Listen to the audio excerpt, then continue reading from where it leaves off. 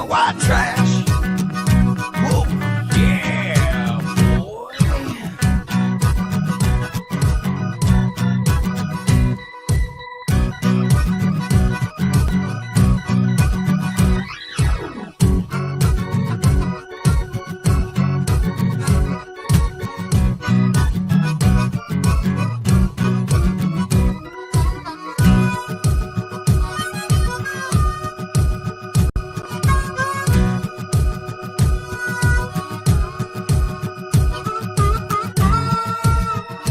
Always holding us down, making it worthwhile.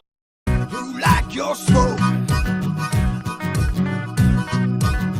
Gonna step outside. Gonna get real high. Ain't got no class. Ain't got no cash. Been on over. You can kiss my white trash. Whoa, yeah, boy.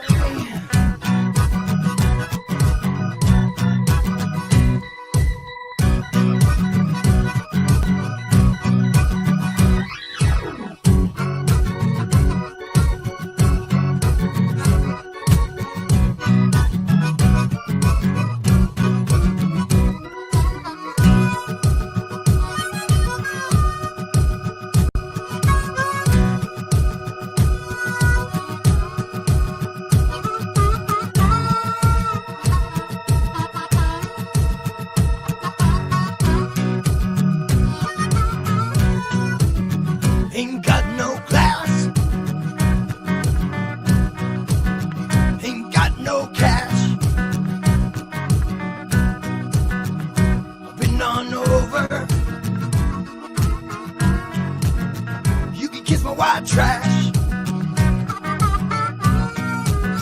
Ain't got no class.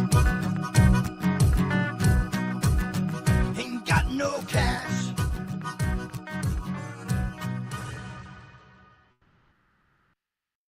Oh, yeah, we are back and we are live.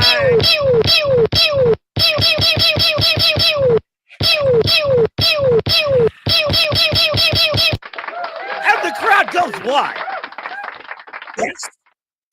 How you feeling today, Cardman? Oh, I feel outstanding. How about yourself? Same. Today's feeling good already. Today's feeling good. Yes. I had a productive, excuse me, sorry about that. Got some remnants of the pre-show preparation still hanging around. Anyway, we got some stuff done yesterday, and today I'm just feeling better, man. Yeah. Honestly, I was still trying to shake it off. We talked about Wednesday, still a little trying to shake it off, and yeah, man, today I just feel better overall. So Same. You know, yesterday was for me. I have my my treatments on Thursdays, and so I did that, and so it still was like off all night, and then today I woke up and it's like, all right, let's get up. Got to get ready for the show. Let's go. You know, magic hands, jazz hands. Magic Jazzy hands. That is awesome. Spread them fingers on them jazz hands, boy. Hey, man, were you able? I know you're busy. You're a busy guy. Got a lot going on. Oh, were you able to check out the basketball? Oh yeah, actually, playoff final games last night. I had to go out and purchase the right streaming format card to be able to. But yeah, I did, and so I got to see game one. Yeah, I turned off game two. Yeah, no, it's weird because you were talking all that good smack. I did. We Your won. team won by a basket, a lucky basket. Aaron Gordon last second. That's how they've won a lot of games this year. But they're winners, you see. But I'll give you this, yo. I'll give you this. I get enough. I sell enough stuff. I get enough money saved. I know what my next card is. It's a rookie auto of Shy. That's a good call. That guy's gonna. Shy is. I mean, I think what Shy is the new John Morant. I was big on John Morant when he. In fact, I have a framed jersey autographed in the back room. You know, all fixed up. Boo. But anyways, he's the new John Morant. I agree. I agree. That number 2, he's something formidable on the hardwood, you know. Yeah.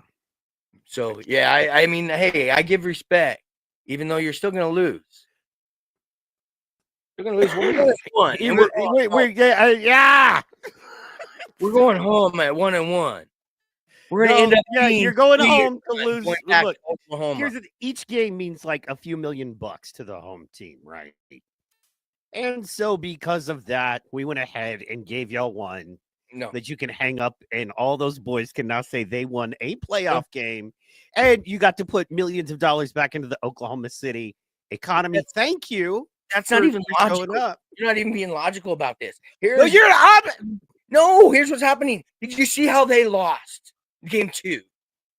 They already know the plan. They already got their one game. They lost painfully. No, they did because they didn't care. Okay. They were resting game 2 because they don't. So you're cheering on a team that does not care. You're holding down a team that does not care now. That's what you're doing. Game two. They rested. They rested.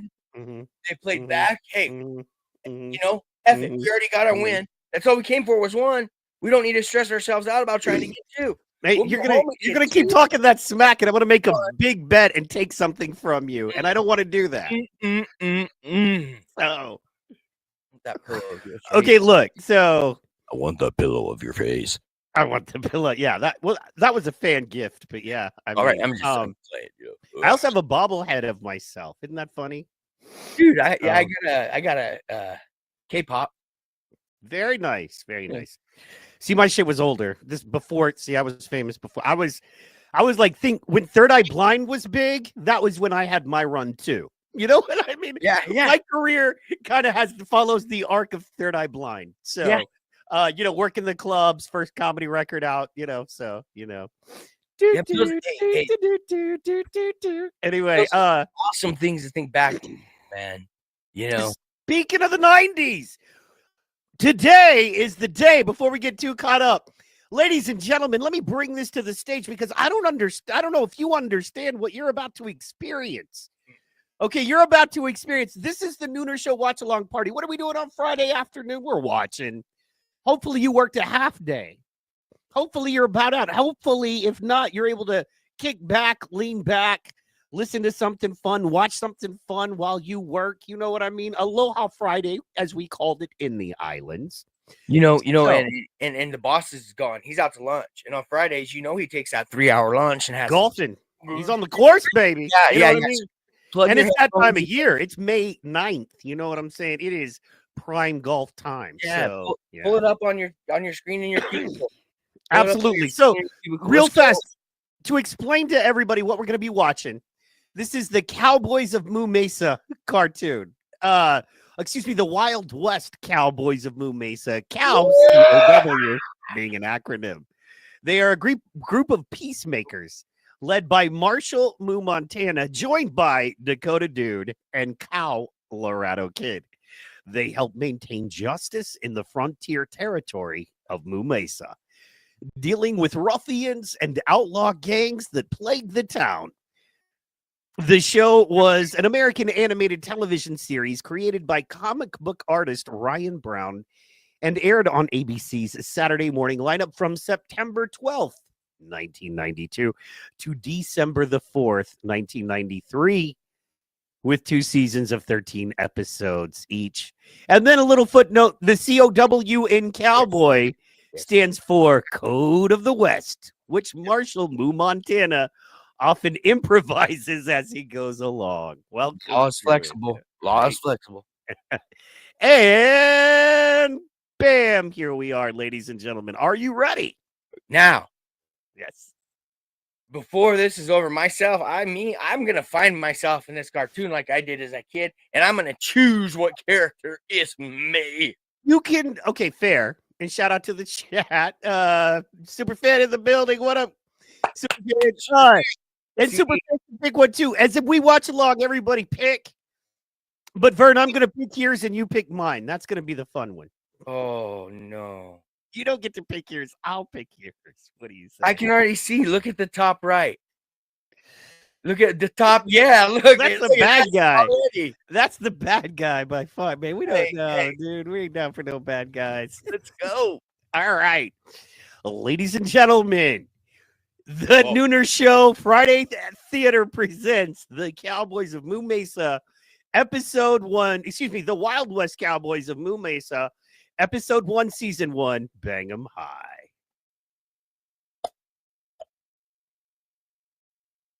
Comet rays the mesa to the western skies with the sound of 1,000 cattle drives. A chosen few would see the light and fight the wrong with right. Up on the mesa, high above the clouds, there's a world apart from all the rest. On the mesa live the real cowboys, standing up for law and order and living by the code of the West. Cleaning up the territory, keeping evil on its toes. Takes a different breed of riding, rope and brave heroes. On Moo Mesa live the real cowboys, standing up for law and order and living by the code of the West. On Moo Mesa.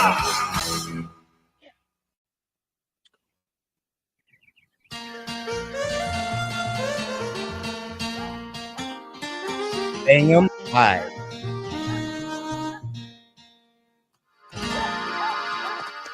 We're the Cowboys of Moo Mesa. We uphold the code of the West. Since the comet done come down, They are jamming, bro. From the ground. We walk and ride like Bang of the West. we're the Cowboys of Moo Mesa. I'm the marshal. I'm sorry, what'd you say, bro? It's Bang of the West. Did you see that? That's the title of this first episode? Yeah, Bang 'em High. Yeah. Bang 'em high. Oh, that's even better. Yeah. Bang 'em high. So, yeah. And they're introducing themselves. We got the intro coming. This is great. Well, we got to go back. That's a beautiful song. Yes. We're the Cowboys of Moo Mesa. We uphold the code of the West. That tenor is nice. since the comet done come down, Raise Moo Mesa from the ground. We walk, talk, and ride like all the rest. We're the Cowboys of Moo Mesa. I'm the marshal that everyone calls Moo. name is Colorado. Yeehaw! That's kid to you. That's Dakota over there. Toughest all cow anywhere. Yep. On this mesa we call Moo.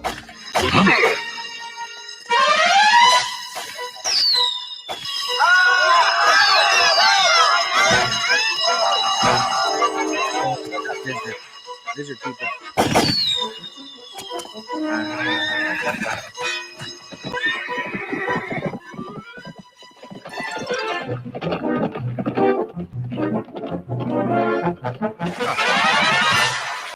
Going somewhere, boys?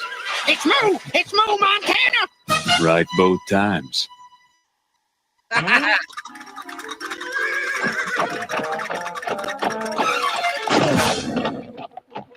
Colorado, let's teach these boys the ropes. You betcha, buddy.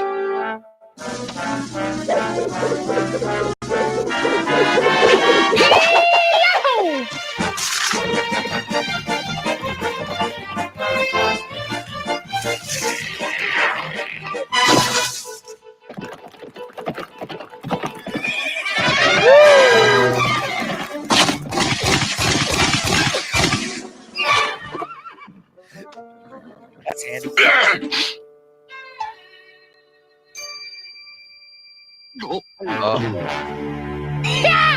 Go, Dakota! Get him, dude!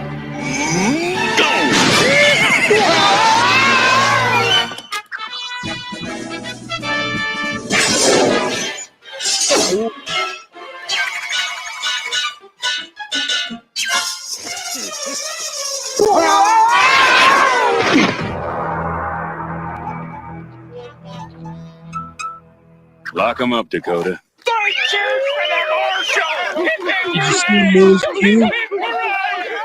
Yeehaw! Marshall, Moo, Montana. You're There muted. ain't a You're muted. What do you think so far? Okay, this is great. This is absolutely great. I love it. Did you notice? Did you notice Moose Pew? Yes. Beautiful. And- I mean, yes. it's kind of ironic, right? In a way, and I leave that. I mean, I got Also, the not for nothing, but if you listen to the sound of the gun and the feature, like you don't hear that sound. Like I was like, man, the Foley on that gunshot sound was so legit. Like they And- downplay that nowadays. And so. even look, you can see it right now in the still. Yeah. Look at that gold, old yeah. 6-shooter. Yep. Mhm. I also like the strength of Dakota. I think Yes. Dakota is a very appealing character. He's like a little He-Man. He is. I'm not so sure about Colorado, so just yet. But yeah, I like the direction this is going. Now there was that one scene where the lizards. What the heck happened? They flew up in the air. Horses started running backwards, and then the next thing you see, they're riding the horses. Correct. That was a confusing transition for me. I feel like we're gonna have a lot of those. You know what I'm saying? I feel like if we're looking for absolute common sense continuity, we're gonna come up short. But if we're wanting to enjoy, Yeah, the animators might be drunk as Yeah. they're doing this show. we're on really good stuff. I love the little. I mean, I think they're coming out hot. You know what I mean? Oh, like straight out of the gun. I love it. Yeah, 4 minutes in, you've already had a long, strong intro, an intro song about who your heroes are, and then action and saving, the town in a small way. Already in the first 4 minutes. Bank robbery already. Whoa! Yeah. We didn't even see a plan. I've got whiplash, ladies and Yes. gentlemen. Action after action after action. Let's go! Let's go. All right. better lock out this side of Curious Court.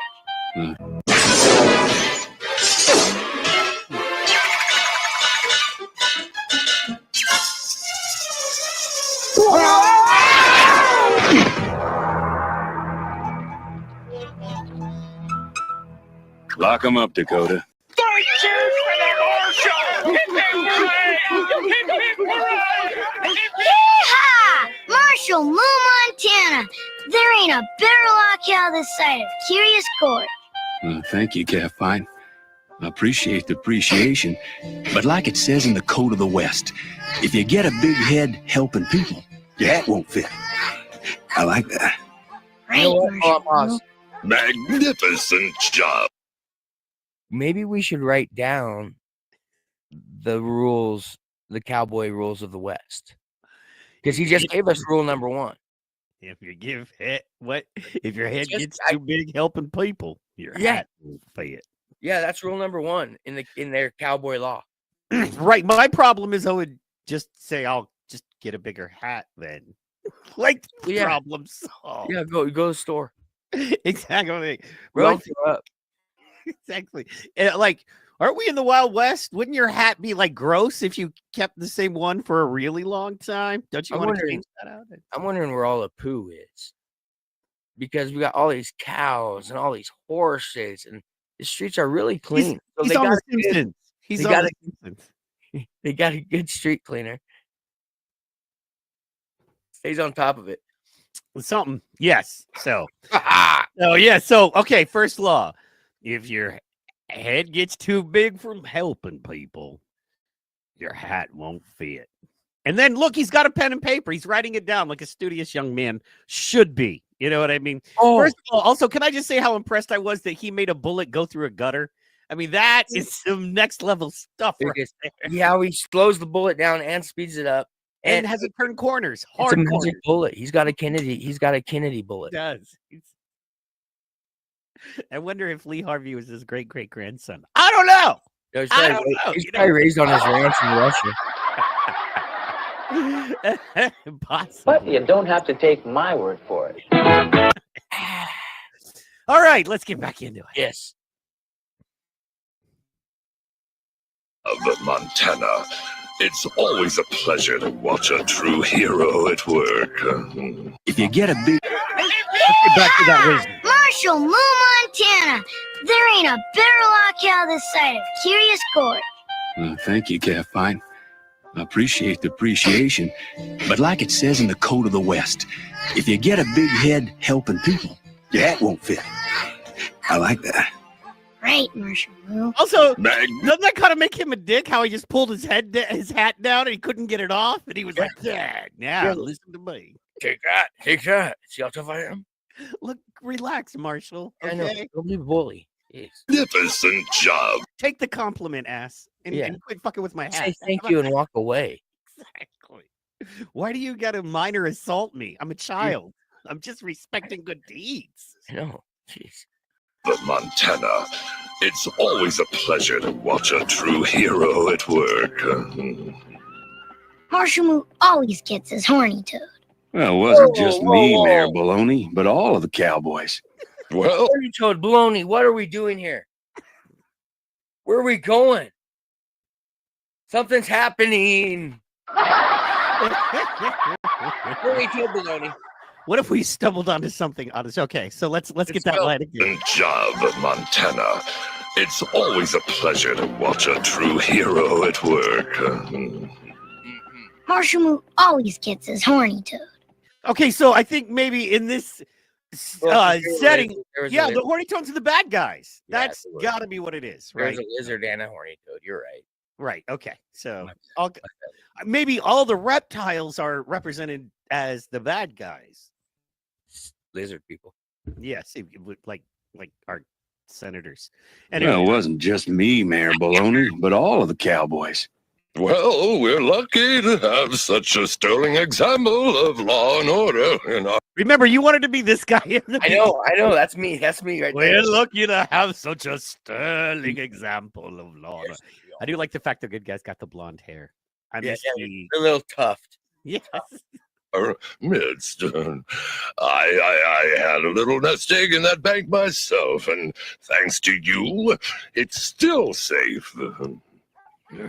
We were just staying true to the Code of the West, Mayor. That's our job. Protecting the innocent and good folk of Moo Mesa from those varmints that would perpetrate evil. Sorry, I get riled up just thinking about it. Me too. I despise a law cow who prevents me from becoming... Not a lol cow, but a law cow. Nice. richer. Don't I know it? Why, terrible. Holy cow, did you see that gun? Yeah. Oh, we gotta see that. It was a whip gun. We gotta see that one more time. Yeah, it was like he was lashing. They were lashes. That's I exactly- despise a law cow who prevents me from becoming richer. Don't I know it? Why, terrible, my dear sheriff. Auto whip, and I You love just gave me one glorious bovine inspiration. Come again, boss? What would you think about seeing Marshall Moo, Montana, blown sky high tomorrow when he picks up his trophy for Law Cow of the Year? What's the guarantee he'll win? Has he ever lost? Good point.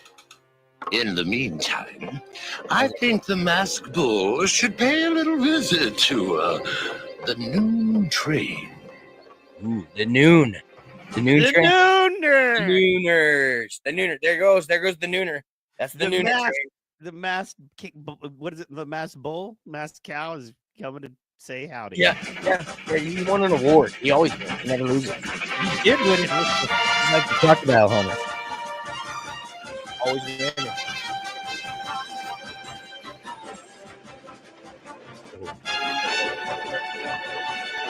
Really bad. Hey, sport. bro, I don't know if you know this. Okay, Tell me but I'm how. here to help. Explosives are really bad for you. There we go. There is lesson 1 of safety rules inside today's Nooners episode. Man, Cowboys of Moon Mesa, they could change your life for the best. Episode 1. You know what I mean? Oh,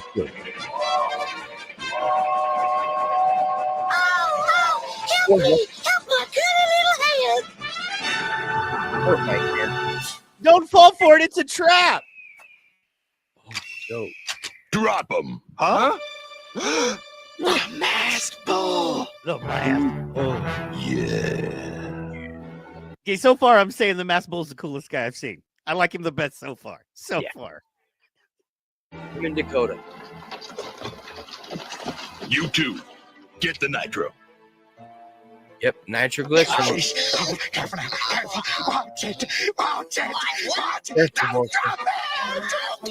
You may think nitroglycerin. I think classic VHSs of Monday Night Nitro. But hey, we're different people, you know?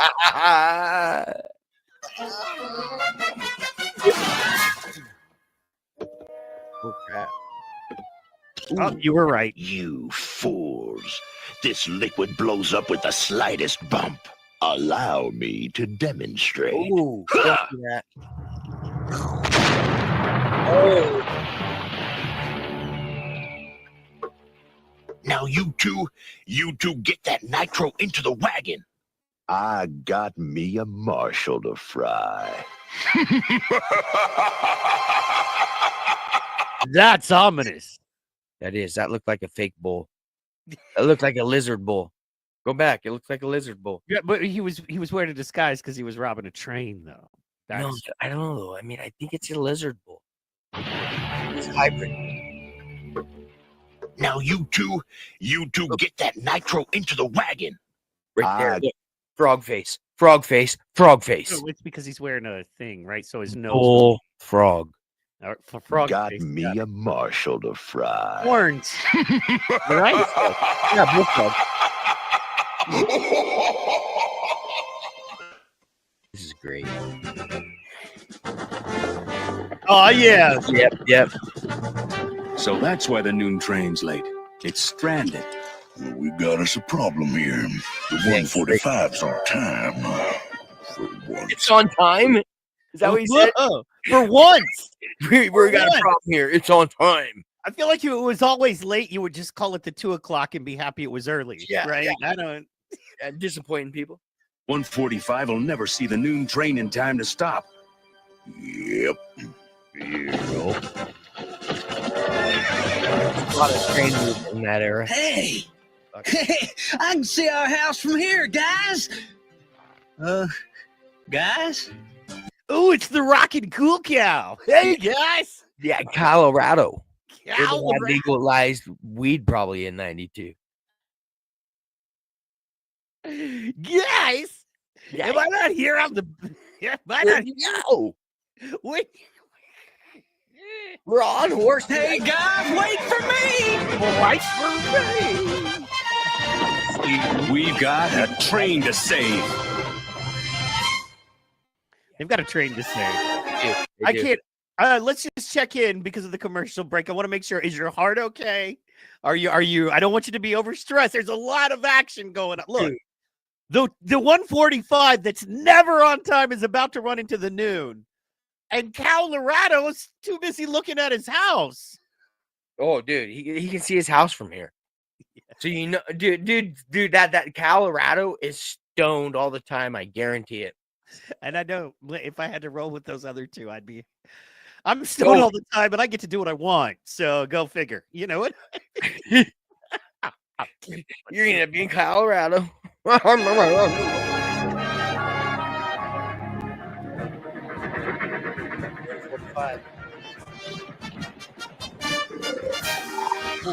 Asleep at the wheel. What is it? The beaver. I think it's beaver. Beaver. I love beaver. Beavers are. Beaver's woolly. Hey, where's the brakes on this thing? Huh? Oh, don't get up. I'll find them.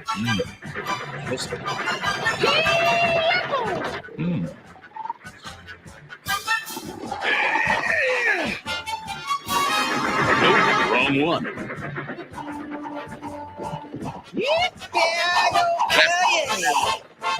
Whoa, dude! Cowabunga! Hold on to it, dude. Just first round.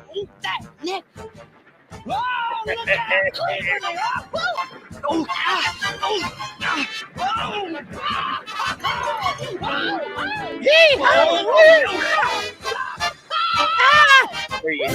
Right out, bro. Right out. You know the guy doing voiceover had a great time that day when he went into work. He's like, I'm gonna get paid to do this. Yee-haw, whoa, ow, yeah, woo. I'm gonna have a pint of whiskey before I go. I don't blame you. That was your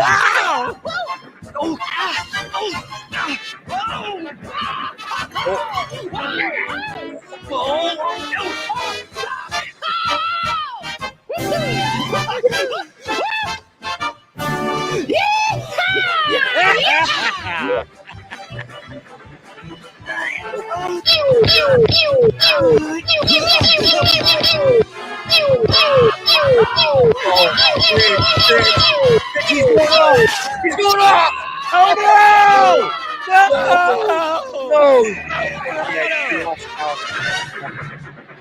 Colorado.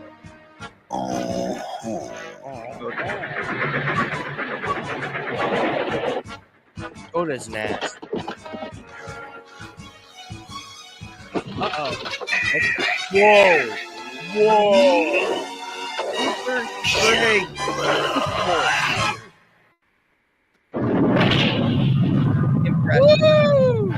Impressive. Good move. Killed the other one. What's going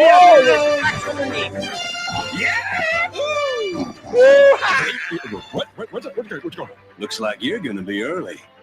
Yeah, Good work, Dakota. Lives have been saved and schedules have been kept. So the thrown nitroglycerin hole actually ended up being a good thing. Well, because that was the out for the in. But yes, so if you throw a rock, somehow the rock disappears in that hole that you It made, kind of went down.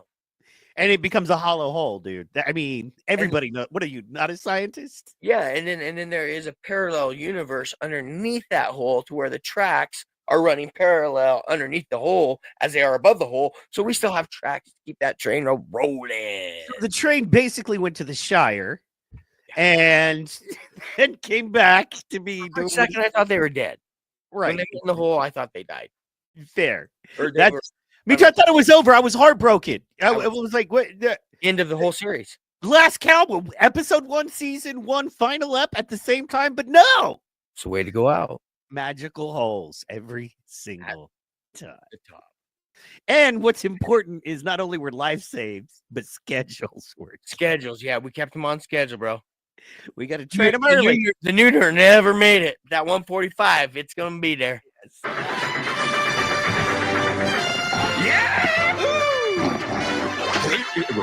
What's going on? Looks like you're going to be early. Early! Good work, Dakota. Lives have been saved and schedules have been kept. Lives have been saved and schedules have been killed. I've said that a few times. I said never in that order have I said that. Usually one has to sacrifice for the other. You know what I mean? So sure we lost a few people, but we're on time. You know what I mean? Or yeah, we're way late, but everybody's alive. You know, that's either way. That's America. Yeah. But where's Colorado? He's dead. Or he unalive. Oh no! No. That was awesome. Where's Colorado? And I just heard you go, he's dead. Yeah, he fell off the train tracks. Duh, remember? High bridge. He was all high. And Yeah, I mean, he did that. Woohoo! I'm on the train. what you get for train skiing, you dumb stoner. Now let's see what's coming up in this cloud, though. What? How did he get out of it? I don't know, man. What's going on here? Let's. You're going to be early. Good work, Dakota. Lives have been saved and schedules have been kept. There's been an hour and a half since you've But seen. where's Colorado? Here comes the spirit. Well, if that Coughing. Gee, I wonder why. No. No explanation needed. Dakota, Fine. you and Colorado follow the wagon tracks. Just I'll there head it into is. town and see what our Like Sheriff cats, Terrible is up to. Somehow he always Like cats. Where is he? Must have died because he fell off like a Cliff River bridge. Where is he? Well, I'm Dusty. Yeah. I mean, I'm loving the cartoon, absolutely loving it, but there's just dead ends, open gaps everywhere, and there's storylines. It's the best. I can't figure out if it's the best of the worst or the worst of the best. Either way, it's great. I know, I'm loving it. I'm absolutely loving it. Me too. Everybody should be watching this. Let's go on. Yes, let's go. knows more about the mass bull than anybody else. Mass bowl than anybody else. Well, who does? Ooh, Now, wait a little minute. Just because I said your horse had better manners than you Oh, it's a doesn't mean brothel. he can stay here neither. Cow brothel. Well. For real. It's a cow brothel. I can't. It's like it's. For kids, we got a whorehouse. It's a, it's And a it's a- literal whorehouse. Perfectly hot chick. Let's just make her nose and mouth white. You know? Yeah. Put hooves. Nope. She's got hands on the top, but I'll bet you her bottom's hooves. Kids will never figure out what this is. And then we wonder where furries came from. Only dads on Saturday mornings will know what this is all about. Yeah. So that's what they were targeting the whole time, was dads getting up early and having a cartoon to watch. Oh, get a whorehouse in there. Get a femcal hybrid that I can. So now I want to wait and see if we get to see a church. Yeah, Because well, always a church, a bank, a whorehouse. saloon, sir. Ill repute. Oh. House of ill repute. Oh. That's not what we called them in Deadwood till 1985. That's fair It got enough. outlawed. That's when it got outlawed. Isn't it funny though? I will say, like, going on like those family holidays and you go to like your silver dollar cities and places like that, and it's like Lucky Star Saloon and saloon. You mean alcoholic drug dealing whorehouses? Like, Yeah. you know what I mean? Yeah, We know no- how to glorify some shit in America, don't we? So, Oh, yeah. we are good at that. So. All right, let's get back This into roll, I want to see what's inside.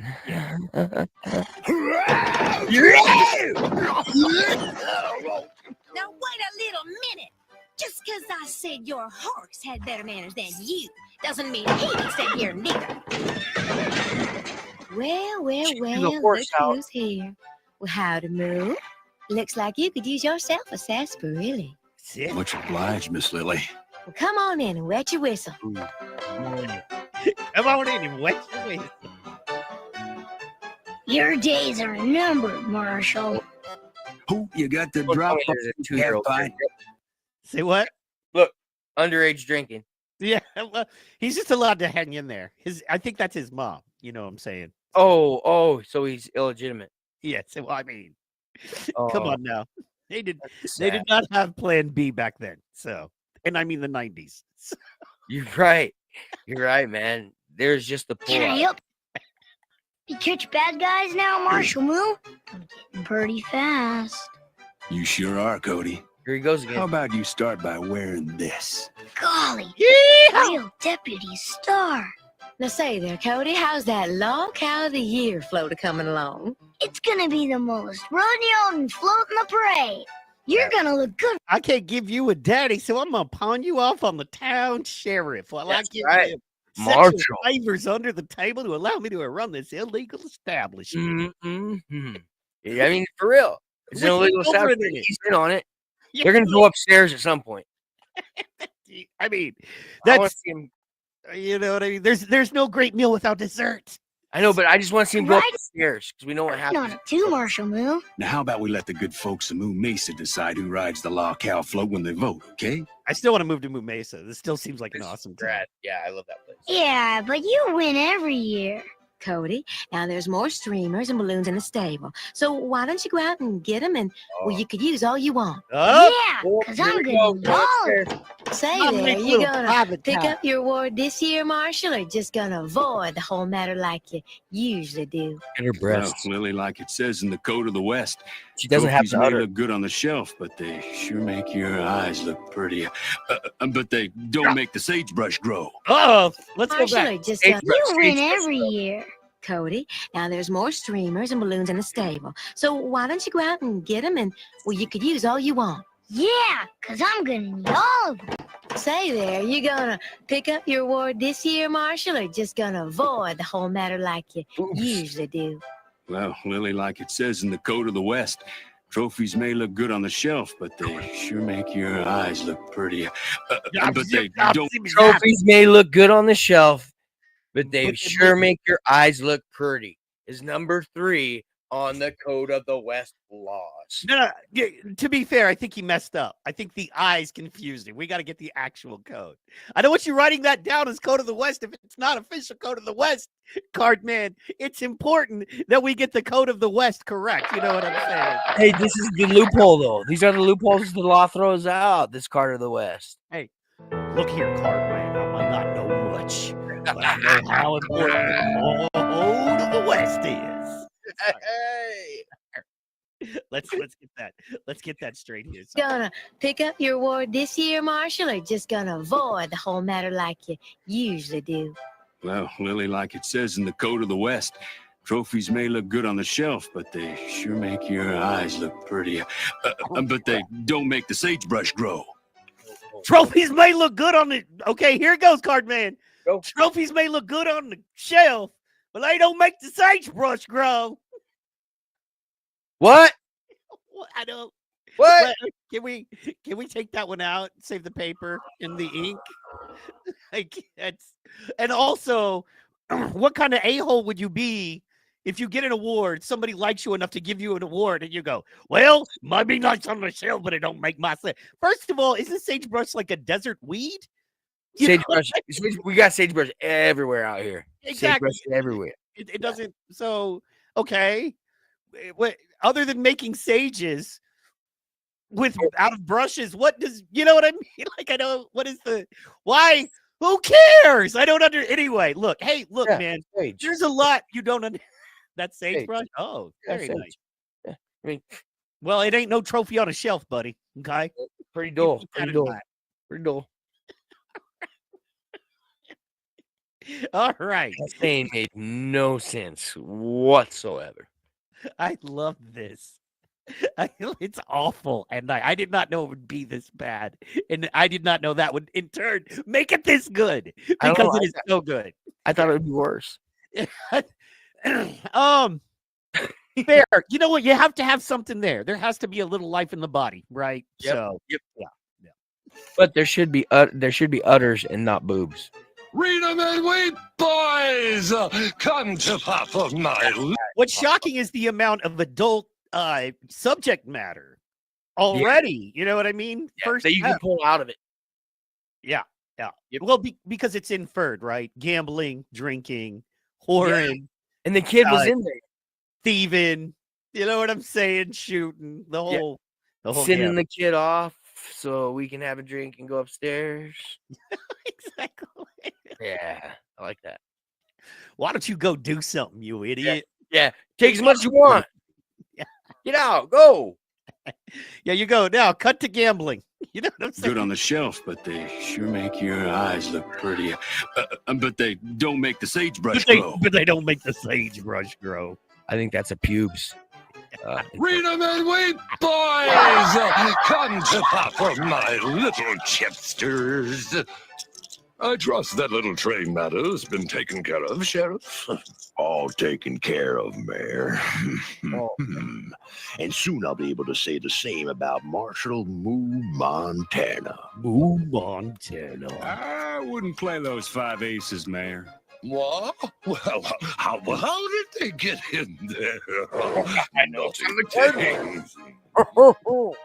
Gentlemen, if you'll excuse me, I have some laws to write. Yes. Mind if I sit in? Now the sheriff is gambling. And they had the crime dog. Yes. And the crime dog went running. Of course. Naughty things.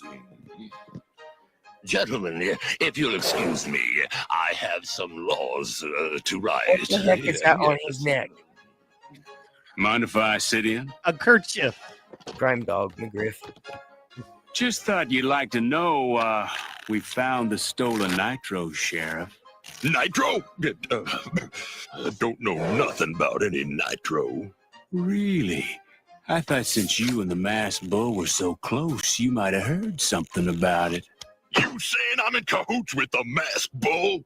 In 3 words, yes. And one day I'm gonna prove it. See, that's wait. Wood. That's like a heart, from a heart. He broke out. Okay, yeah, but yeah. In 3 words, yes. And then you go, okay, well, he's got maybe something else to say because yes is only 1 word. Then he goes, and I'm gonna prove it. So in 3 words is 1 word or 6 words. There's no 3 word. Let's go back. Let's go back, kids. Come on. Let's go back. Nitro? Really? I thought since you and the masked bull were so close, you might have heard something about it. You saying I'm in cahoots with the masked bull?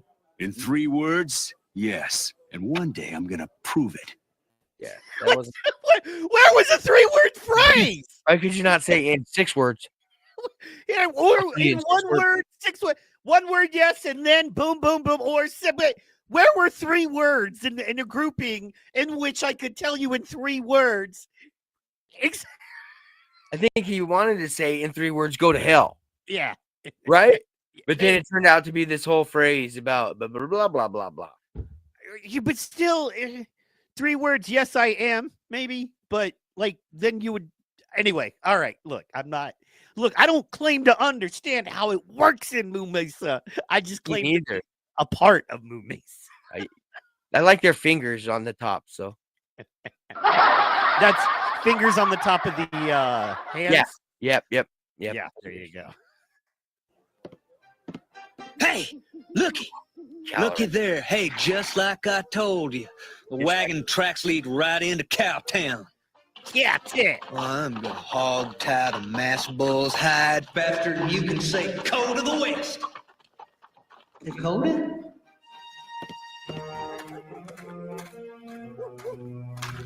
Oh man.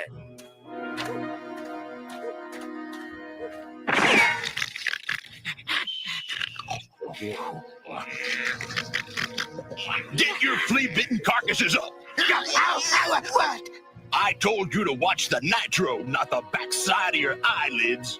Oh. Don't worry, we're guarding that nitro up something fierce, boss. I'll take care of the whole thing. You nitro rat. Whoops. Wrong barn. Child endangerment, add it to the list. Here you go. Everything myself around. What happened there? When those do-gooders leave, get. Whoops. He just gave up on the chase. So like, basically, yeah, it sounds like. So the sheriff said he knew where the nitro was, right? And then, yeah, and so the homeboy is coming in to talk to the him. nitro, not the backside of your eyelids. Don't worry, we're guarding. See, they know where the nitro is. They have it. They're guarding it. I'll take care of the whole thing. You nitro rat. Zoinks. Whoops. Wrong barn.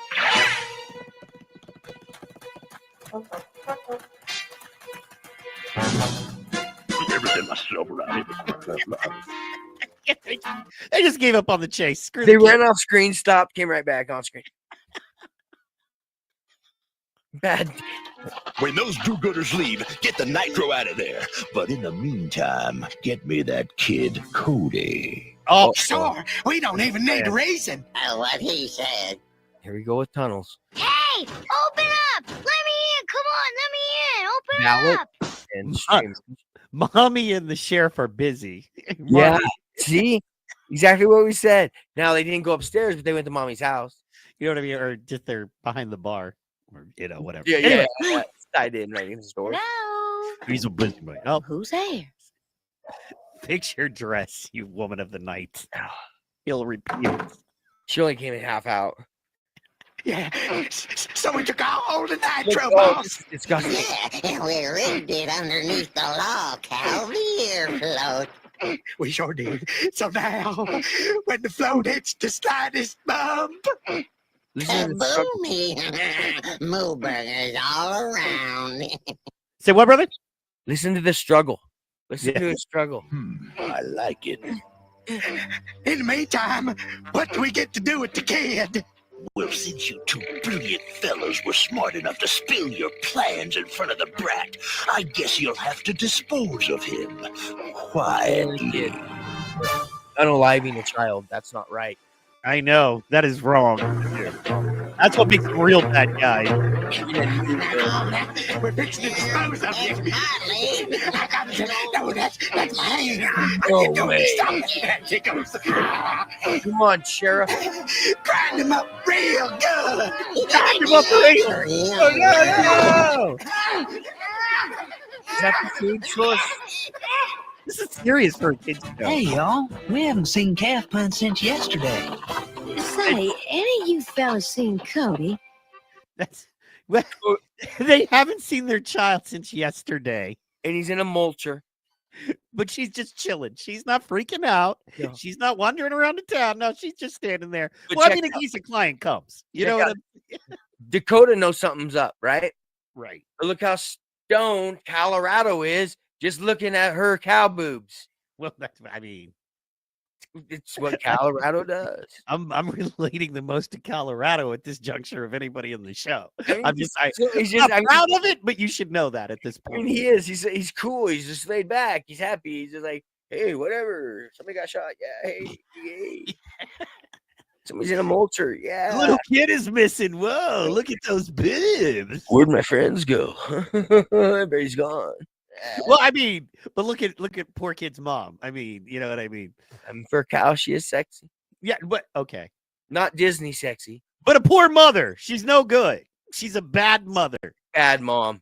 Most sexy moms are not good at the mom part. If you're good at the look, you can have a choice if you're a sexy mom. You can be good at the sexy part or you can be good at the mom part. You know what I mean? But you can't do both. You don't have to take my word for it. You know. So, all right. Let's get it. I mean, the kid is missing. It's serious. You know what I mean? So let's go. We'll find the little fella, Miss Lily. Right, Dakota? Yeah. What was that? Marshall Montana, where are you going, boy? Come on, we've got a Law Cow of the Year award to give out. Oh, bro.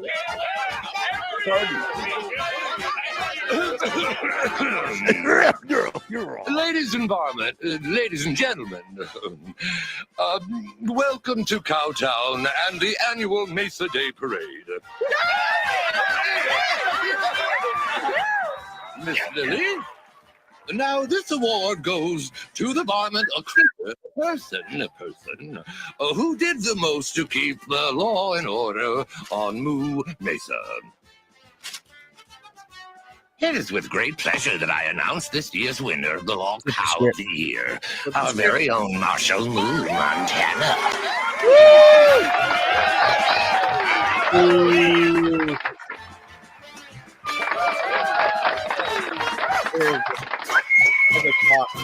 Look at that heart. Congratulations, Montana. Oh, thank you kindly, Mayor. I have a feeling this might very well be your most explosive Mesa Day ever. Oh, is that a double entendre? Jane Green.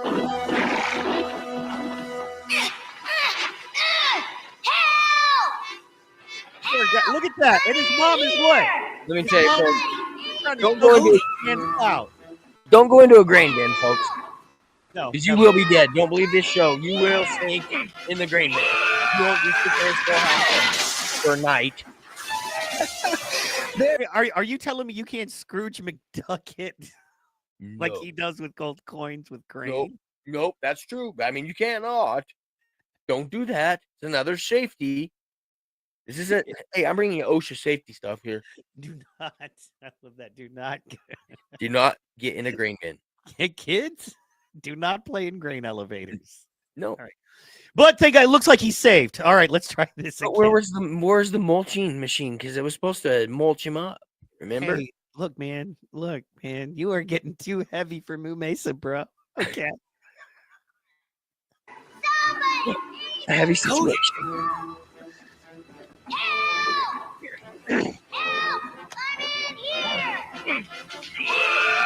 Rude Dakota. Oh. There you are. Ain't you a sight for sore eyes? Hurry! The last bull's gonna blow up Marshall Moo! We gotta save him. That's a great float. Where's Mom? Oh! Son missing, life in danger in this hoe. And I mean, look, man, seriously? Ain't you a sight for sore eyes? Hurry! The last bull's gonna blow up Marshall Moo! We gotta save him.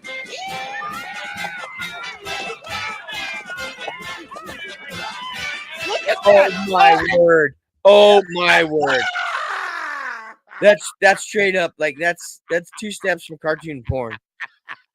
Her kid is in a grain bin, and she was just with the marshal, and then she goes and jumps on a float when they go to look for a kid. She don't even help. But and let's not, and not just any float. I want you to see what float she's on right now. Look at what that is. That is a giant half-naked pig in a bathtub style. See the window to make it seem like a bathtub. So it's indoors. Flashing. Like a, yay. you see what I mean? That's why is she on that float promoting that? Card man, explain it to me. You know what I'm saying? I just want to know why. You know what I mean? Well, because money's rolling. Money's rolling in. You got to, if it's rolling in, ride the float. If it's rolling in, ride it. She was all like, "Do not come. Please, whatever you do, do not come." But the Moo Mesa Cowboy said, "I'm gonna come." Like, oh, utter. We got it. There you are. Ain't you a sight for sore eyes? Hurry! The last bull's gonna blow up Marshall Moo! We gotta save him. I gotta see this thing, man. Now of the year, even though he is a boy. the leg is moving to attract you, and she's literally like, "Hey, come see naked bathing women." Like at the very least, I feel like she's promoting bathing women somewhere. Yes, like bathe us. With her son missing and life in danger, she's on a float promoting sex. What's wrong with? And we wonder why kids are so messed up today. And then listen to the sound. After they leave the float and they pan right to that window, listen to the first sound. The Okay. last bull's gonna blow up Marshall Moo! We gotta save him.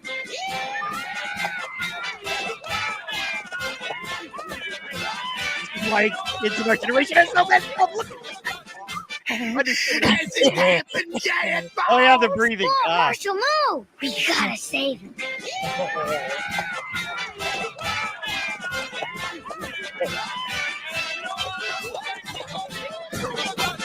Has it happened, giant balls? You got it.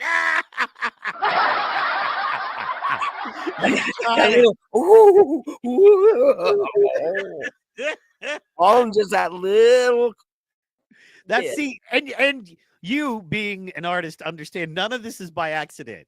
People think, oh, this is just how they don't understand each scene, especially stuff this old. It took a long time to create every scene. It took This is drawn out. Is this still drawn out? I was wondering if this was still drawn or if this was computer like you know No. they could draw it and the computer could move it. Like Maybe that might be that tech, but yeah, there's a lot of handwork. Yes, in this. specifically that float was made and intentionally that sound Foley was plugged in directly after that. People don't That was so understand. great. Oh, okay, what are we gonna do? Blow up Marshall Moo! We gotta save him. One more time, and then we'll go. Sorry, guys. All right, sex float with bad single mother, terrible whore single mother. Has it happened, giant balls? No!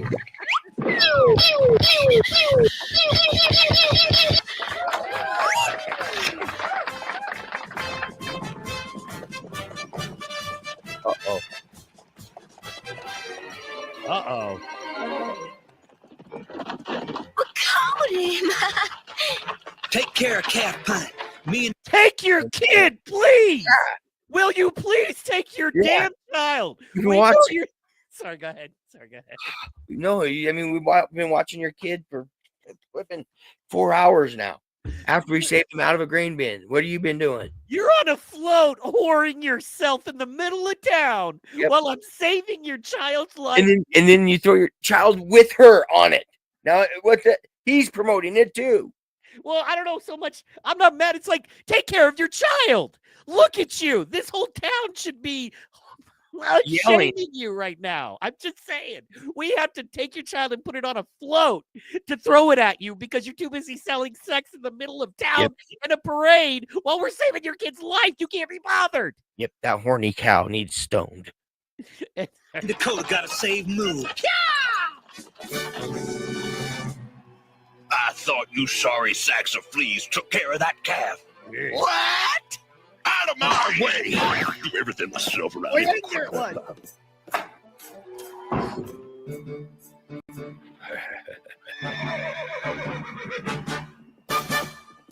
Broncos.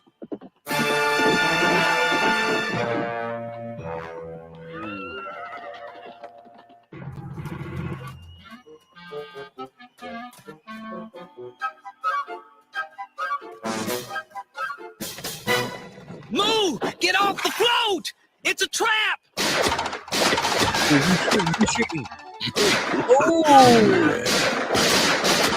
These pew-pews are like, I think they're disguised. They gotta be disguised. oh.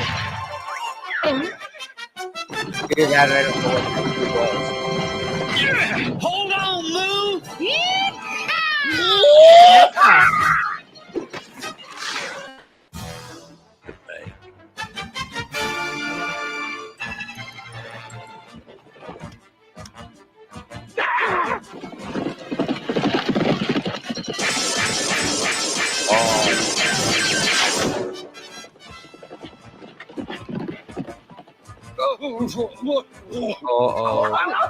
Oh no! Wily Coyote it. Oh, the nitro.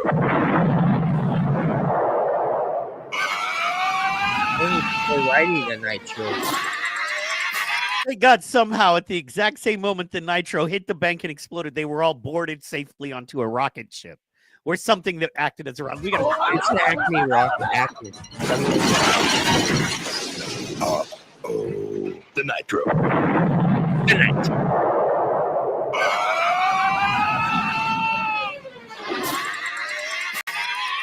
I thought we were in the old west, the desert, a little bit ago. Like, no, we're in Montana. We're in Montana. That's right. So much for your plan. Say what? I was looking at the landscape. Oh, okay. Because it went from so much dust and dirt to the mountains, but then I remembered, oh, it's Montana. So yeah. I'm still confused on the rocket ship. Yeah, Where did it come from? Is it a 50-pound barrel? I don't know if you know this, but Cardman, every bank has a secret rocket ship hidden inside of it. In case something happens, they can all board it safely. So I knew that. Yes, it's a well-kept secret in the industry. So much for your plan. Plan? What plan? Was there a plan?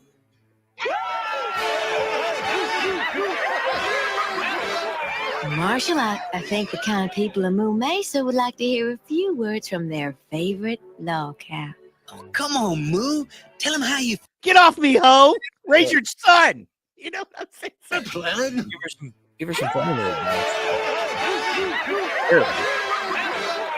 Marshall, I think the kind of people of Moo Mesa would like to hear a few words from their favorite log cow. Oh, come on, Moo. Tell them how you feel. Well...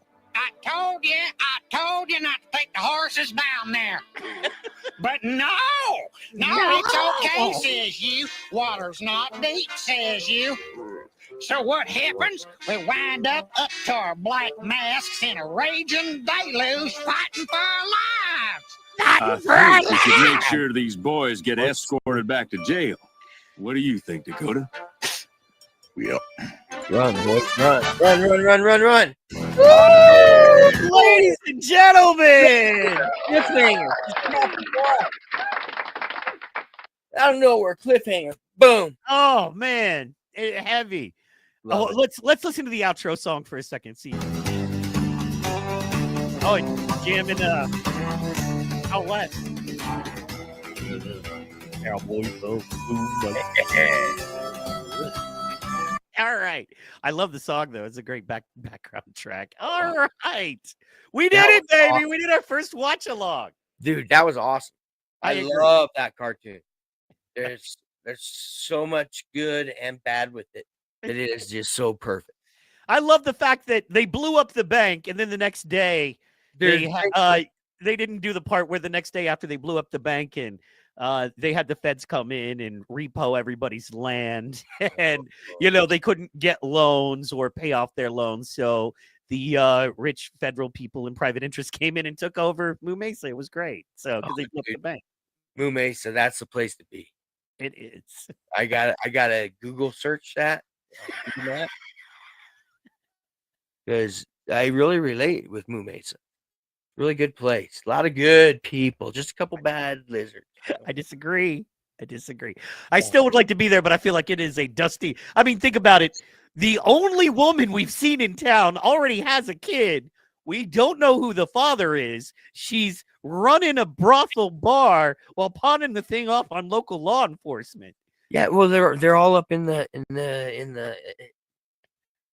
brothel. That's where the other ladies are. They're busy. They're making. That's what I said. She's making money. She's rolling. That's why she had to be on the float. Ignore the kid. Had to be on the float because the promotion's so big. Because she's just rolling. Them cows up in the brothel are. They're getting it. I don't know about you, but I feel like I need to see more. I feel like we got to come back. Dude, I know. Watch some more of this. Where does it go? This series needs to be completed. I'm surprised it wasn't bigger. Like, I could see getting greenlit for it. Why not? I mean, I could see being so excited because you're like, think about it. We'll have an exclusive line of toys. There's no other cowboy cows, you know what I'm saying, out there. So when we release the Cowboys of Moo Mesa, there's no Star Wars G.I. Joe overlap here. There are only these things exist in their own atmosphere. This is great. They had a great plan. They just couldn't get it to roll for some reason. I don't know what it was. I feel like we might find out. We've got 26 episodes. Let's see here. How many episodes do we have? It was for a full year that they went. Leading, let's see here. It's so The show was American, created, aired ABC Saturday morning lineup. 2 seasons of 13 episodes each. So we've got 26 episodes. Yes, we've just discovered the town. I hope there's more ladies in that town. She's got to be exhausted. You know what I mean? But here's the thing that why she's rolling also. That's a 1-kid town. It's a 1 heifer town. That's why her girls clean. They're not gonna have kids. There's no kids getting caught up in all this. She's running a great business, keeping the kid count low. Running a great business. She is. In the time, hey, we got to go in the time. Okay. With the time. And today, yeah. Oh, bad. That's bad. Bad in America today, brothel bad. But back then, brothel was bank. That was money. You were rolling straight OG. True. That's what she is. She is straight OG. Did you see those boobs? She has power in that town. Well, I mean, she's the only female. If you're the only female in any town, the rest you're gonna, you know what I'm saying? Even if you're a single mom, prostitute, if you're the only, and you're such a poor mother, you're on a float selling sex while your child is about to die. I love that part. Thrown into a grain elevator, and you're like, "Hey, let the cops deal with it. I gotta be on a float in the middle of town while my child is missing, and not just any float, a sex float." Oh, it was right behind the sheriff float. Come on, man! With 2 pistols. I feel like that's very Nebraska, dude. Like when I think Nebraska, I think you think you nailed it. That's Oregon Trail Days. Awesome.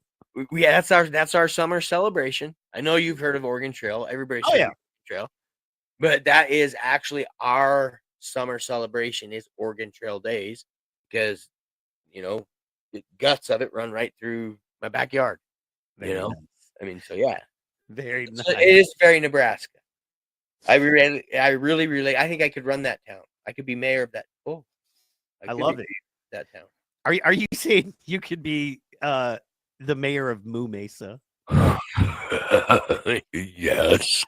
we gotta say, whoa, dude, I'm a cow.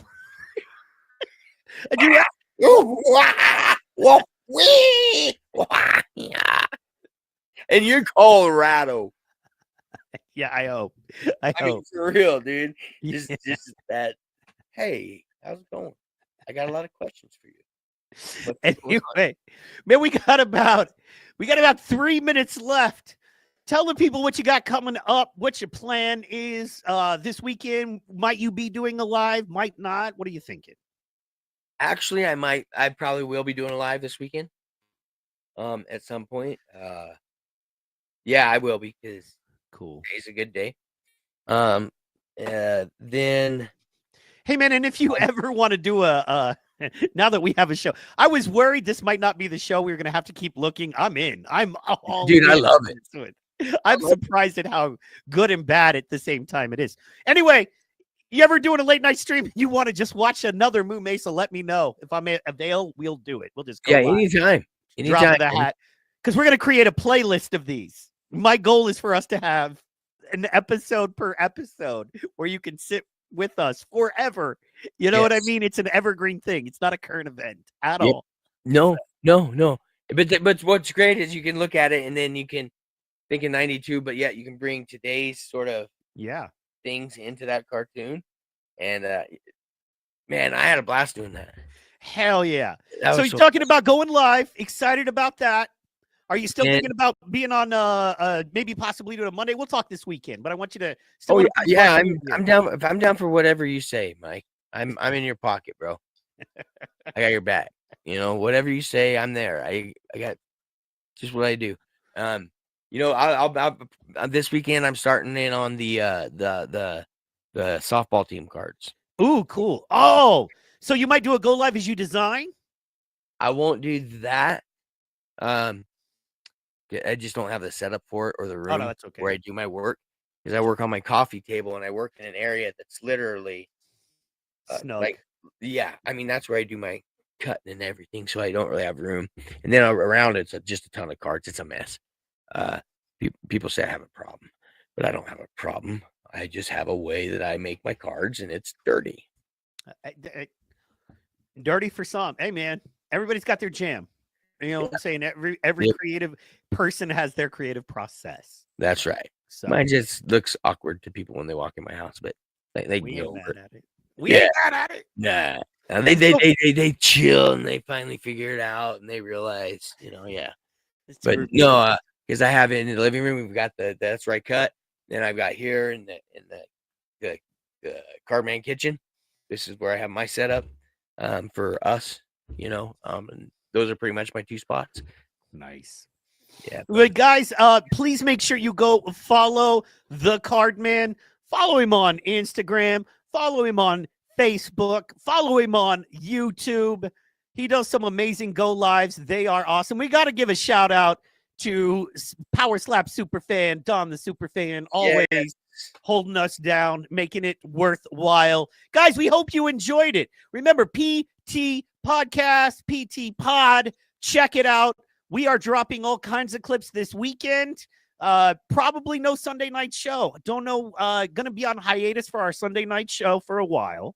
But tomorrow we're going to be doing a mega stream as we do on Saturdays, a big 8-10 hour stream of, different work and content. And then, and then, Monday we'll be back at it. We'll probably take Sunday off this week. But guys, today we're going to be uploading all kinds of clips and daily clips are coming out. Check the Cardman's page. Check Seahawk Comedy. Check PT Pod. All kinds of stuff.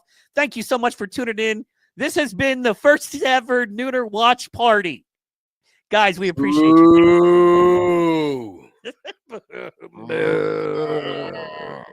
Oh, boy.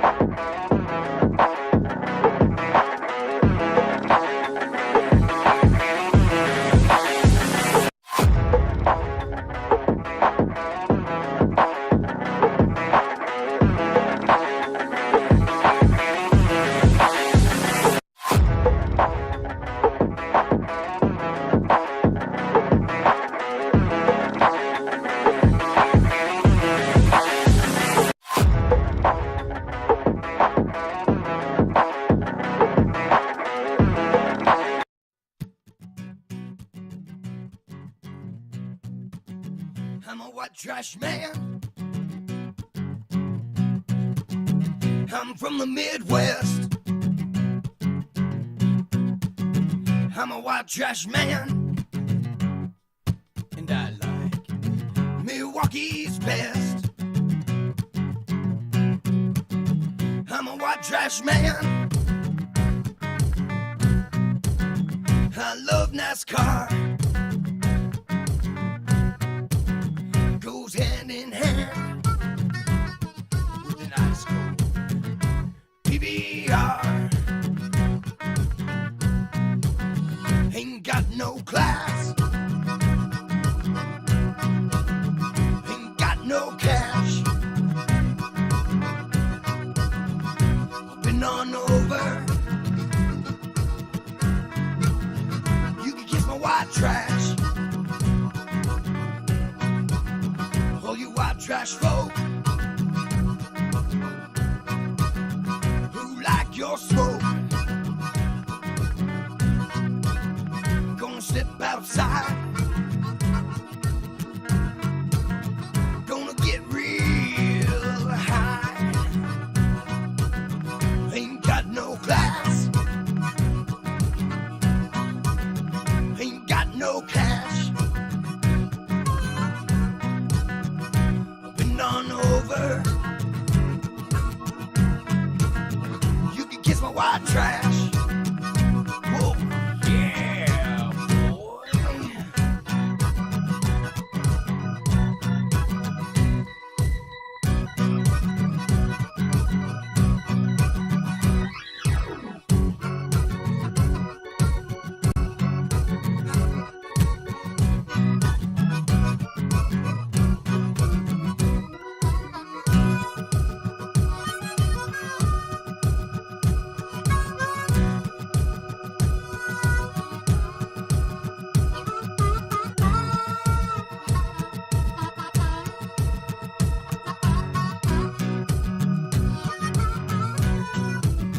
Ain't got no class.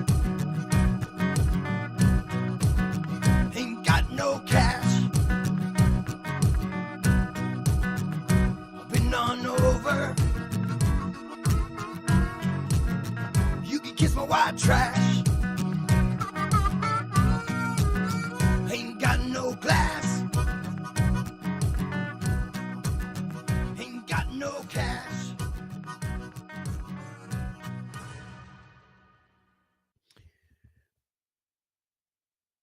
All right, ladies and gentlemen, we are back.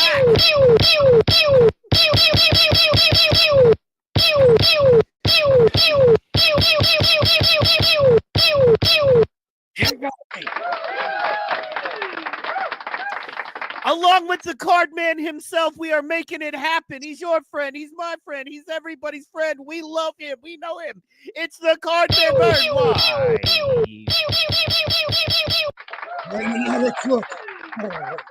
You got a shout out on Slap News last night. The Slap News podcast, very popular podcast, showed you love, had you on screen. Thank that was you. pretty kick-ass. Shout out to that. Nice. Guys, this is, as you know, the Friday edition of the NoONER Show where we watch along. We have uncovered a conspiracy, guys. We have uncovered a cowboy conspiracy. You know what I mean? You better kill me. I'm gonna be another honky tonk for dad. But shit, I shouldn't have said. So here's the thing about it. As you know, we've been enjoying the quality programming that is the Cowboys of Moo Mesa. Yes, there they are, the Cowboys of Moo Mesa. Now, if you dig into the lexicon, if you dig into season 1, episode 2 of Cowboys of Moo Mesa, something interesting is going on, card man. Something very interesting is going on. Here's the thing about it that's very interesting is that I can only find it underground.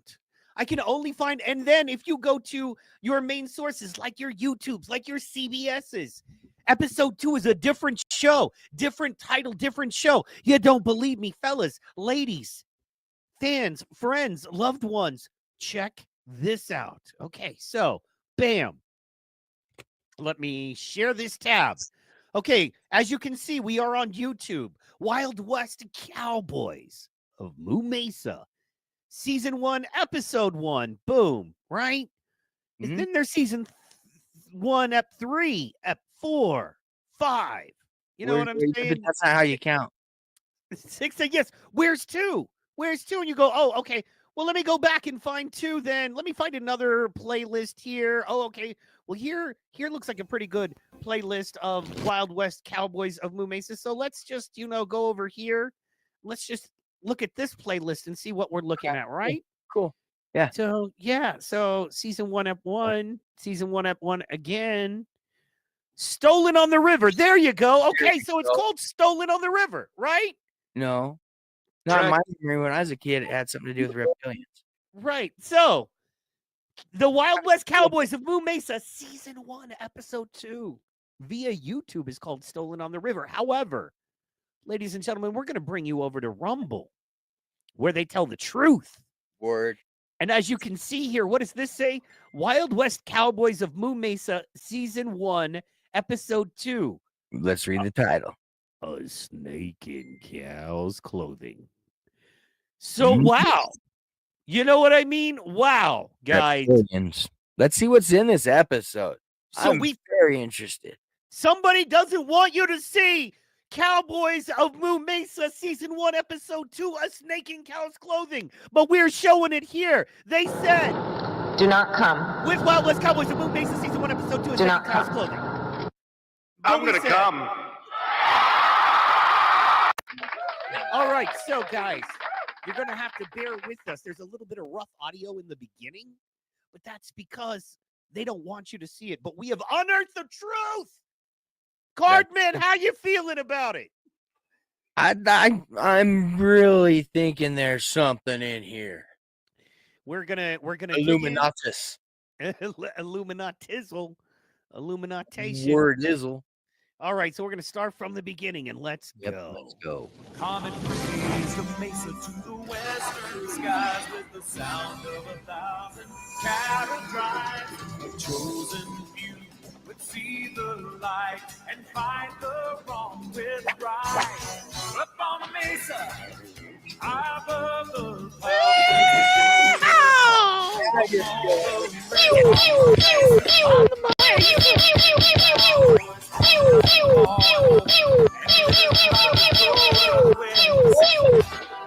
Cleaning up the territory, keeping evil on its toes. Takes a different breed of riding, rope and brave heroes. On the mesa, live the real cowboys, standing up for law and order, and living by the code of On the mesa. On Moo Mesa. Oh boy. Pay close attention to this episode. Snake in cow's clothing. A snake in cow's clothing. And I'll probably have you hit pause. I got a moment, I think. Go. Yes, I am turning you up right now because you are quiet on your mic, my brother. Oh, I talk quiet. I need to talk like a human and not like a guy that lives in his own head. Okay? However, that's all. It's okay because we know you do live in your own head and we like that space. Thank you for letting us in sometimes. There you go. However, let's A Snake in Cow's Inside Clothing, the episode they don't want you to see.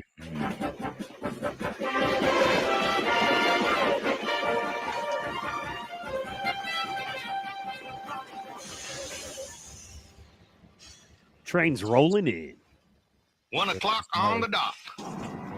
Is it Pause, there? pause. I don't know. Pause. I see something scary. What? What's scary? We've already got cannibalism going on. Okay. Do you see? We've got cases of beef. Cases of beef. Jock's beef. But that's Jock's it's not beef. It's Jacques Lobby. beef. Lobby. You have no idea what that is, man. And also overseas. Not for nothing. But don't those look like little caskets? Yeah. Ooh. What's that good stuff called that people eat that I don't? That's about it. The pâté, is that made out of like baby cows or something? No, that's baby chickens. Let's go. Let's go. Baby chickens and baby cows are delicious. Yeah, Veal, I think you're thinking of, and it's there you wonderful. go. Thank you. However, I just wouldn't have noticed unless you pointed out coffins, ladies and gentlemen. You know what I'm saying? So, coffins, I don't know, With but Jacques Labuse.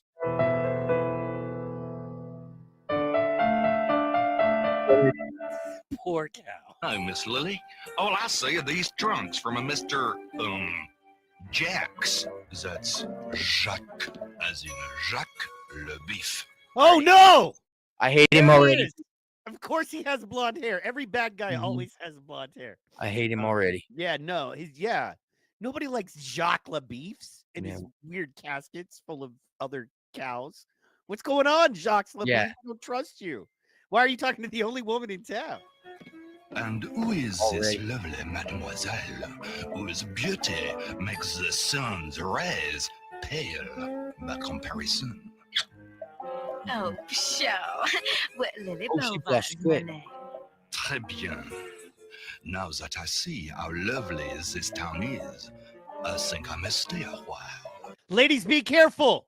See, that's the problem, ladies. You get swept off your feet by these no-goodniks, these ne'er-do-wells.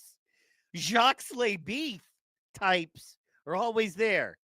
Well, Never trust a man that has a blue flower. Exactly. I was going to tell you, that's that blue flower.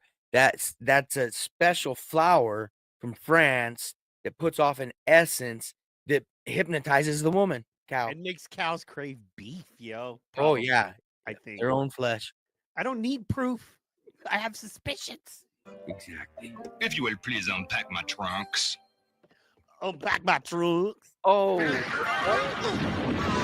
Oh, no. A little care, s'il vous plaît. The trunks are filled with fine goods. Fine. Good.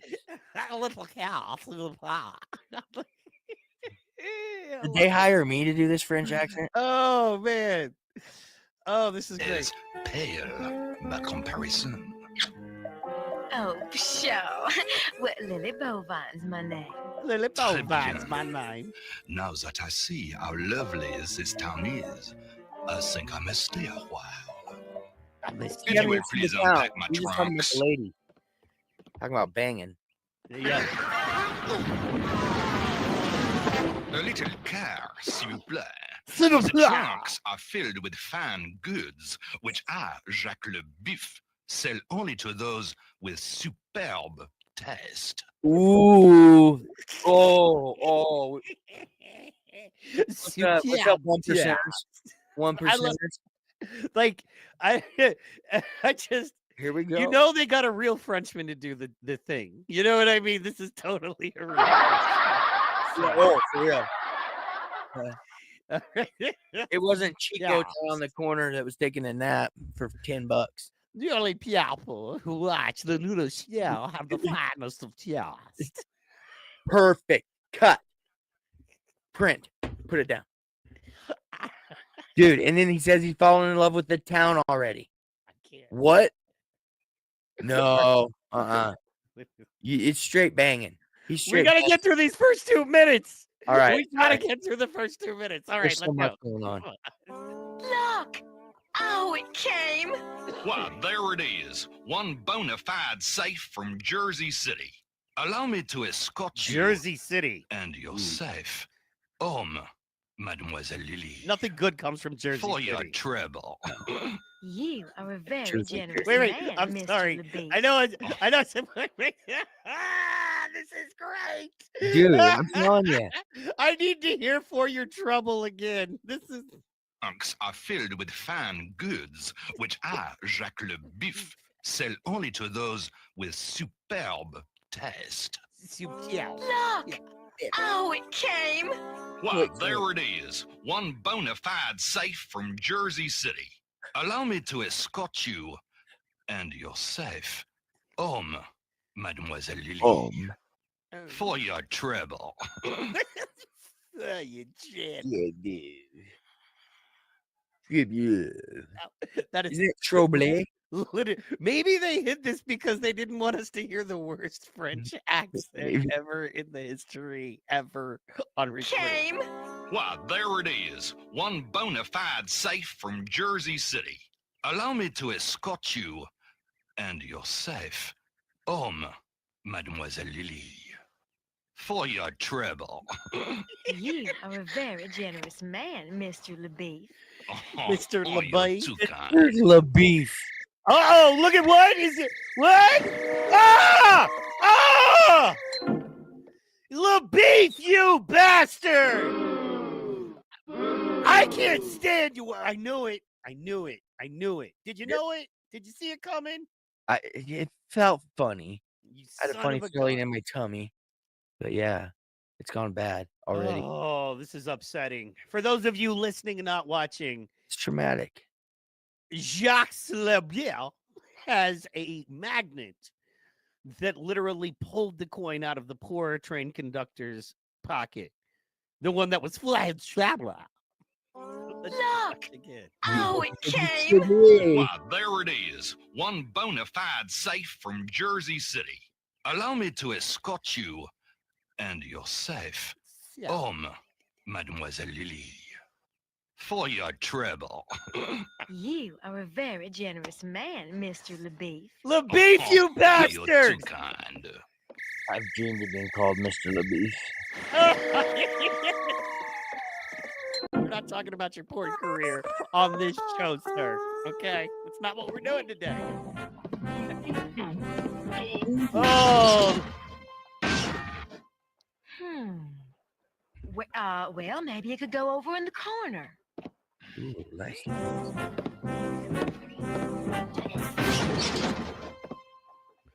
No, I think the corner, is better. Here they're teaching kids what a Oh, woman I'm is. sorry, Dakota. Mm-hmm. I just got Move it so here, excited. I'm not thinking straight. It's fine right where it is. Whoa, who's gonna You know, the first thing I'm going to put away is my secret recipe for sarsaparilla. Right? She's a doozy, secret all right. recipe for I heard it's a sarsaparilla. new safe, Miss Lily, and I was just wondering if you got some extra room inside for my prize tool set. Sure, Buffalo. I got some room. Yo, she said she's got room. Oh, fit Did it you- in. Like, Fit it okay, in. can we just ask ourselves, when you think of a buffalo, if you were to hang out with the buffalo and you were to hear him speak, do you feel like that? Let's just hear that again. Right? She's a doozy, all right. She's a doozy, I all heard about the right. new safe, Miss Lily, and I was just wondering if you got some extra room inside for my prize tool set. He's an Irish buffalo. That was Is he just out Irish? gold mining. I just found my gold. A gold mining Irish buffalo. Well, of course. I mean, Sure, Buffalo. I got some room. Yo, she said she's got room.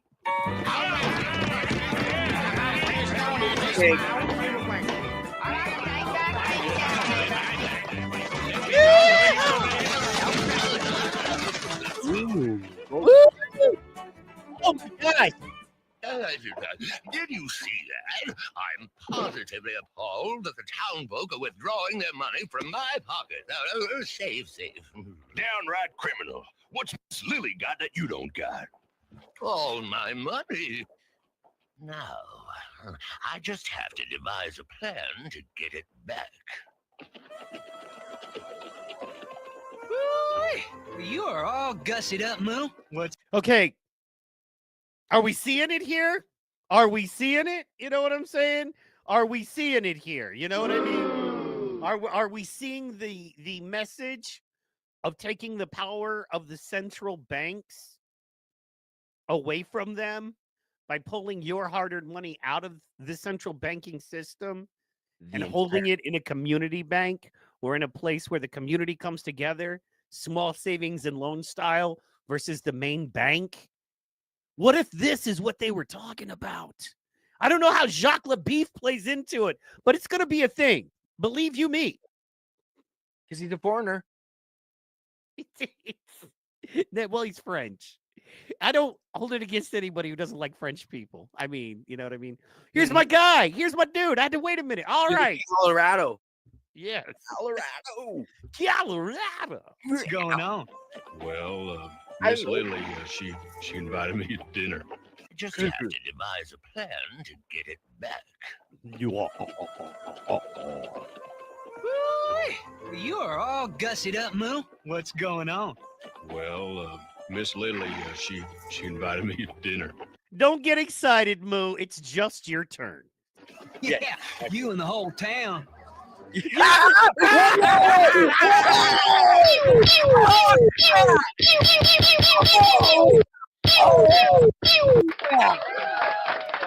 Clip of the year.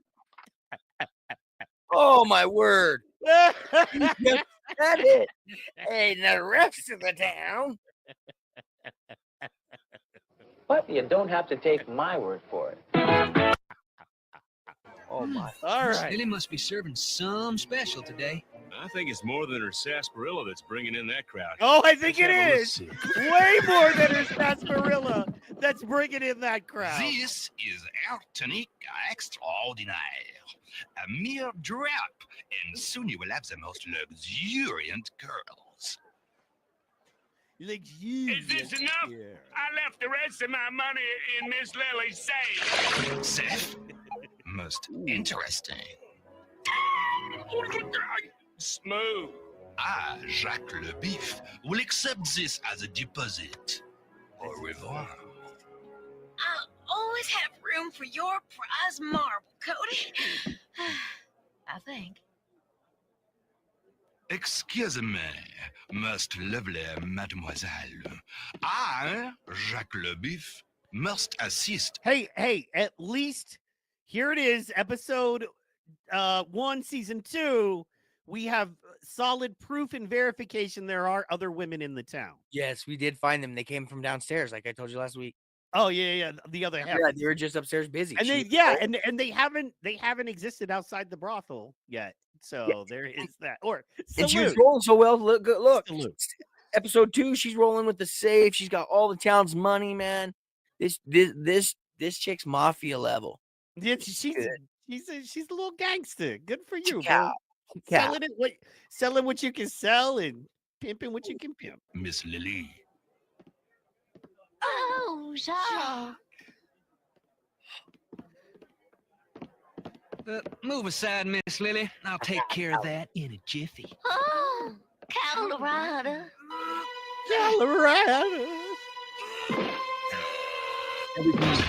Yeah. Straight of 10 bulls. Excuse me. Oh yeah. May This is Tasmanian devil. Mademoiselle Lily?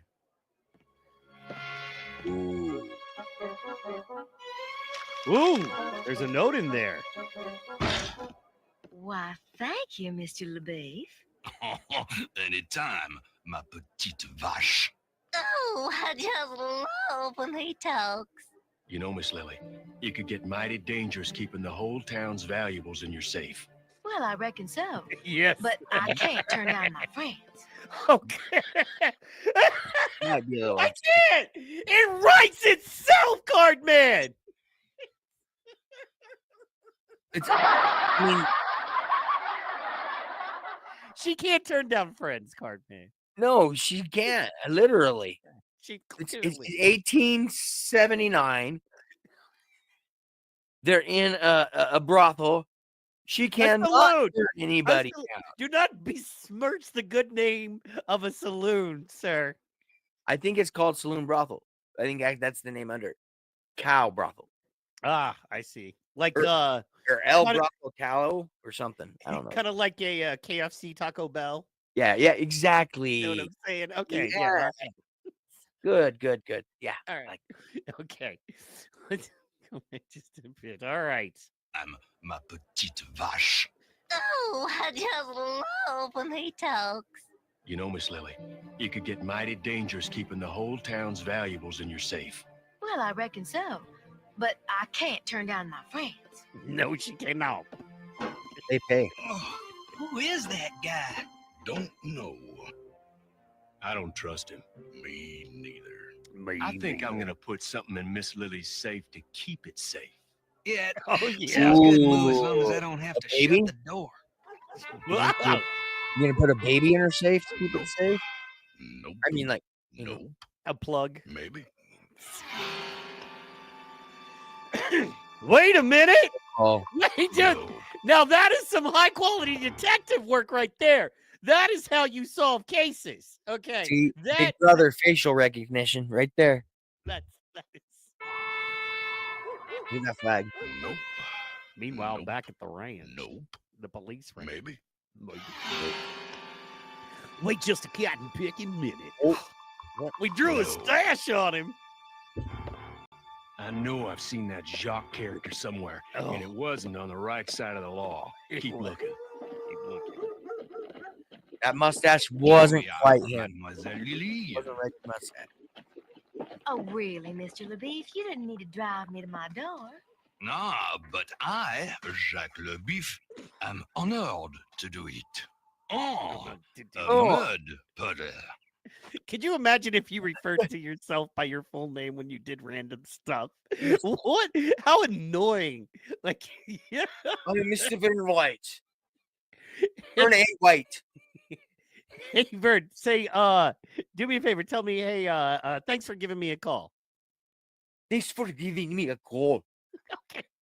Well, that's fair, Vern, but I, Michael C. Hall, like to call my friends because I, Michael C. Hall, am a good person. You know what I'm saying? Could you imagine? Like, that would suck, right?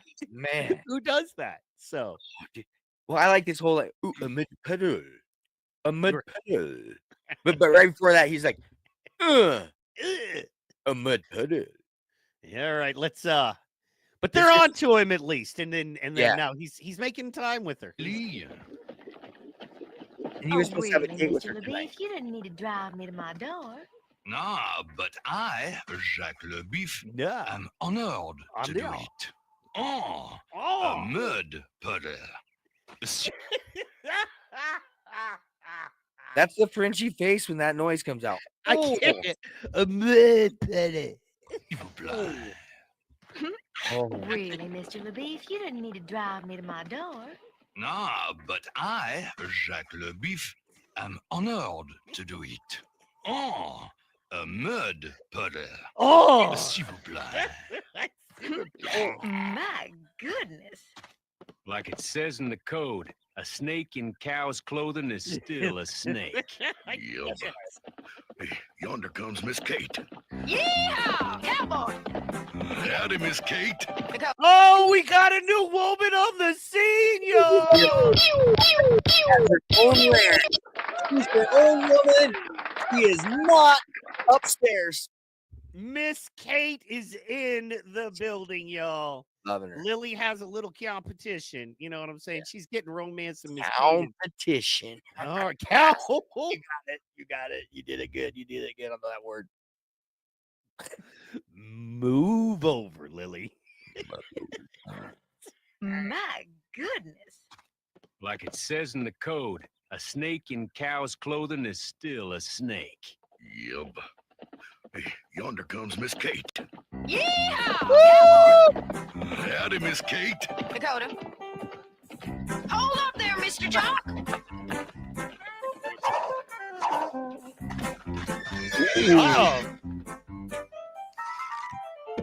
Oh, look No how high that nonsense. scale is. Whoa, whoa, whoa. No nonsense. Know what I'm saying? No nonsense. I love Yeah, it. she's the PD police. She's Public displays. PDA police. PDA police. That's what she is in town. nice. Yep. That belt buckle. That you are correct there. You are correct there. So I'm yes, reading no, this is amazing because she didn't wait around like the boys in the law did. You Right know back. what I mean? She didn't be like, keep a looking, we gonna draw mustaches on pictures. No. Nope. No. Coming in She like Lone just Ranger. came in hot. You know what I mean? Didn't get swept off her feet like stupid Lily. You know what I mean? Can't refuse her friends. Now, Kate is coming in and wrecking shop. You know what I'm saying? Yeah. Ladies and gentlemen, Kate. All right, let's go back. What did you need to say, Vern? Sorry about that. No, I mean she just she chicken blocked him. She male chicken blocked him. Right. You know, I mean she just boom, came in and just like I don't know. I'm feeling some girl vibes here. Let's go. All right. Yeah. You know what I'm saying? All right. Dakota. Hold up there, Mr. Jock. Why is she protecting herself?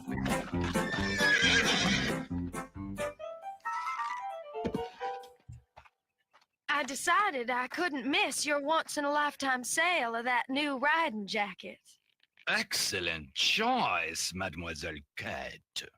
It is made of the finest fabric from the south of the Mesa. Rein it in, big fella. Rein it in. Oh, he's mad. He done called her Kate. Lipstick must be That sticking will out set of off his the sparkle of your eyes. Oh, go on. As well as this valuable gold belt buckle. My champagne rodeo buckle? Heck, I'll take 2 jackets. Jock, you sure can turn a heifer's head. I know what you mean, Dakota. That jock steams my hide, too. Let's boot him out of Cowtown, Moo. Yep. Afraid not, boys. He hasn't done anything wrong. You got shot down, Cal. When he does, we'll be there. We'll be there. They call it mud. Back at Lily's. Happening. A royal flush. A royal flush. Gosh, golly. So the pot is mine. Again. Well, gentlemen, I, Jacques Le Beef, must take my vast winnings and retire for the evening. Au revoir. Au revoir. Tarnation! What a dreadful week. First, all those withdrawals from my bank, and now I lose to a charlatan. All it takes a cheater to know one. Let me run him out of town. No, Sheriff. I have a better idea. A means to eliminate my competition. And that charlatan in one swell swoop. Baloney, you are the best. Baloney. Baloney? His name's Baloney? You are the best.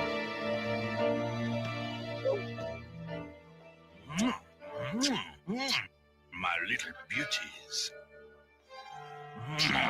With you, I never lose. Too bad they call it cheating. Cheating. 1 part sugar, 2 parts water, and voila! We have air tonic, elixirs, and whatever else I, Jacques Le Beef, can sell to the imbecile of Cowtown. We knew it. We knew it. He's just a grift. He's just a base level scam grifter. You know what I'm saying? Snake oil salesman. Snake oil salesman, correct. Another day, another dollar. Especially when I figure a way inside Lily's safe. Ooh, he's trying to still get in Lily's safe, though. He wants in that.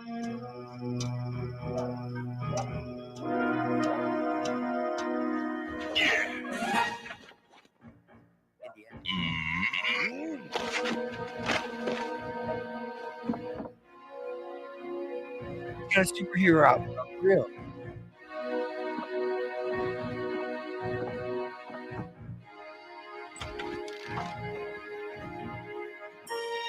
Oh.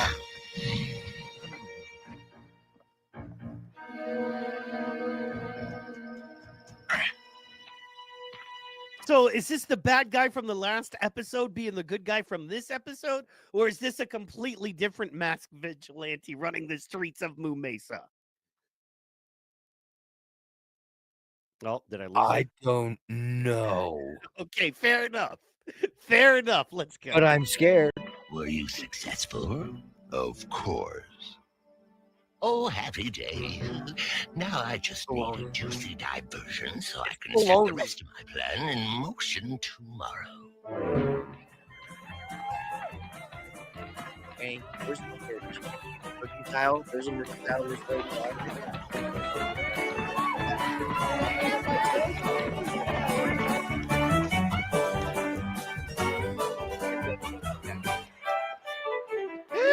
Play it, no.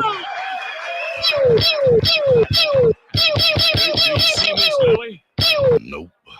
nor Miss Kate neither. Oh, There's mighty. they don't call it a menage a trois for nothing. You know what I'm Word. saying? He's got them all. He came into town and he ranked the whole herd of heifers in. He had a plan all along. So this is what we know so far. The boys are dumb. They have no idea what's going on. And Frenchie is a heifer herder. Frenchie is a heifer herder.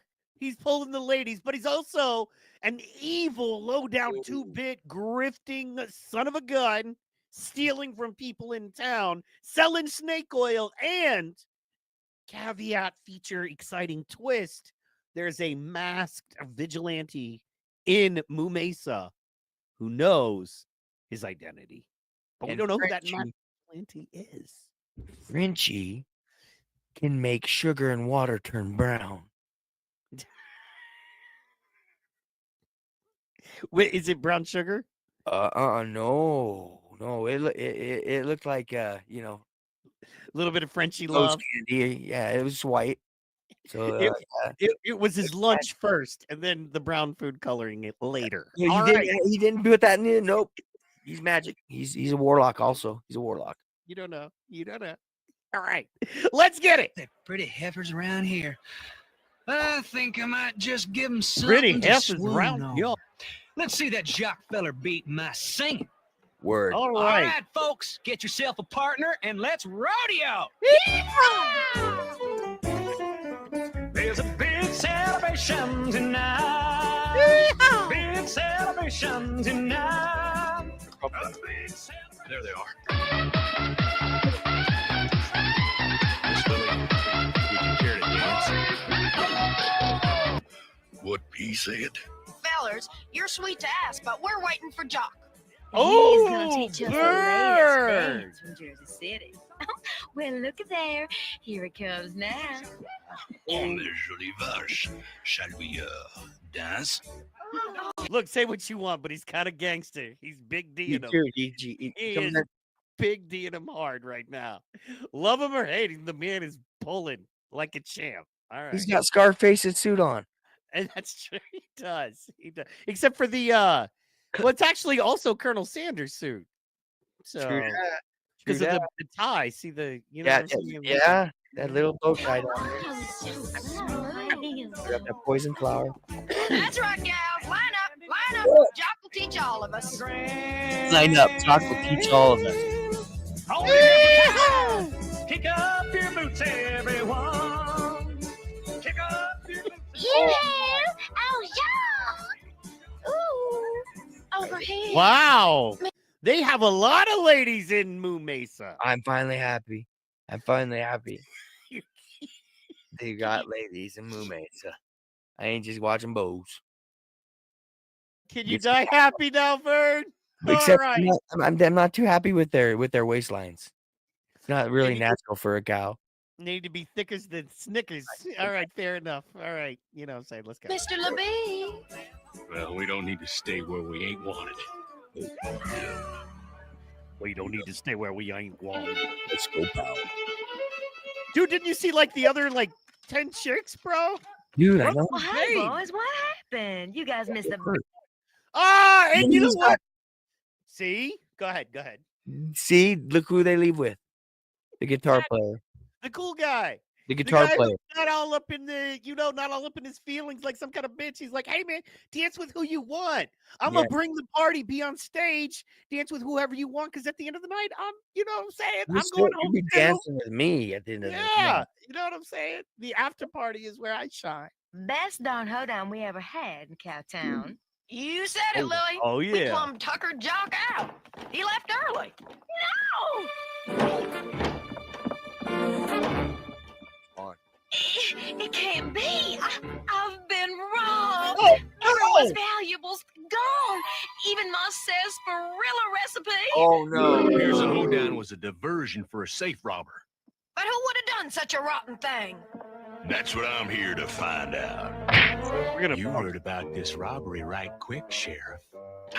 Nothing escapes the sheriff's eagle. There's our guy, the Scorpion. He's here. Love it. Hey guys, I don't have any problems back. was a diversion for a safe robber. It's Michael Mann.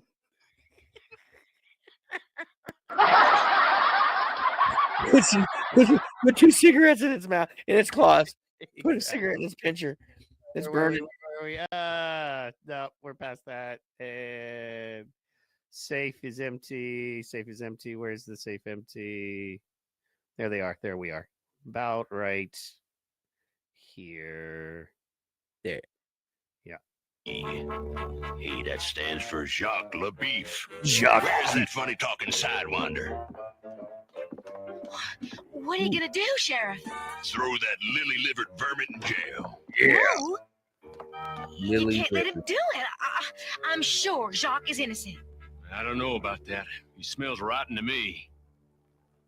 Yep. He ain't no good. He ain't no good. Please, Moo, come on. You gotta help him. Do it for me. Oh, yeah. Miss Lily, Stupid. when you put it like that, how can I refuse? Oh, Besides, my word. like it says in the code, you can't call a bull a Gross, weasel gross. lest you see him steal your eggs. Hold on. You got it. Hold on. We got our code. I We talked got our code lesson for the day. talked All to- right. It's the Moo Mesa code lesson, y'all. Everybody, listen. It's the Moo Mesa code lesson of the day. You gotta help him. Do it for me. Well, Miss Lily, when you put it like that, how can I refuse? Besides, First of all, if you had just dissed me at the dance for the guy who I'm pretty sure is a criminal, and then you're like, do it for me, I'd be like, get on, you skank. You know what I mean? Get on. Yeah, You why are know you what I even talking to me? Why are you even talking and then like pouring out? You know, to get what you want. Oh, will you do it for me? So you mean you for the dude that you dissed me for that we're pretty sure is a 2-bit hustling criminal, you're saying for you, for some reason, I got to do you a favor after you done hustled me over for the. Okay, Miss Lily. See, I liked her, but now I'm not so sure. All right. But once again, we got to focus here, man. It's code lesson time. Yes. Yep. He ain't no good. Oh, please, Moo, come on. You gotta help him. Do it for me. well, Miss Lily, when you put it like that, how can I refuse? Womp, womp, Besides, womp. like it says in the code, you can't call a bull a weasel lest you see him steal your eggs. You can't call a bull a weasel. Lesson you see him steal your eggs.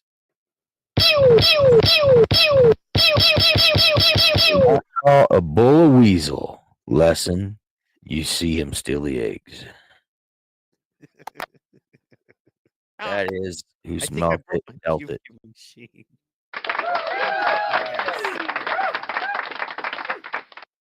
That's like number That's what 4. I'm talking about. Yeah, man. I mean, Number 4. it in the is. code.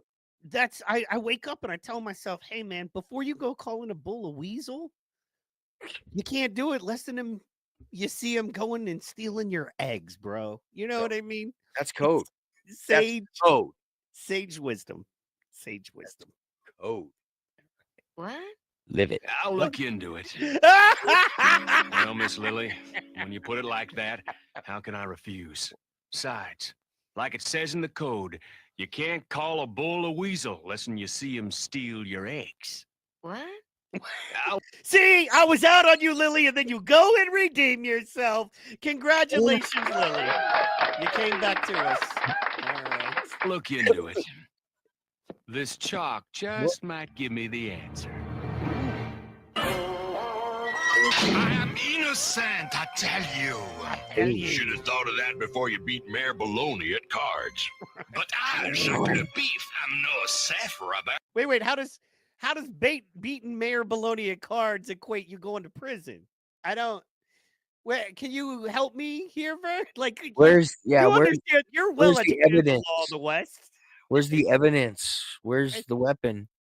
But he's in jail. Where's the body? Okay, so yeah, and he's clearly saying, I'm being thrown in jail for a crime I did not commit. But then they're saying, regardless of any crime you did or did not commit, you beat our mayor in a Mayor. card game. Ergo, here you are in jail. You know what I mean? I know. Welcome to North Korea. You do not beat Kim at cards. Moo Mesa. Who'd have thunk it? You know what I mean? Worldwide. We'll soon know about that. Let me see your boots, Mr. LeBeef. Hey, forget it, Marshal. We ain't disposed of him yet. Besides, I got dibs on him. Your boots, Mr. LeBeef. Here they are. Here they are. Clean as a whistle. No sign of chalk. Chalk? I left some chalk in Miss Lily's safe. That way, if someone robbed it, I could find the culprit. Oh! Oh no! It's Michael Hold it, Mann! Yes. Go, boot hell! Reptilians. No!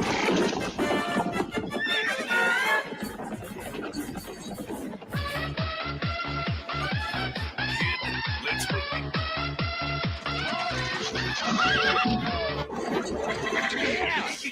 They's catching up.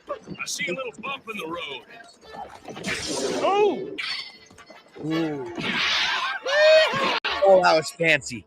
That was nice. That was nice. Wait a Let's go through that again. They's catching up. I see a little bump in the road. So he shoots gold star bullets. Yes. His gun shoots gold star bullets, bro. That's pretty nice. Kid, let's rodeo.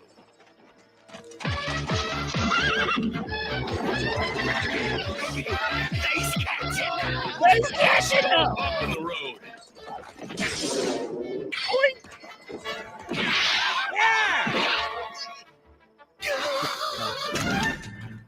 Love it. Way to go, Moo. Okay, so we're not gonna break that scene down anymore. But do you see how that didn't? How did? Okay, wait. No, oh, dang it. Okay, here we go. Because there's not. Okay, so the question is this: how did shooting that rock with that gold star affect anything to do with the bad guy's escape? The angle of the rock. Oh, he changed it. Okay, I'm gonna have to see that again because Move it into the wheel. That way the wheel hit it. So he had, gangsta. They's catching up. I see a little bump in the road. I just want to say this is slowed down to half speed. Yes. And the action is still very fast. You got. What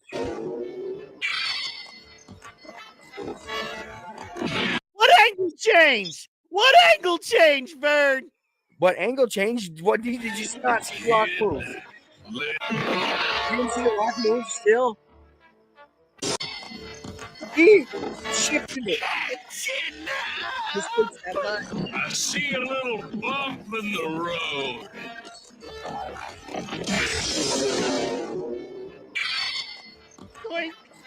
Shifted it. Come on, man. Shifted it that half inch. Okay, and I think I could make the argument that it wouldn't have mattered. You know what I'm saying? I Either think way. you could probably make that argument. You're pretty right. Yeah.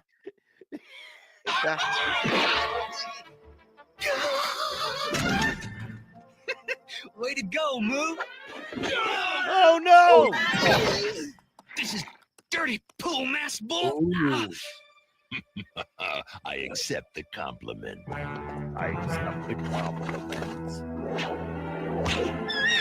Oh.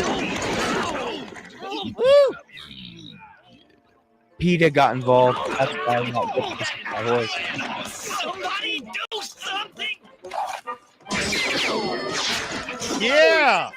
I think the rest is up to you, Dakota. Yep. I mean, you could have just used your gun to shoot the guy that that had quite a you choice tied in up. angles.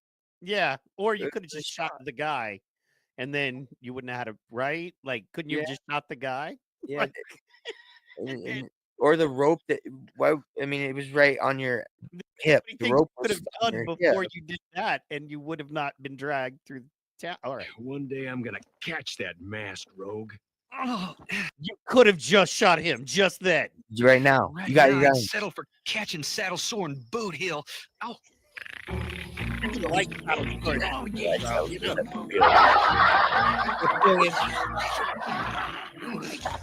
Michael Mann. Who is this Joe? Get up, buzzard breath. You're supposed to be guarding this here. Is that Michael Mann and Superfan? Look at Superfan.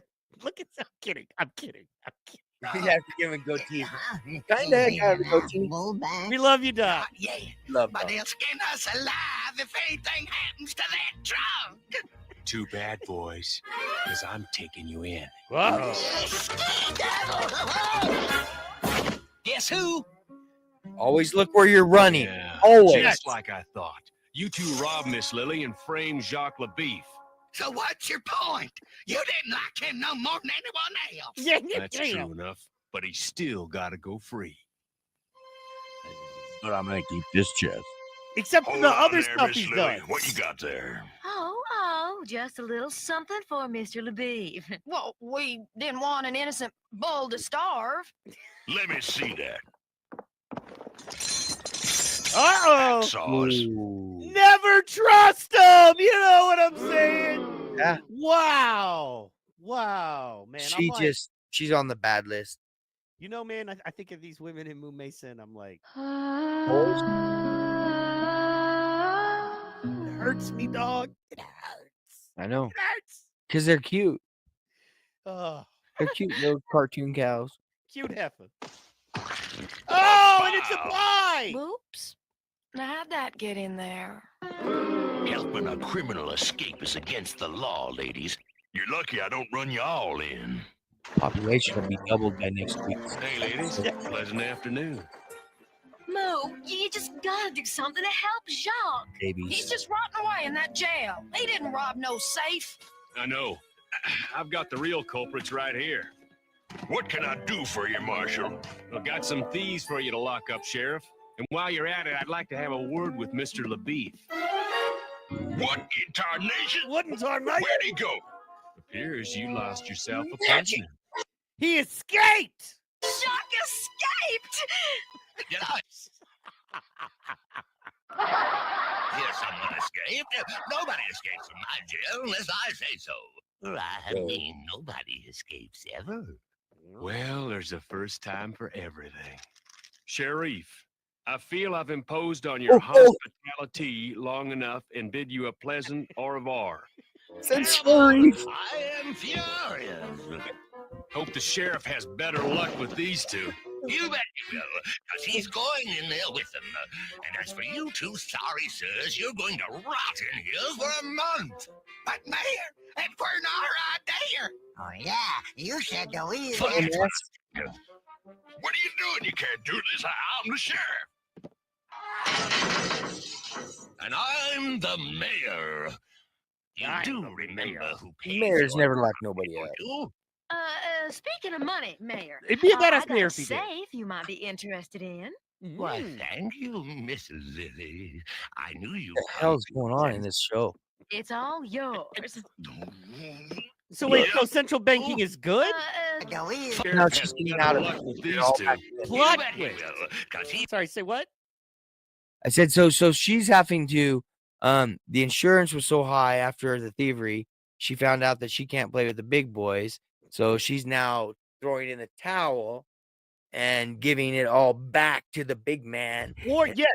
Let's Or I just go back to horror life. she feels weak and scared and vulnerable, so she needs the big, powerful banks to come in and protect her. She needs to give them all the power. Yep. Cede her money and resources to them for protection. Yes. He's going in there with them. And as for you two sorry sirs, you're going to rot in here for a month. But Mayor, and we're not right there. Just for a month? You mean you get to rob all of the town's wealth? And you only, man, Rot come in on. this cell for a month. A month. Rot. That's just a vacation. I would love to just hang out with the homie for a month. Everything fed, just chill. What up, dog? Let's stream live for a month. 3 hots and Yeah, hot. you said the wheel. That's what I said. What are you doing? You can't do this. I'm the sheriff. I'm the sheriff. And I'm the mayor. You do remember who pays Establishing your power salary, in the don't show. you? Speaking of money. So why are they locking up the sheriff now? just power. The mayor just because. throwing in there just because. Just swinging his D. Okay, all Mayor, right. I got a safe you might be interested in. Why, thank you, Miss Who'd have thought the Lily. plot I knew you'd would be come so your hard to senses. follow? It's all yours. Yep. Oh, thanks for clearing Mr. LaBeef, Moo. Moo? Moo? Now, where did that little riblet go? Riblet. I don't know. Riblet. One secret sarsaparilla recipe. Yes. That was the whole thing. He wanted the secret sarsaparilla recipe. Everybody was looking up, and he went down. Yep. Gold belt buckle. Yes. And the gold belt One buckle. marble. No, I don't think so. A good week's work. Oh no! Oh, I thought he got it there. It's a wire from the Home Office telling me to keep my eyes open for the notorious con artist Barney Finkelberg. A wire from the home.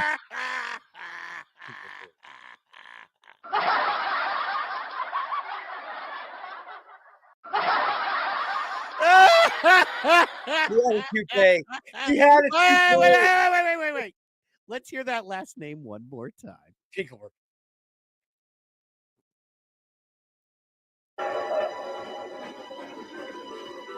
One secret sarsaparilla recipe. Yes. One gold belt buckle. Yes. One marble. No, I don't think so. A good week's work. It's a wire from the Home Office telling me to keep my eyes open for the notorious con artist Barney Finkelberg. Finkelberg.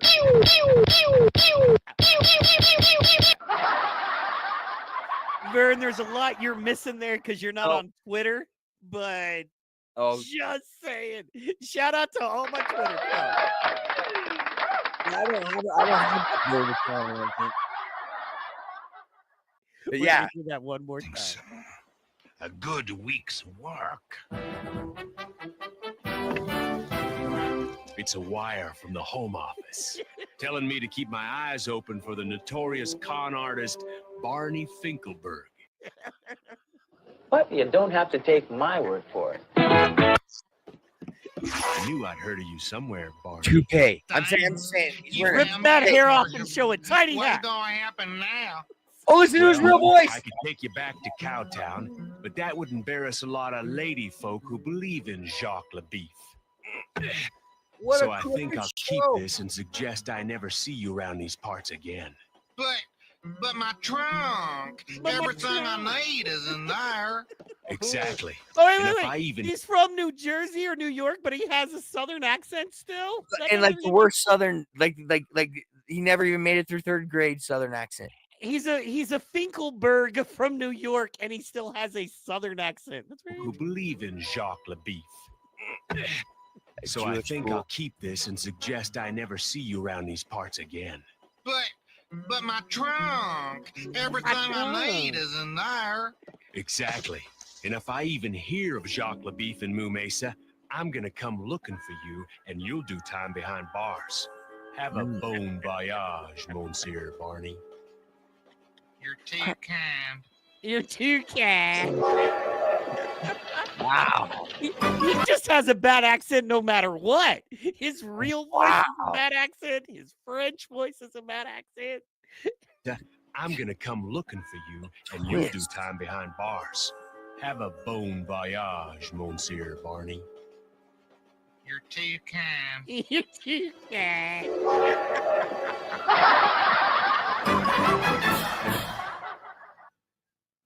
How was it? That's it. Wow, that was it. Okay. You know, the twist. That show caused children in '92 to have seizures. It was just twisting and turning, and everything's bad. Nothing in there is good. Everybody's cutting a deal in this one. Yeah, no, it was, and what was crazy is like it was very adult themed. You know what I'm saying? Very adult themed. Yeah, there's not a lot of fun going on there in this one. And not only that, but like it was crazy at the end. You know what I mean? So all in a matter of like 60 seconds, one bad guy gets out of prison. The other local bad guys are in a chase to get busted. Then the sheriff ties up the good guys who busted the bad guys to bust the bad guys. Then the mayor comes and busts the sheriff and locks him with the real bad guys up. Then just because he can. Then Lily Cow turns her entire town's wealth back over to the mayor / banker of the town with the sheriff locked up. You know what I'm saying? Oh my gosh! No wonder they buried this thing. That we're going to be thinking on this for weeks, man. Dude, weeks. I'm spinning. I am spun out. I mean, crazy. Ladies and gentlemen, this has been the NoONER Show Watch Along. Cowboys of Moo Mesa. Guys, make sure you tune in Monday at noon Mountain Time, 1 Central, 2 p.m. Eastern, and we're 1 p.m. Western. 11 a.m. Western. Yes. And we are going to be hitting you off with that NoONER Show Monday meditation. It'll be our debut. We hope you've enjoyed this show. Drop a like, drop a sub, share. Make sure you drop in the comments. Let us know what you think. This is a deep deal, man. This is a deep deal. Guys, thank you so much for tuning in. This has been that NoONER Watch Along show for the Card Man and Slapmaster Mike. We are out. We love you. Bye-bye.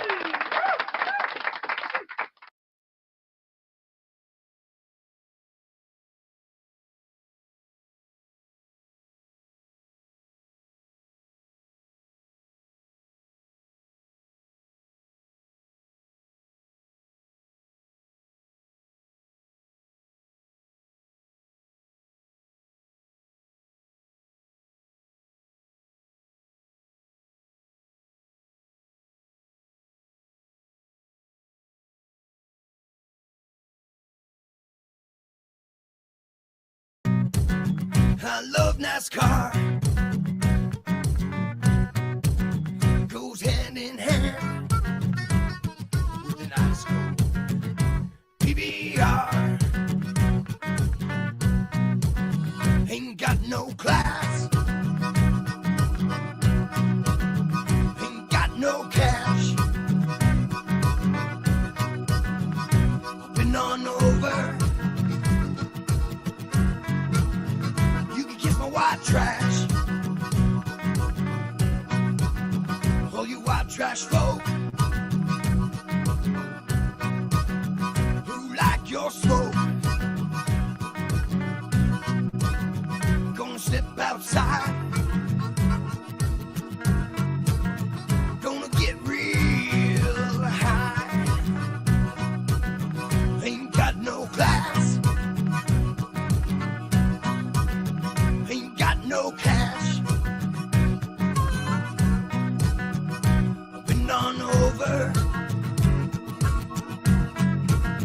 You can kiss my white trash. Whoa, yeah, boy.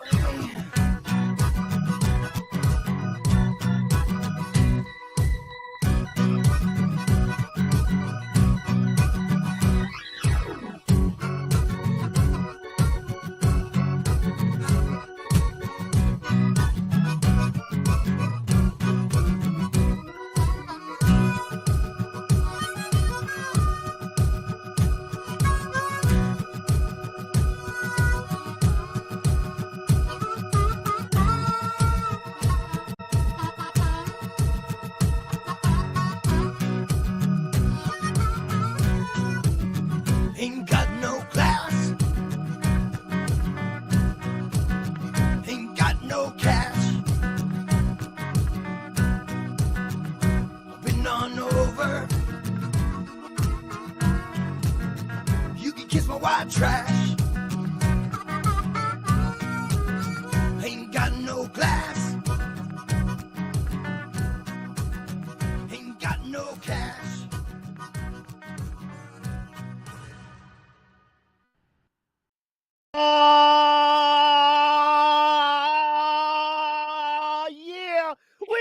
and we are live.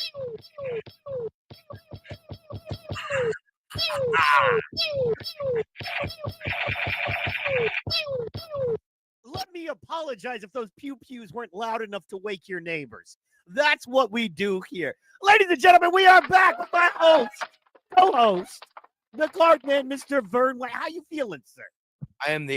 I feel like I am the Ed McMahon to your Johnny Carson. Let's go. Oh, I feel like we're more like Straight Cagney and Lacey. You know what I'm saying? Word.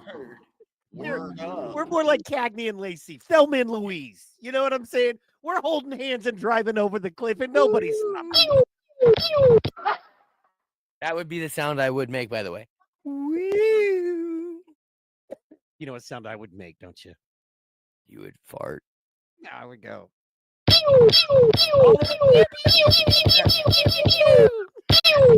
Yeah, as I see the pew-pews in the comments when I go back after the things are posted, yeah. Yeah, you're the pew-pew guy. Oh, that is I don't have much in life. And I'm not saying that is much, but it's what I have, man. Don't take it from me. No way, man. You're the pew-pew guy. I'd never take that from you.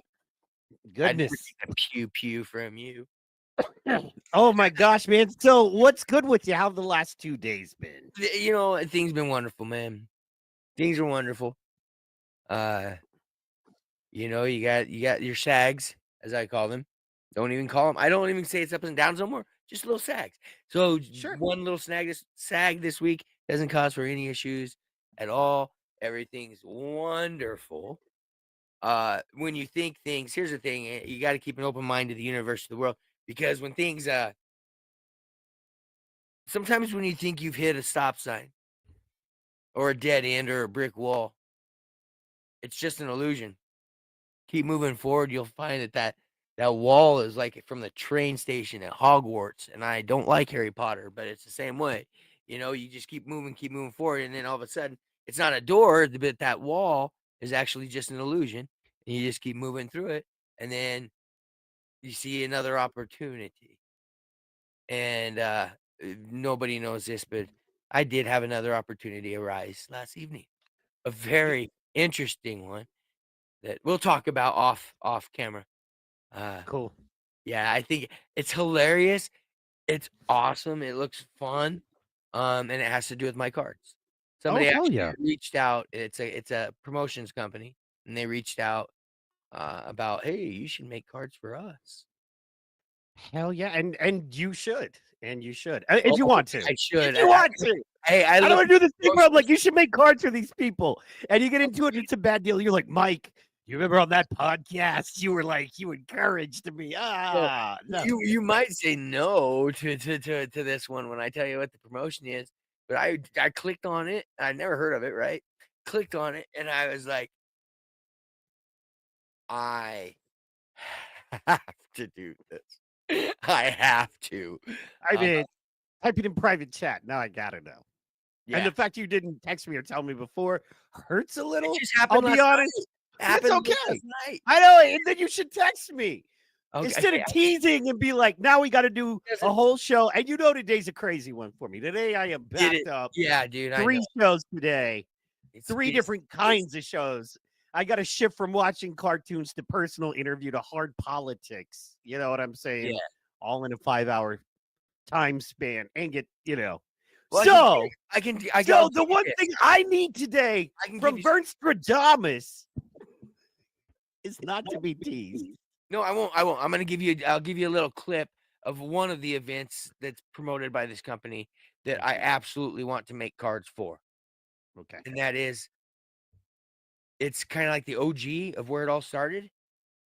The girls slapping each other in strip joints. Oh, yes. Oh, no, yes. There's actually a promotion. I'll hit you with this. One, I know a lot about that. Of course, you know I know all about that. I have experience. We'll talk about it. Yeah. Not only that, but I'm telling you, the riches are in the niches. So, yes, what you're talking about doing. And in fact, because you did that just fired off a whole nother thing. Please remind me that I think I got a great in for you, and I think we could get that done as well. Yeah, I mean, this is awesome. I mean, it lit the moon up 100 times brighter when I got that and I clicked and I saw, and I'm just like, oh, yeah. Man, and check this out. Mind you, these opportunities are hitting you. We have a good friend that is about to do a very large sports podcast, not specific to any combat, but like an ESPN level sports cast. That's our homie. You know him. You love him. And then, so it's really man. It's funny how, basically, if you fight the good fight, if you stay true, whether it's, in AA, we call it an HP, higher power, because everybody, it's up to you to decide what that guidance is, but you've got to commit yourself to something greater and more powerful than yourself to be your best self. Long story short, I feel like we've done that. I feel like there are many different ways we could have gone in some embattled situations. And not only did we do our best, but we kept our cool and we stayed open and stayed, more importantly, true to who we are, what we feel is the best person to be. And we've done that. And now these opportunities are, almost like bam, one day to the next. You know what I'm saying? Like a boulder falling out of the sky is what it was. And I was just by myself and I'm sitting there and thinking all night, like, this is amazing. Yeah, man. This is so cool. I mean, I'm perfect for it.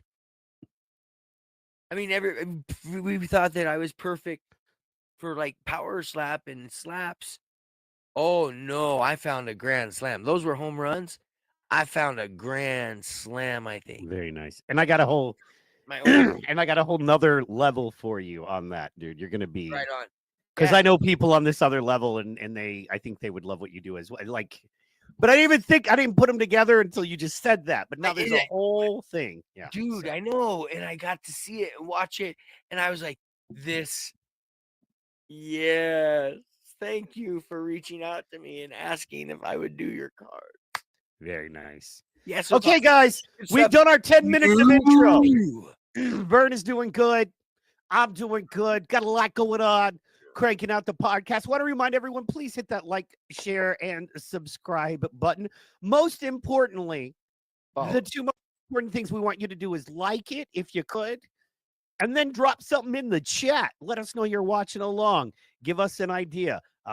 Just say, hey, drop a fire or a 100 emoji. Let us know you're with us. We appreciate you, chat. We thank you so much for being with us because, honestly, this is your show. Everything we do is for you. Because if you don't exist, we're not doing this, right? So we want you to have a good time.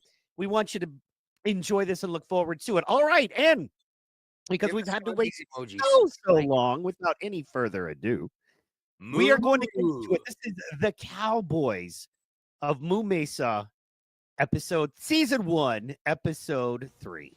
And the name of it is Bulls of a Feather. That's right. We're watching the Cowboys of Moo Mesa.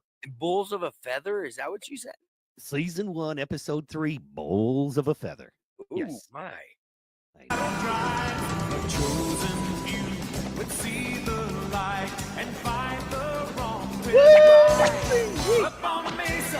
Up on the Mesa.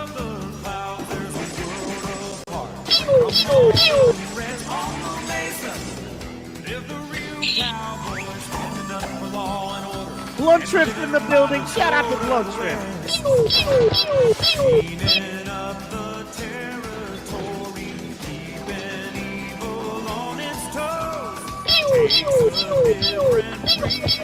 That's the Amy in the building. Bringing that devil up.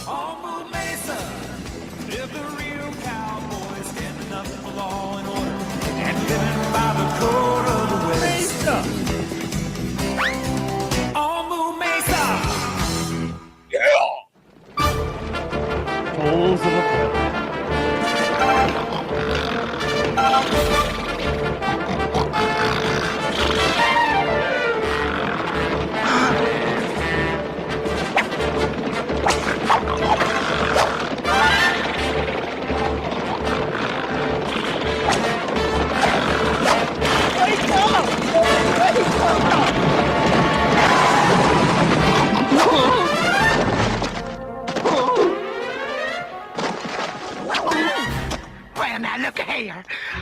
what Calamity Kate ordered all the way from Jersey City.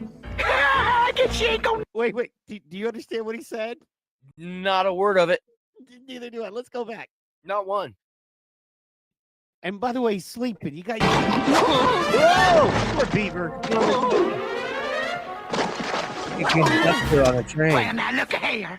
I wonder what Calamity Kate ordered all the way from Jersey City. Jersey City. What kind of Calamity Kate I came all the way from Jersey City? Jersey City. Hey, that's up near Caltrap. Caltrap. Bill Michael. Uh-oh, watch out. This was a send from Michael Calderese to us. Yeah. And rootin' tootin' Cowboys of Moon. It had to go through Moo Mesa. It's crazy. All right.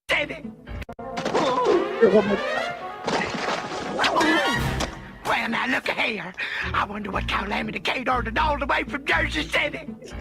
Calamity Kate all the way from Jersey City. I wonder, here's what he started with. I wonder whatever them 2 words came from Jersey City. Hey, it's something. You know what I'm saying? Something. That dude. Hey, he needs to get hooked on phonics, brother. All right. We do it, and then we go. Well,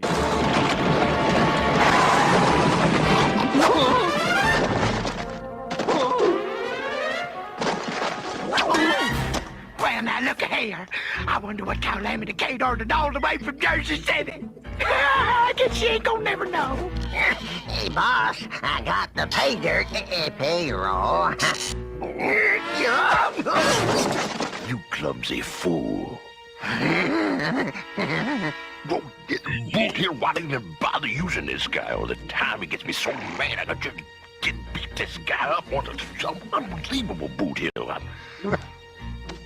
My golly, who'd have thought the masked bull is Sheriff Terrible?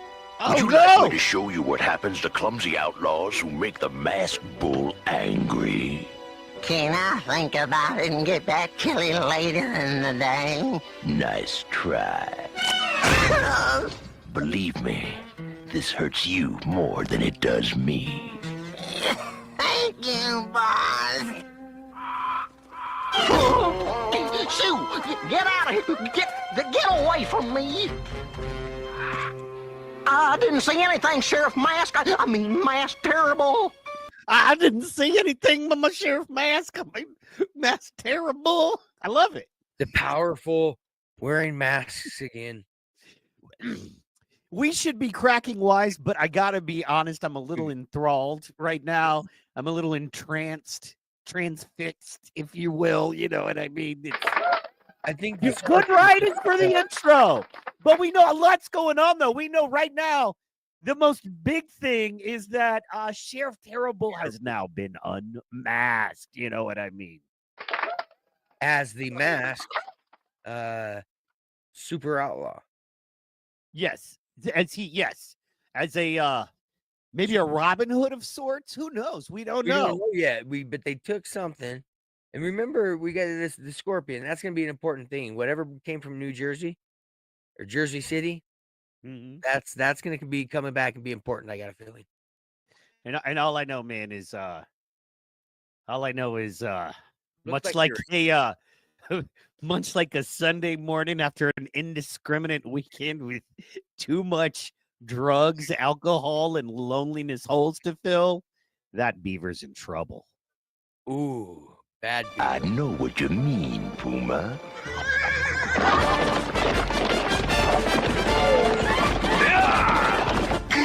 The Cowboys! Let's clear out. Good guy.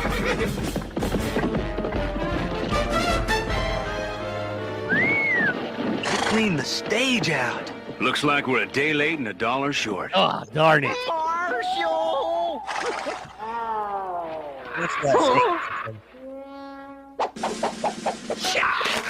Puma, you all right? Yeah, but please tell me we're dreaming. I saw the masked bull, and he weren't the masked bull at all. He was really... Sheriff Terrible. He was Sheriff... Oh, he already knows. Yeah. Cardman, he already knows. You know And what if I mean? if he knows and he ain't done nothing about it, what does that mean literally? In on it. I don't mean. No, it does. It means in on it. Like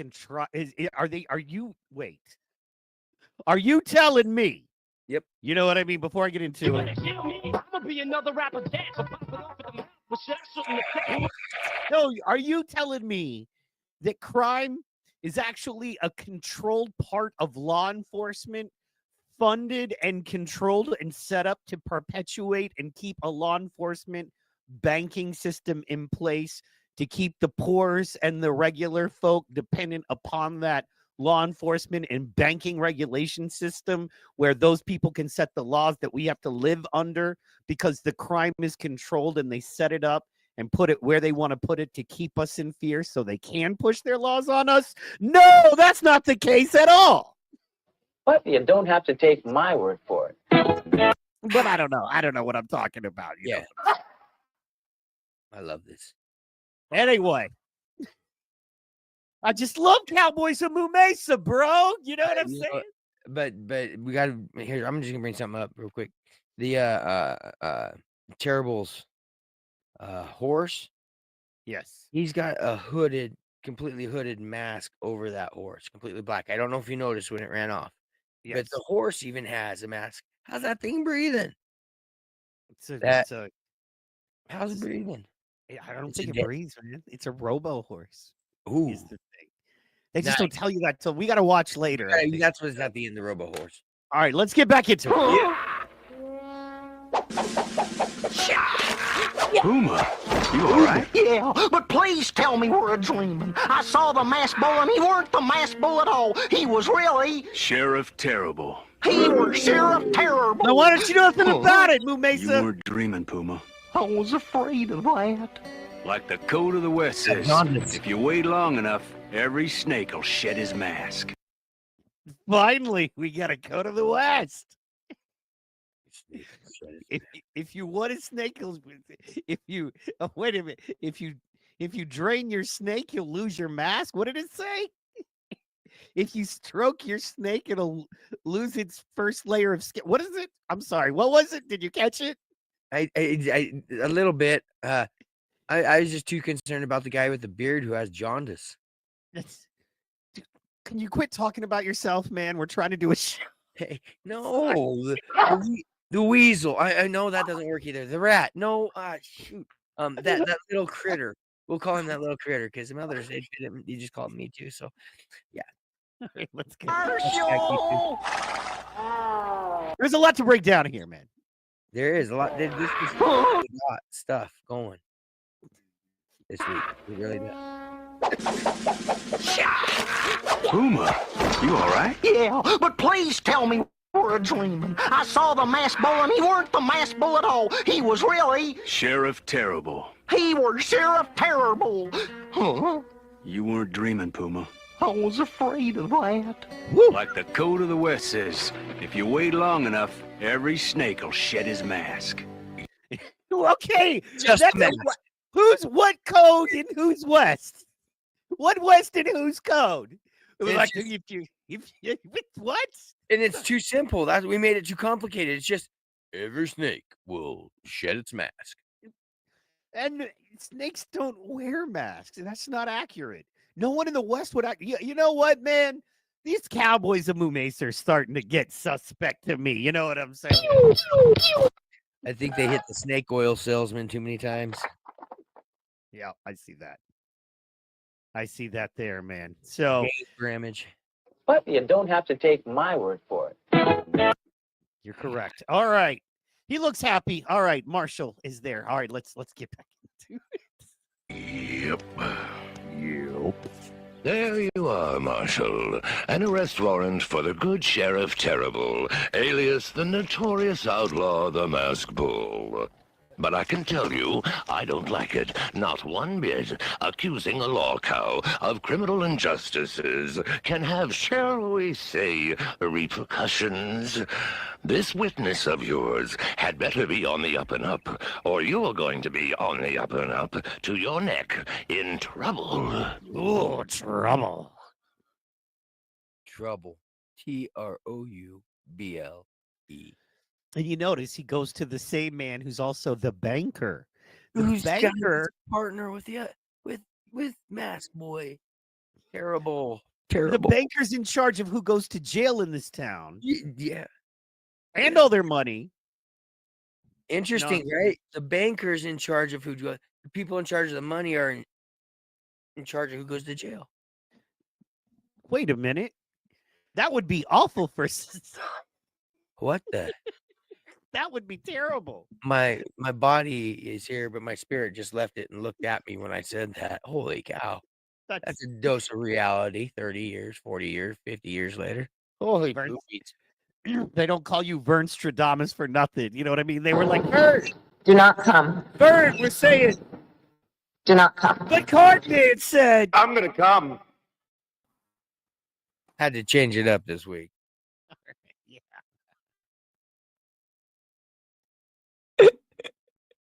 I'm sorry. I got to stop laughing. We got to work. All right. Ladies and gentlemen. Man. If you're just catching, yes, if you're just catching up with this, Marshall Moo from the Cowboys of Moo Mesa is going to the banker / mayor / warden to get a warrant for arrest for the actual sheriff of the town who is moonlighting as a Robin Hood type criminal. There's a lot going on, and we're only 4 minutes in. Good night. You know what I mean? They're packing a lot in. They are. I mean, there's just thing after thing after thing. And we're not used to this. This is a little bit, there's a little bit of anxiety going on with this episode because we come in usually and it's pretty calm and a little confusing and a lot of open spaces. This week, they brought the shizzle. They brought the shizzle this week. You know what I'm saying? Just a lot. Pew, pew. Just, you know what I mean? Yeah. You could pew all over this thing. That's why we're pausing, taking time so everybody can kind of catch up emotionally and mentally. All right, and let's go. I appreciate the warning. I appreciate the warning. Adios, Mayor. Let's go back. This witness of yours had better be on the up and up, or you're going to be on the up and up to your neck in trouble. I appreciate the warning. Adios, Mayor. Now to find the sheriff. Yep. Have a seat, fellas. Well, if it ain't Calamity Kate. Miss Kate? Calamity Kate is My gone! package. Jersey City was stolen right off the Moo Mesa stage and in broad daylight. That and other things. Well, Marshal, I gotta get it back. Pronto. Package? What's in it? That'd be Miss Kate's business. Well, much obliged, Dakota. It is of a personal nature. Oh, yeah. Well, now rest easy, Calamity. A battery-operated personal nature, if you know what I'm saying. a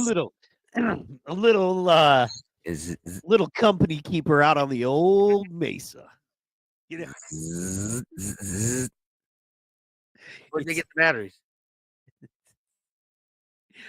I think it was solar powered back. So I was just gonna ask: do we have the solar power? I mean, back then they had way more technology. Yeah, I mean they were using all the Tartarians buildings in their way of energy. Yeah, that's what they were. Bro, if you're a cow and a human, you can do anything. Okay, I'm seeing this every week. I'm learning more and more. Calamity. Daylight. That and other things. Well, Marshal, I gotta get it back. Pronto. He needs it. What's in it? That'd be Miss Kate's business. Well, much obliged, Dakota. It is of a personal nature. Oh, Well, now rest easy, Calamity. We have an idea who made off with your package, and we're heading over to arrest him right now.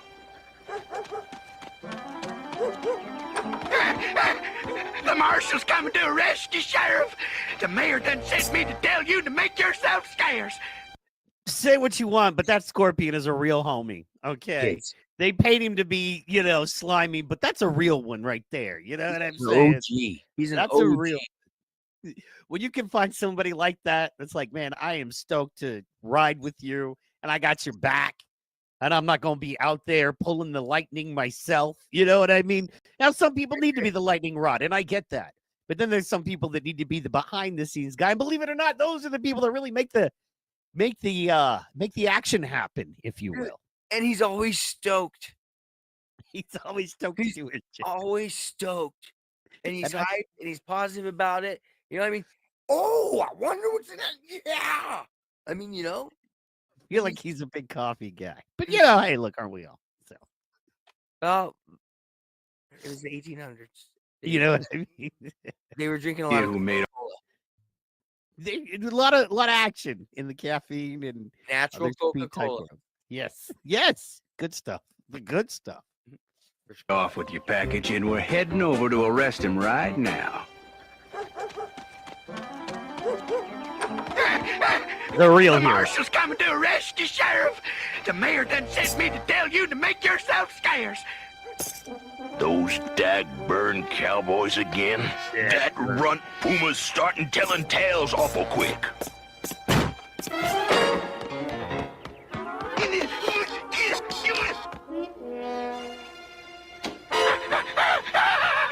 Sheriff? Sheriff Terrible. Sheriff? What's the sheriff? Only a guilty varmint runs from the law, Saddle Sore. Speaking of whom, where's the sheriff?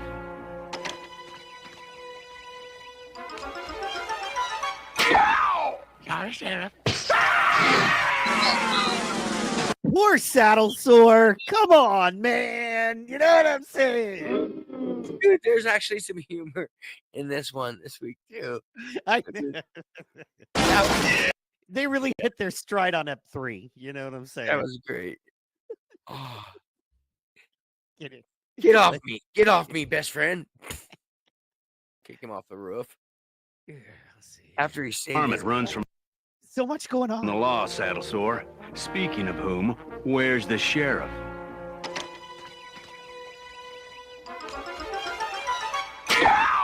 Sorry, Sheriff.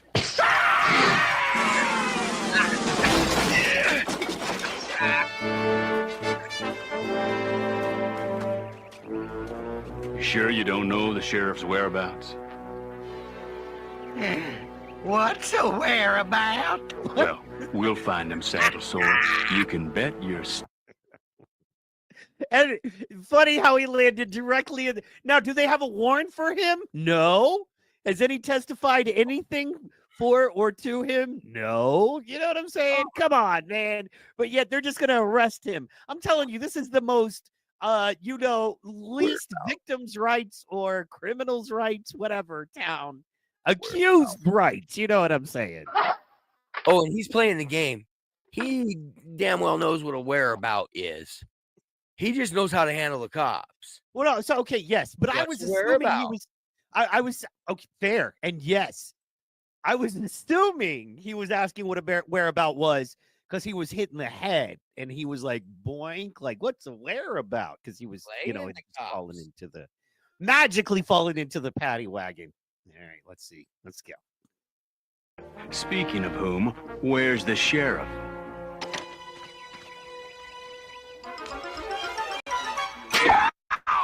Sorry, Sheriff.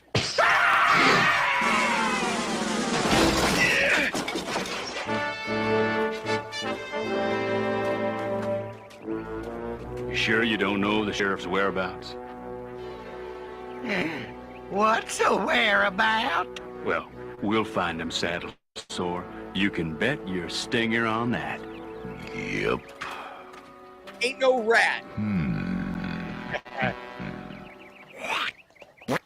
Why are you so jumpy, Puma? It's a long story. Marshal Montana told me to keep my eyes open and my mouth closed for safekeeping. Now, that'll be 2 bits. Highway robbery. No wonder the marshal's worried about you. The masked bull wants to see you. Oh, no! It's witness intimidation time. It is. It is. And, ooh, they're going to get him good.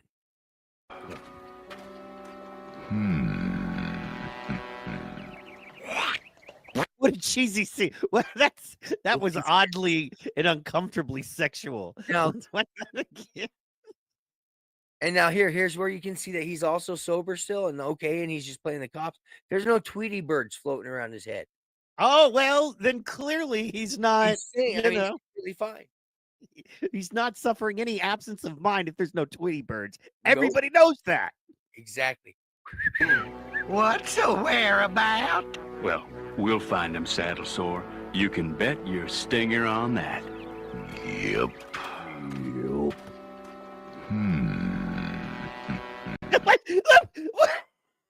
Come on, man. You know what I'm saying. Oh my God. Do you see the way he's moving? Like that is that. Oh, okay. We got. Come on, man. Just so I know, I have to watch this again to know that I'm seeing what I'm seeing here. All right, let's. Sorry. What's the whereabout? What's the Well, we'll whereabout? find him saddle sore. You can bet your stinger on that. All right, we're gonna do this real fast. Why is We're gonna slow it down. That's up. Yep. Get up. What is that? What is that? What is that? What is that? When you slow it down, it tells the story even more concerningly, disturbingly. You know what I mean? I don't know what's going on here. Oh, do that. I like it. The disco there. I mean, that's I need the thought therapy. for that disco. I need therapy. This is. What are you? That disco is perfect for that. Ooh. No, it's the wrong. What's the whereabout? Well, we'll find him saddle sore. You can bet your stinger on that. Yep. This right here. No! I cannot see it! I cannot see it! My eyes! I can't! It doesn't show us. Show your hand. Hands. I know the secret of the crying game! Hands, kids. Hands. Where are your hands? I'm only seeing one. I'm up. I can't unsee it. Vern, I need therapy. Cartman, I need therapy. I can't unsee it. I can't unsee it. No, don't. I'm scarred. I'm scarred. Are you happy? I'm scarred. All right, let's go. Where you? Did you hear? Are you putting this together? Okay, we're gonna do that. Okay, we have to do this. I'm so sorry. False advertising, 50 cents, 2 bits. Also, So whereabout? You got to hear this. Listen to we'll the find audio. him saddle sore. They're You talking. can bet your stinger on We're that. gonna go visually to from visually to the look. What was the very next sound you heard? What was the very next sound you heard? Hawk to it. Hawk to it.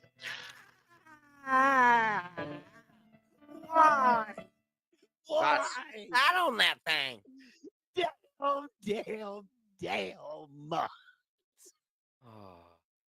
What are we doing? And we wonder why the kids today are so screwed up. What Cardman? Oh yes, Haktua.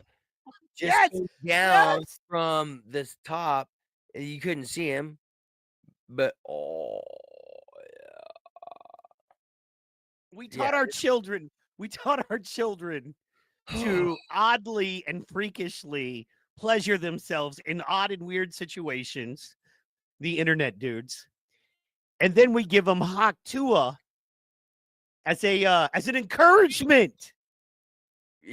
This is where it originated. That little girl she watched this when she was. I can't. I'm so damaged, but we have to go.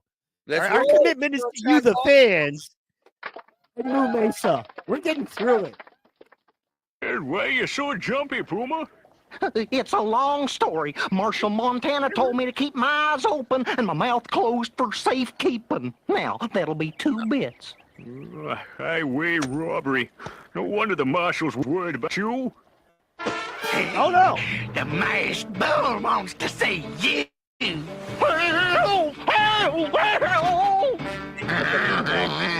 Good. We knew you'd say it his way.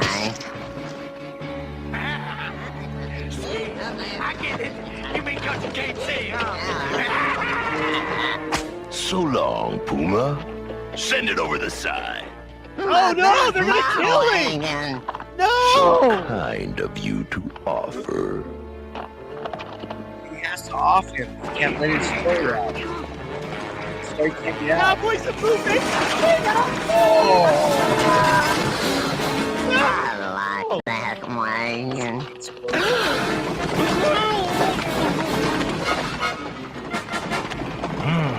Trouble. Oh! We got a new one! Look, guys! We have a new... Well, he's an Indian of I Moo wonder Mesa. what his name's gonna be in 1993, homie. Yes. Amy says, I watched this when I was 11, and maybe that's what messed me up. You guys are going deep. All right. Okay. I do need to check the chats for a quick second. Shout out to everybody in the chats. All right. Let's go. We got a new cowboy, but he's not a cowboy. That's the twist, y'all. All right. Let's go. He's a native cow.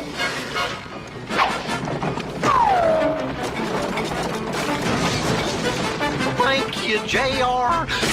Thanks a lot. Oh, my aching bones. How's about a little more hot water there, boys? Hot enough, Puma? It'll do, Colorado. Now don't go forgetting my back. Dakota, what's keeping you? Pitiful, just pitiful. Dakota, you got yourself a lot to learn about shining boots. How's everything going, partners? Maybe I better rephrase the question. You gotta get me out of this, Moo. I'm a cowboy, not a babysitter. Now, kid, Puma needs protected. If JR hadn't have found him, we'd have no witness against the sheriff. I'll be back as soon as I find Terrible. Did I mention that I like a foot massage with my back? What's going on with this guy? Rub my back, foot massage. And you wonder why more, more witnesses don't end up in the courtroom. You know what I mean? Like, if this is what you're going to do, that's what they're protecting you. You would be dead right now, but no. Law enforcement's protecting you, and you're white. How's everything going, partners? Maybe I better rephrase the question. You gotta get me out of this, Moo. I'm a cowboy, not a babysitter. Now, kid, and that's Colorado. He's always positive, and he's having a hard time. Yeah, he's struggling. He's almost feeling assaulted. He's got, he don't want to rub his back. He don't want to rub his toes. Not what he signed up for. You know what I mean? He signed up to be a cowboy on the Moo Mesa. He didn't sign up for keeping the evil industrial complex in power. No. You know what I mean? He's the real hero, Colorado. He's the real hero. If JR hadn't have found him, we'd have no witness against the sheriff. I'll be back as soon as I find Terrible. Did I mention that I like a foot massage with my you back? bastard! Dakota's gonna punch him in the face. Yeah, true. I like Dakota.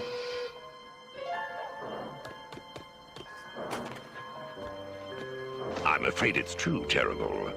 The good Marshal Montana has Puma locked up in protective custody. It's time something is done. Something of a desperate nature. Tarnation, there's gotta be another way. Not unless you plan on spending the rest of your days doing hard time in the federal pen. Okay. Sin Quentin. Sin. Woo! Let's go!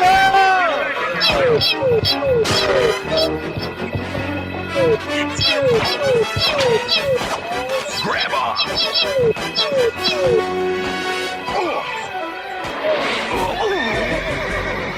Yeah! He busted a guy out, but what before? I was on break. I had my weapon out. I was on break. Oh. I'd have had him, but I was on break. Government job. Sorry. You can't make it 40 minutes without a break. Okay. All right. No. I was gonna get. I mean, this is such hard work. I mean, there's working in a coal mine and there's watching a cartoon. You know what I mean? There's really no difference. The amount of suffering and physical and mental strain is the same. That I put Mike through. I was on break. Sorry, I didn't have my weapon ready. I was in the tower. All right, let's get back into it. All right. Hold on. We'll rewind. So, if you don't know, basically, homeboy busted out a prisoner. What for? We don't know yet.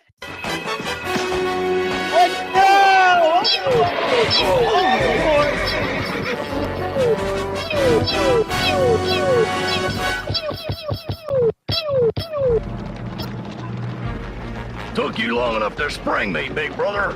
Don't make me it's his sorry brother. I did horrible. It's time for me to even the score with that low-down Marshal Meathead Montana for sending me to prison. Hold on, Horrible. You're not going anywhere. Got a way for both of us to get even. You was were the bossy one. That's why he's not in prison. Okay? Terrible and horrible. Morning, Marshal. Morning, Mr. Pete. Back to the saloon. We thought we weren't Hey, going to howdy, hear today. Moo. You looking for breakfast? There's that Afraid dirty not, Miss heart. Lily. There's that Miss Lily. There's the cause of all the problems in New Mesa right there. That's my girl. That's my girl. She is the textbook CIA definition of a honey pot. You know what I mean? Oh. Heck yeah, brother. She's a honey pot. I'm gonna be another rapper dancer. She's a honey pot. Honey pot. Well, hey, howdy, Moo. You looking for breakfast? Afraid not, Miss Oh, Lily. yeah, she's Looking gonna for give a you varmint. breakfast. And I just found him. With the blue plate special and sourdough toast on the side. Yeah. Eat up, Terrible, because your next meal is gonna be in jail. You're under arrest. It's about time, Montana. Wait a minute. There must be a plan. Losing your touch? Go ahead, Marshal. Lock me in good and tight. Satisfied? Not until you're convicted as the masked bull. Then you're gonna be mighty disappointed. Oh, see, there's the setup. They're setting him up. He's going to be mighty disappointed, even though he's Mighty disappointed because it airtight. Yes. ain't very big around, but it sure is short. It'll get airtight, and that's all that really matters. Locked up tight. All right. Satisfaction. Golden. Good. Good.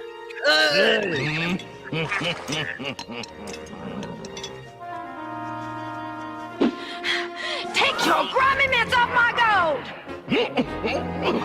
Yeah! Nobody messes with my gold mine. Besides, I want my package back.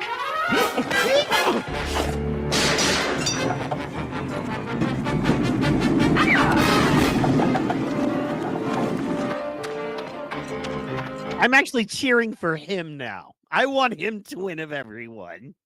Yeah, I agree. Because if you're gonna exist in a corrupt society, be the most corrupt. I mean, if we're gonna play the game, be the best at the game you're playing. You know what I mean? That's all I'm saying. And So, if you got the main OG yes. in the world with El Scorpio, yeah. You know, if you got a tight El Scorpio and you got you win. Sorry, I was gonna say, if you got a tight El Scorpio and you got the gumption and the wherewithal to play both sides of the law, I'm for it. Let's go. You know what I'm saying? Let's win this thing. Yes. Love it.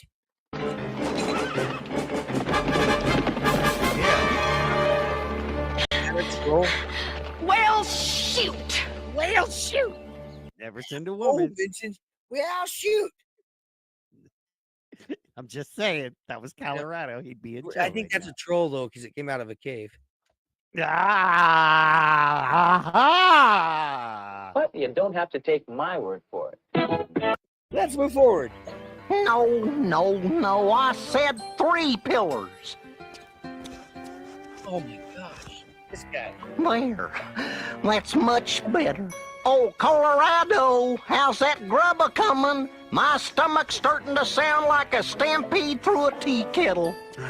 Well, now I hope you get killed. Well, now I hope he finds you. Okay. Hey, it's like Pesci in the movie with Mel Gibson, and they had like 3 of them, and Pesci was he's like Pesci. That guy. Yeah, he's being Pesci. All right, fair enough. But once again, I still hope they find him. Me too. Just what you ordered, Puma. Beans and biscuits. Ain't you forgetting my bib there, Dakota?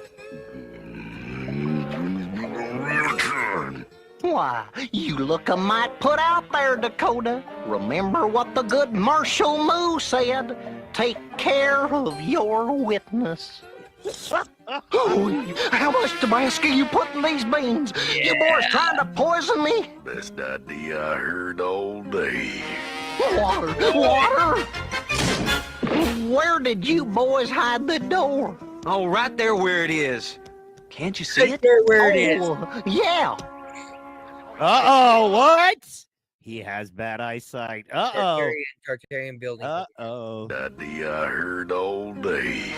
Water! Turn around like stupid you are. Where did you boys hide the door? Oh, right there where it is. Can't you see it? Oh, yeah. Order!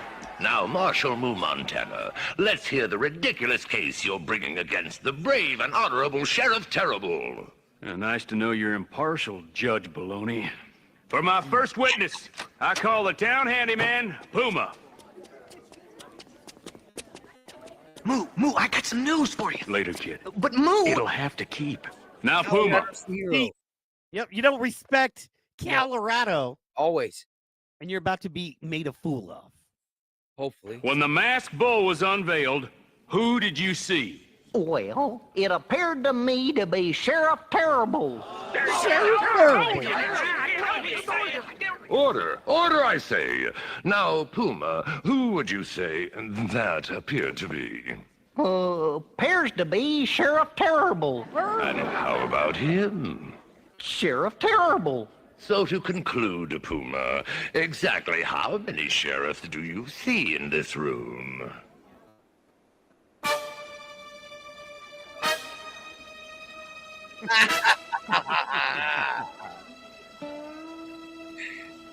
Piss poor disguises. 3. Marshal, any further questions?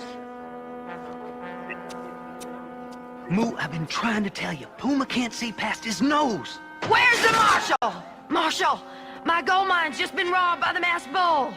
You hear that, Montana? And I was under lock and key all day. And I still don't have my parcel back. Don't you worry, Miss Kate. We'll get your belongings. Yeah, I believe you.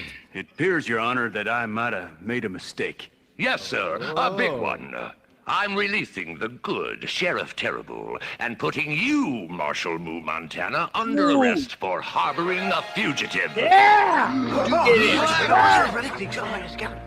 What fugitive? Why, Puma, of course, for expectorating in public. We all pitched in to cover Puma's outstanding fines, Mayor. Looks like it's a pretty sad day, man. Bad A lot day. went down in that scene, bro. They switched it on him. That courtroom scene was heavy. Dude, that Wow. courtroom building was beautiful. Yes. Looked nothing like any other wooden structures in town. We got to catch that again. Basically, they went to court thinking they had him, but no. He had a plan all along. What fugitive? Why, Puma, of course, for expectorating in public. We all pitched in to cover Puma's outstanding fines, Mayor, and I'll make sure he watches his expectorating in public. Yes. And I'll make sure that this is given to the proper authorities. You're no longer under arrest, Montana. Paid his way out.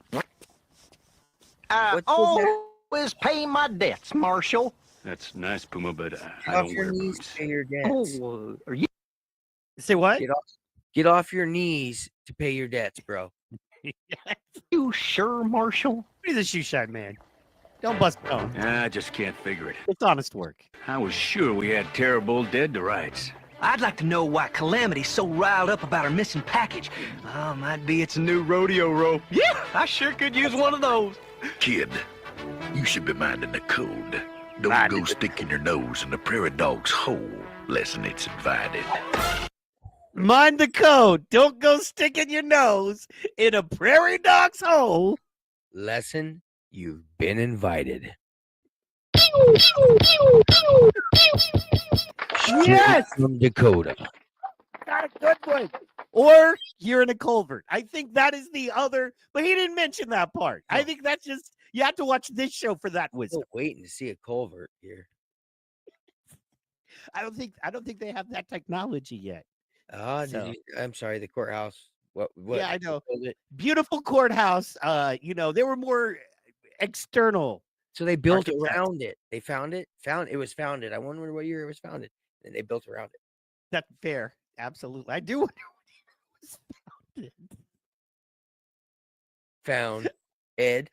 I'm wondering if you're the first person in the history of the world to ask the question, what year was the courthouse on the Cowboys of Moo Mesa founded? And I love that about you. Pertinent. Important information to know if you really want to get into Moo Mesa. Fair. I love Moo Mesa. The message on an arrow. All right, we got a message on an arrow, It's folks. a new rodeo rope. Yeah, I sure could use one of those. Kid, you should be minding the code. Don't go sticking your nose in the prairie dog's hole, less'n it's invited. Marshal Meathead, meet me at dead end this evening if you want the gold, and come alone or forget it. The Masked Bull. P.S. I've got Calamity Kate's package, too. Well, that explains it. He definitely got a package. Well, let's go and get him, man. Not this time, kid. The note says come alone. Cyclone! So that's what I'm gonna do. See you later, boys. Bullshit. Oh, Miss Lily. Oh, Miss Lily. Miss Lily. Something awful's happened. Well, calm down, Jack. Now tell me, what is it? Oh, no, Jack, how can I get involved and mess it all up? Jackrabbit Jack. Jack and a jackrabbit. That was creative. Well, they went the extra mile on that one. What should we call the jackrabbit? Speedy? Hoppy? No, that'll never work. Jack. Yes! Yes! Jack the Jackrabbit! How did we not think of it sooner? You're a blatant genius, man. I just thought of it right now. And brilliant. That was the office meeting. Sorry. We'll move on. something awful's happened. Well, calm down, Jack. Now tell me, what is it? Well, I guess the wires were down, 'cause this just came in over the telegraph. Horrible escape from prison. Did you warn the marshal? Everyone knows Horrible's sure to come a-gunning for him. That outlaw's sworn to get even with Moo ever since Moo put him away. Oh, that's just it, Miss Lily. Nobody knows where the marshal is. Oh, no. Oh, what are we going to do? Where's the marshal? Oh, wait. Don't all that gold just make your mouth water? Man, this ain't fair. The Terror Bull and his brother get the cape and all. Just ain't fair. I agree with you, sir. Yes, it is not fair. You know what I mean? Why are you talking about the taste of gold? You never tasted gold? It's delicious, dog. Oh. Delicious. Oh, just make your mouth water. Man, this ain't fair. The Terror Bull and his brother get the cape and all. No. Maybe they'll let us keep Calamity's parcel. Yeah, whatever it is. You Just want open to it. ask him? Not if I want to live to tell about it. No way, brother! I gets to smash the marshal! Forget it, Horrible. I've been waiting a long time for this. He's mine. I've been waiting longer, so I'm doing my head in. You always were pig-headed, Horrible.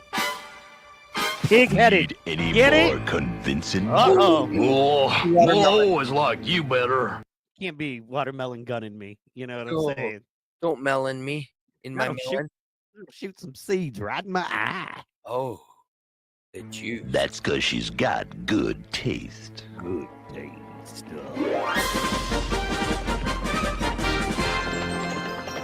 Name's Colorado. That's scared to you. Oh, yeah. Wednesday. Moo's gonna be okay, Dakota. Good taste. Good taste. Come on. More Colorado songs. Name's Colorado. That's scared to you. Oh, I hope Moo's gonna be okay, Dakota. Hey, you got any guesses what Calamity's got in that package of hers? I could really use a new trick lariat, or a saddle, or some fine snakeskin boots. What? What'd I say? It ain't nice to pry into ladies' personal business. Why, Dakota, if I didn't know better, I'd think you're sweet on Calamity. It's true, ain't it? That's between me and Miss Kate. Dakota, Colorado, oh, thank goodness I found you. Moo's got trouble. Terrible's no-account twin brother Horrible just broke out of prison. Let's go, Oh, dude! Look at that. I think you're sweet on Calamity. It's true, ain't it? That's between me and Miss Kate. Dakota, Colorado, oh, thank goodness I found Boom, look at that. Oh, look at my Oh. leg. Look at me. Look at me. I'm in the Old West, but I can't dress like a normal person. And what person stands like 3 foot outside of shoulder width? Someone who's open for business, Vern. Or breezing out. Maybe it needs a little fresh air, you know what I'm Blowing saying? off the stank. You gotta. My This is grandma the used Old to say that. West. You know, yeah, man. Not a whole lot of. Grandma used to say that. Go outside for a while and blow off the stank. So I would. And she'd give me a salt shaker and say, go put some salt on a bird and it can't fly, and then you can have a bird. So she'd laugh and watch me run around chasing birds in their yard. The salt shaker. Thanks, Grandma. Bless you. Love you. I love that childhood story, man. I feel like it tells more about you than we want to know, but we appreciate it. You know what I'm saying? Thank you. That's just a scratch. That's just a scratch. Chasing birds with salt pretty much could describe the last 20 years of my life. You know what I mean? Got you. Hey, that's a good analogy. Great analogy. It is. It is. If I could just get one. Keep it. Moo's got trouble. Terrible's no-account twin brother Horrible just broke out of prison. Let's go, dude!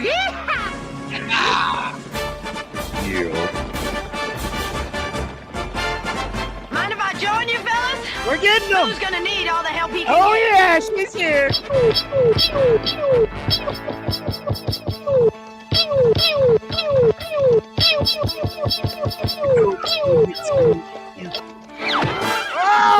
Oh, what was that? Sniper. Oh my God! It's got to be that the native cow. The native cow. Just riding along. No big deal, just riding on my horse. I want that Marshall Meathead. What do you mean, you? I did it myself. Did I hear my name mentioned? What do you mean, you? I did it myself. Sorry, I'm just so. I want that Marshall Meathead. What do you mean, you? I did it myself. Did I hear my name mentioned, boys? Montana. But we smashed you. Now, boys, you ought to know what the code says by now. You can only knock a person down if he lets you believe he's a dummy. You trick. Okay, there's some that I'm with, and there's some that I need Vern Thomas to help me break it down. Okay, hold on. We're gonna have to hit repeat because that hurt. I know you're doing great, man. That You're one doing your hurt, best. though. That code really. That's Da Vinci shit. I know you're gonna break it down. I'm asking a lot. Look, I know. I got it. I'm asking a lot here. You're doing your best. I got this code. But I need your help. I lit need your it. help on this one. Was raised in it. Did I hear my name mentioned, boys? Montana. But we smashed you. Now, boys, you ought to know what the code says by now. You can only knock a person down if he lets you believe he's a dummy. You can only knock a person down if he lets you believe he's a dummy. That's the opposite.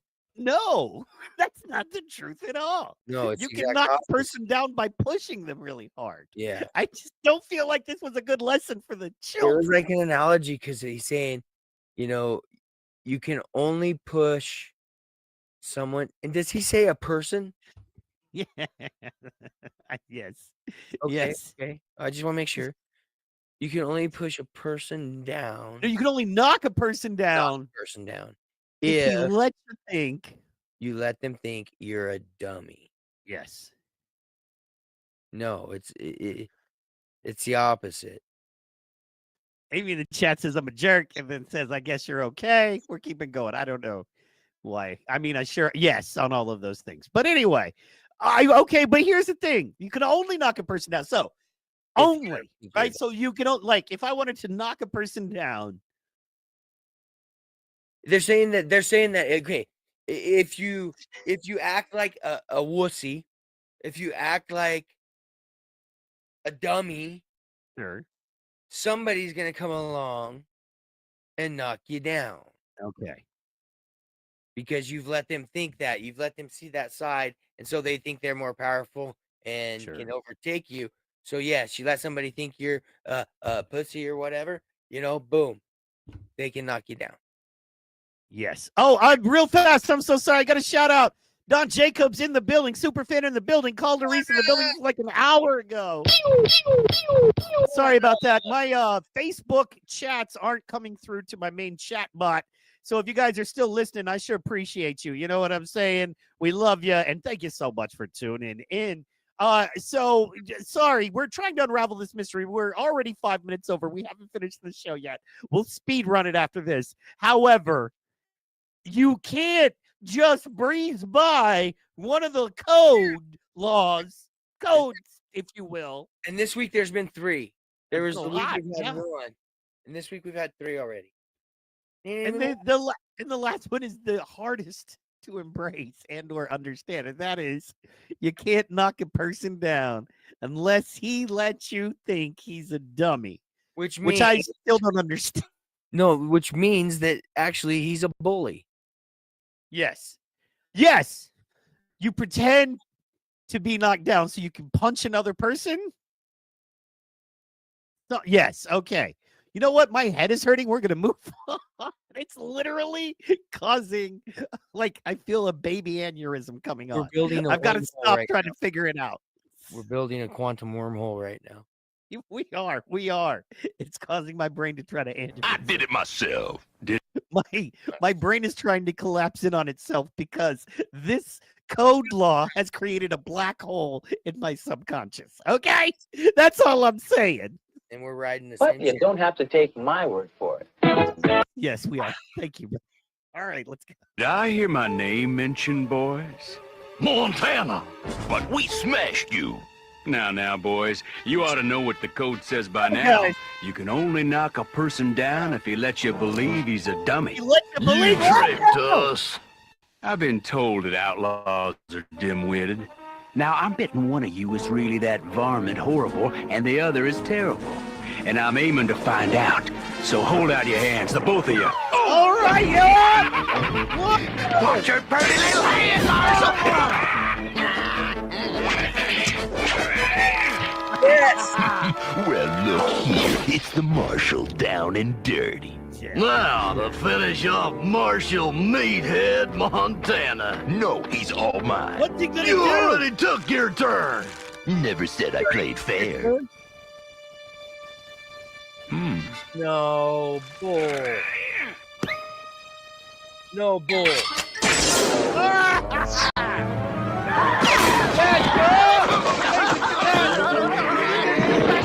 What? Proves the magic. Oh, yeah.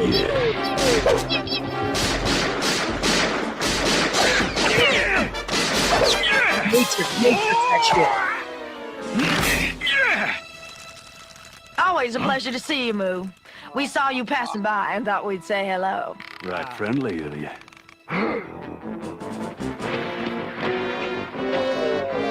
Come on, Horrible. Lend a hand. Oh, there's clean it out. But what about the loot? Hey, you two, go back and get it. Go, man, get it. To the cactus. The briar patch.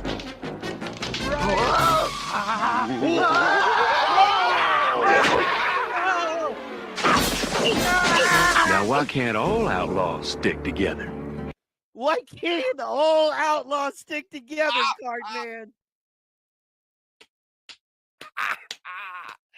Good one.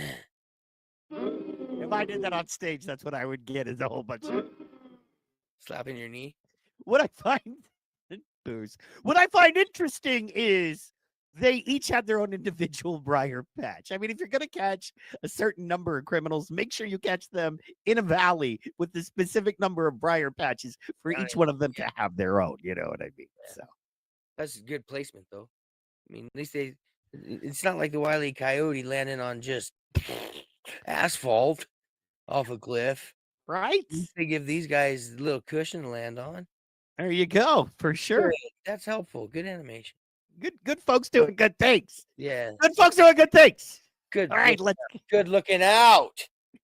Well, at least we still have one masked bull. Oh, darn stickers! You'll pay for this, Marshal Meathead! How'd you know it was him, Moo? His note. Nobody calls me Marshal Meathead, but this low-down sidewinder. Whoa. Look, Horrible. I can't prove it yet, but I'm sure you robbed Calamity Kate's mine while Terrible was in jail. In that case, where's my package? Where's I, sort of found this with the loot, Miss Kate. It's summer's eve, and I need my freshness. Where's my package, Dakota? I got your package right here.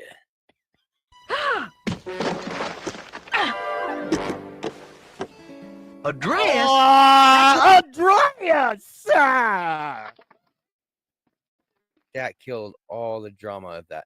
That killed the drama of that package. I know. What a letdown. The reveal was very disappointing. Like most journeys with women, it's a whole lot of work for a little bit of pink letdown at the end. You know, pink, and it's pink.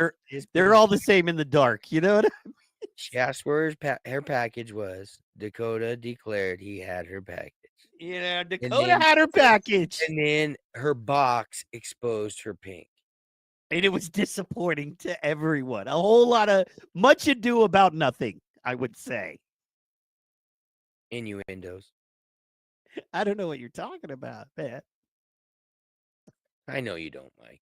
I have no clue. I'm just speaking on the pink package, the box that she valued, her box that when was open revealed pink. That was disappointing. And Dakota wanting to protect the package, make sure she got it, make sure the package was delivered. There's a lot of subliminal stuff in here, bro. I'm telling you, man. It's been called a box Jail. for a long time. Yep. In that case, where's my package? Where's my I sort of found this with the loot, Miss Kate. Oh, yeah. Mate. Let me show it. A dress? A dress? That's what's in the package? Oh, now how am I going to use that?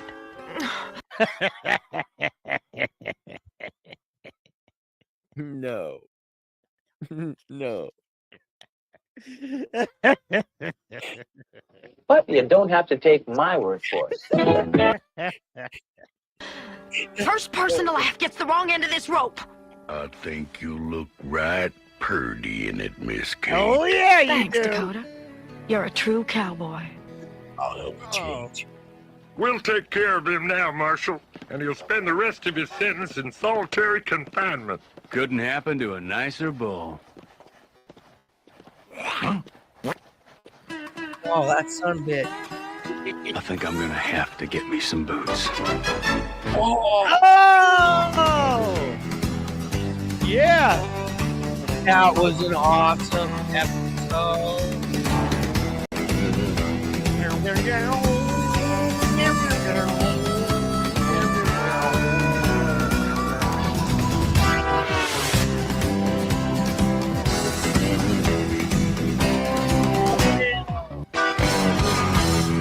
Ladies and gentlemen. What? Oh my goodness. I feel great, bro. Ooh, I feel like I'm suffering from whiplash, bro. That was amazing. That was the best episode yet. By far. Once again, whiplash. It's one of those episodes we could almost watch again. There was so much going on. You had intrigue. You had double crosses. You had setups on setups. You had a new mysterious character, a native Calmerican, if you will. Never showed. Yes. Just saw him for a quick minute. Saved a life. Brat was gone. So you had a little Kate in there. You had a little hooker in there. You know what I mean? But she was just there kind of for eye candy for a quick minute. Like they worked her in, like, oh, we got to work this one in. You know what I mean? So. Well, yeah. But the innuendos in this one I was dying. It was too much. There's like 5 or 6 in there that were just killer. That's the first episode I've seen where I feel like we could watch it all over again. Like that one's got to save for maybe when we're doubling back for like classics, because we're gonna there's too much there. There's just too much there, brother. What a great episode though, man. Absolutely. I loved it. I absolutely loved it. I mean, there's so much different content in that episode that both of us could, just enjoy, share, relate Groove to. on. Yes. Yeah. I mean, there's even a little political in there. Mhm. I mean, that episode had a little taste of everything. Well, every Cowboys of Moo Mesa at this point is giving you a political, socio-economical message underneath what we're watching. Every single one at this point. Yep. So, Yep. It was there is government-driven cartoon. They just hired the Teenage Mutant Ninja Turtles people to do it because they'd been so successful in the late 80s with their cartoon. So the government hired them and said, hey, make this happen. You know what? Because it didn't run long, and the Ninja Turtles guys have all the money in the world to make anything they want run. Mm-hmm. What I think, maybe it was just one of those, hey, we'll pull you two guys. It's because it wasn't the original guys, right? Yeah. And they pulled the two guys, and they're like, here's a boatload of CIA money to make a cartoon. Basically copy the Ninja Turtles idea, but make them cows in the Old West instead of Ninja Turtles in sewers of New York. Yes. We're going to pile all these messages in. So, and today, I mean, and they are, if you want to go conspiracy wise, because today they even introduced a Tartarian building. Wow, true. In the middle of the cartoon, out of nowhere, for no reason. Well, I mean, Tartaria could be a very real place in the Cowboy of Moo Mesa's universe. Oh, true that. They could be on that timeline. That's very true. We had brothers going to jail, brothers not going to jail. Is he ever going to get caught? Are the good guys really the good guys at this point, or are they just enforcing created laws to oppress the people and to keep the upper class upper? Is there voting in this town? How did the mayor become the mayor? We don't know any of this. No, but we will. We're going to get to the bottom of it. We've got 2 full seasons. Yeah, and the codes will teach us. The codes are there to show us the answers. It's like the Da Vinci Code, only it's Cal Moo Mesa Code. Okay, and I want to revisit that last code one more time. Oh, my right eye is going to feel the pressure behind it. And I'm going to start throbbing in my head, but let's go. You deserve this, folks. Okay, so you deserve the explanation. So, as the code says, you can't knock a man down unless you let him think you're a dummy. You can't knock a man down unless you let him think you're a dummy. What? What? I can't. My head's starting to hurt again. I can't. Knock him down. You're dumb. So I understand if you're able to fool somebody into thinking you're a dummy and you're really not, it is easier to, let them knock you down because you want them to think you're a dummy. Fair. in some cases that applies, but there's also many other ways to knock a man down. Trust me. Whether the man thinks you're dumb, smart, or a genius, many other ways other than just letting them think you're a dummy. Yeah. And you let a guy think you're a dummy, and then he knocks you down. So you can capture say- him. Yeah, so you can not really be that dummy and hide behind a rock, and then My brain is hurting. Hey, we gotta. No, I did appreciate the other law. It was a good law. There was You know one- what I'm saying? Don't go sticking your nose in a possum's hole. Yes. Unless you're invited, something like that. Lesson you're invited. That's right. That's how we speak. That's how we speak. I agree. Don't put your hole in strange noses. Or Even if you're invited even if you're invited sometimes, don't put your nose in that strange hole. No, you're not going to preach that. You're not going to throw that out there as like, you can stick your stuff in holes. No, okay, yeah, no. What I'm not saying it's a law. I'm saying discretion should be applied. But you don't have to take a chance. Take a chance. Take a chance. Take a chance Dude, on me. that hole is funky. Flies buzzing around it, maybe, and it's saying, "Bring your nose in here." Maybe you don't. I'm just saying, maybe you don't. Blessing of COVID, no more scent.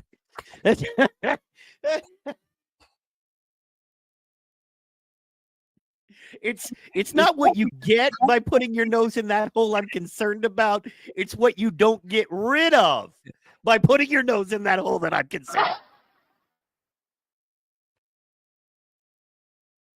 Without antibiotics or a shot. Yeah, mini penicillin shots. Oh my. All right, ladies and gentlemen, this has been the Cowboys of Moo Mesa Watch Along Party, episode 3. We killed it. Cardman, I just want to say as we round out, I got 4 seconds left. I'm going to be 1 minute over. Thank you so much, man. Missed us last week. This is the best part of the week. Guys, this has been Cowboys of Moo Mesa. What do you want to tell the folks before we leave?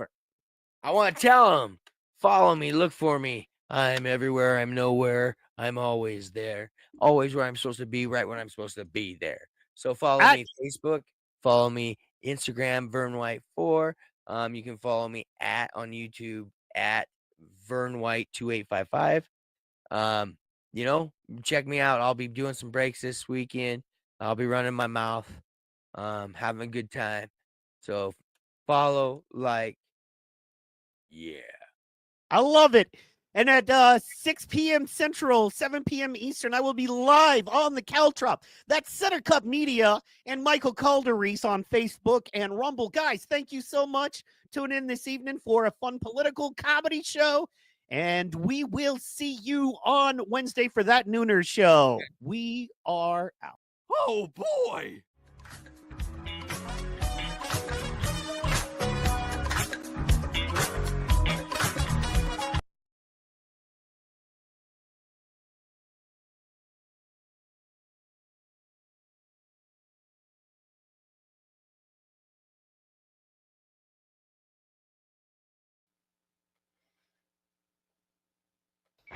Caltrop is an area denial weapon designed to stop the enemy.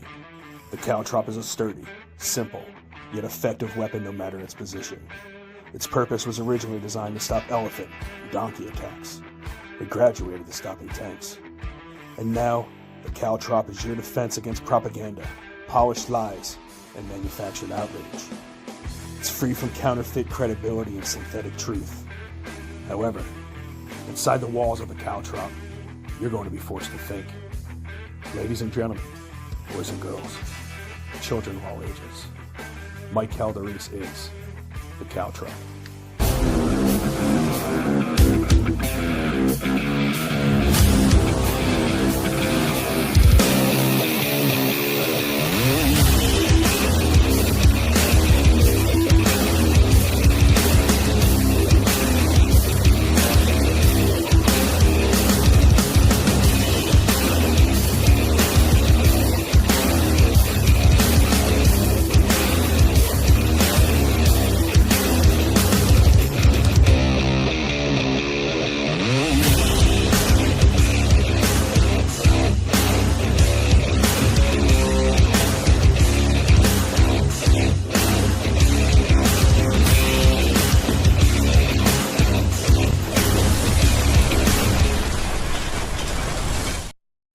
Welcome, everybody, to the Caltrop. I am your host, Mike Calderese, and I am the Caltrop. I am your defense weapon. I am your defense weapon from bullshit, from non-truth, from non-fun, and just the boring same old horseshit that you guys have been watching week after week, year after year. We are here to give you some information and have some fun doing it. And we have an absolutely packed show tonight. A lot to talk about. Of course, the Trump and Elon stuff has hit new level. We're going to start off with that with the mics right. But we have an awesome show past that. AI is it thinking for itself? I mean, are we at a point where AI is now thinking for itself? We have an amazing story. We have a professional coming up to talk to you about it shortly, just to kind of quell your hopes or scare the shit out of you. Who knows? Tommy Clarisi, professional, is going to be joining us. He is a cybersecurity expert. And I have two special guests for the Caltrop crew coming in for our panel. We have my man, Fresh Mike. He's going to be a staple here every Friday night. I love that dude. Helped me out so much, and he's been doing such a good job every time he comes on that I wanted him with me every Friday night. And we're going to rotate people in for the Calderese panel. We have American Pegasus, my man, one of the best friends that I've had for my entire life. Ryan Lawrence is going to be here. He is more of a libertarian. I love his perspective. He's going to make you think from different angles, different positions. I cannot wait to have these guys on. But let's get into the show. Everybody in the chat, I'll be addressing you shortly. But right now I have something for you, and it's the Mike's Right, Shut the Fuck Up and Listen segment.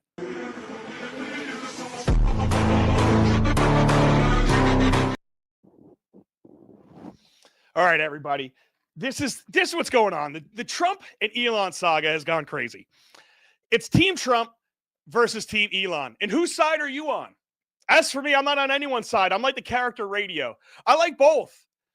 I love watching these billionaires publicly disagree, especially when trillions of dollars are involved. Musk struck first, saying this bill is beautiful in the same way a fat girl is beautiful. So beautiful that you don't tell your friends about it after you sleep with it. If this bill was a woman, Musk said, he wouldn't fornicate with it using 10 Cruz's equipment and Marco Rubio pushing.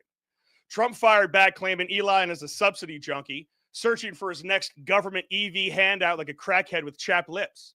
Elon said, oh yeah, fuck you, I'll take my rockets and go home. Trump said, you can't quit, I already fired you, bitch. You know, things are interesting when Trump and Elon start Twitter truth fighting. Because usually when two billionaires fight, we just end up getting worse Wi-Fi and another app we didn't ask for or don't use. This reminds me of Musk versus Zuck's Rumble in the Coliseum. You remember that fight that didn't happen? At the end of the day, Musk versus Zuck's fight would have resulted in 3 rounds of this sucks, but you'll still watch. This week, Trump went after Elon just like he caught him driving a Tesla doing donuts on Mar-a-Lago's front lawn. The MAGA crowd suddenly woke up and went, wait, Elon's not with us? Since when? Since always, you dumb motherfuckers. You just like that he bought Twitter and fired everyone except the cleaning crew. And let's be honest. Trump and Elon aren't that different. One sells hats and lawsuits. The other sells cars and lawsuits. Trump thinks he's going over the moon with this big, beautiful, overweight bill. Elon thinks he's going to Mars. Spoiler alert, neither of them are making past TSA. It's like a billionaire version of Real Housewives, only it's the real billies of Mar-a-Lago. You know who's winning this fight? Nobody. Not the left, not the right, not Twitter, not Tesla stockholders, and definitely not Truth Social, which still loads like a 1998 fucking GeoCities page. But the best part to me is watching people flip-flop on Elon faster than Biden falling off his fucking bike. My butt's been wiped, he said. The left used to love Elon for saving the planet one electric car at a time, pretending his cars ran on sunshine and recycled Mountain Dew cans. The left quickly turned to hating Elon because he was a union-busting, meme-posting space dork with a child named after a Wi-Fi password.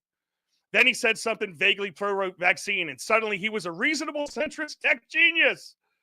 Then he tweeted Doge, and they wanted to lock him in the same fucking Tesla, put it on autopilot, and aim it at a row of burning Molotov cocktails. Meanwhile, the right went from chanting Elon for president to he's a deep state globalist, all in the span of one Truth Social post. It's like watching divorced parents fight over custody of a robot, back and forth, left to right, over and over like a bunch of iRobots who haven't realized their own consciousness. It's awesome to watch. The left went from Elon will save us all to he's a dangerous fascist, burn all of his shit, to Elon's great again. Hey, man, sorry for the fires.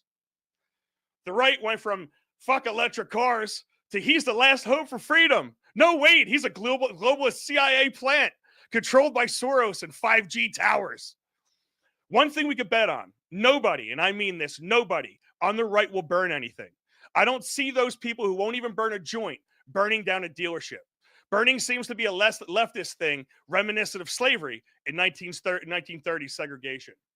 But even if Elon doesn't know what side he's on, he wakes up and lets his electric dartboard decide.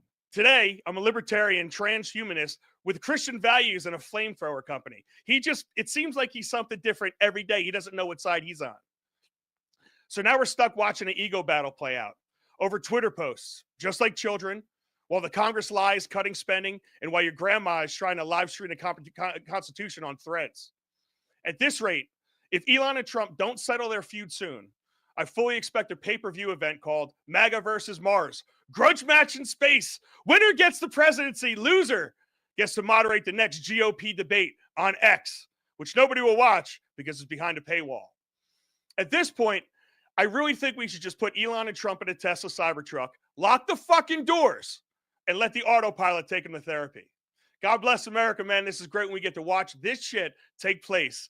Mike's right. You know I'm right. Let's fucking go. Here to discuss it is going to be the Caltrop crew, and it's going to be a fun night. We're not going to have a lot of videos and bullshit like that. I hope you like my monologue. I wrote that just for you.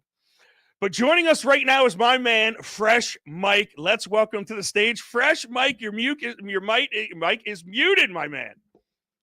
Oh, yeah, let's get it.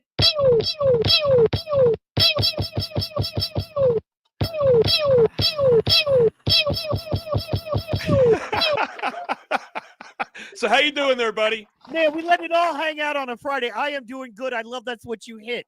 I don't know if everybody was watching yesterday, but first of all, brilliant monologue. That was freaking brilliant. I loved it. I love the punchlines, man. That was actually very good. You know, I was surprised you came up with something that funny, quite honestly. But you did. But you did. I'm surprised that you're surprised. Are you looking at me, looking at you, looking at me, you motherfucker? All right, dude, great. And let's welcome to the stage our next guest, my man, American Pegasus. This is my boy, Ryan Lawrence. I've known him literally my entire life. He has been my best friend my entire life.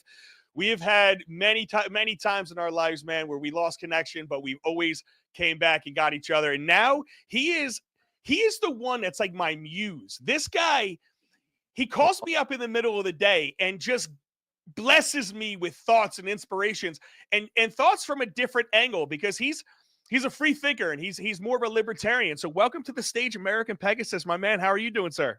I'm doing good, man. Thanks for having me on tonight, Mike.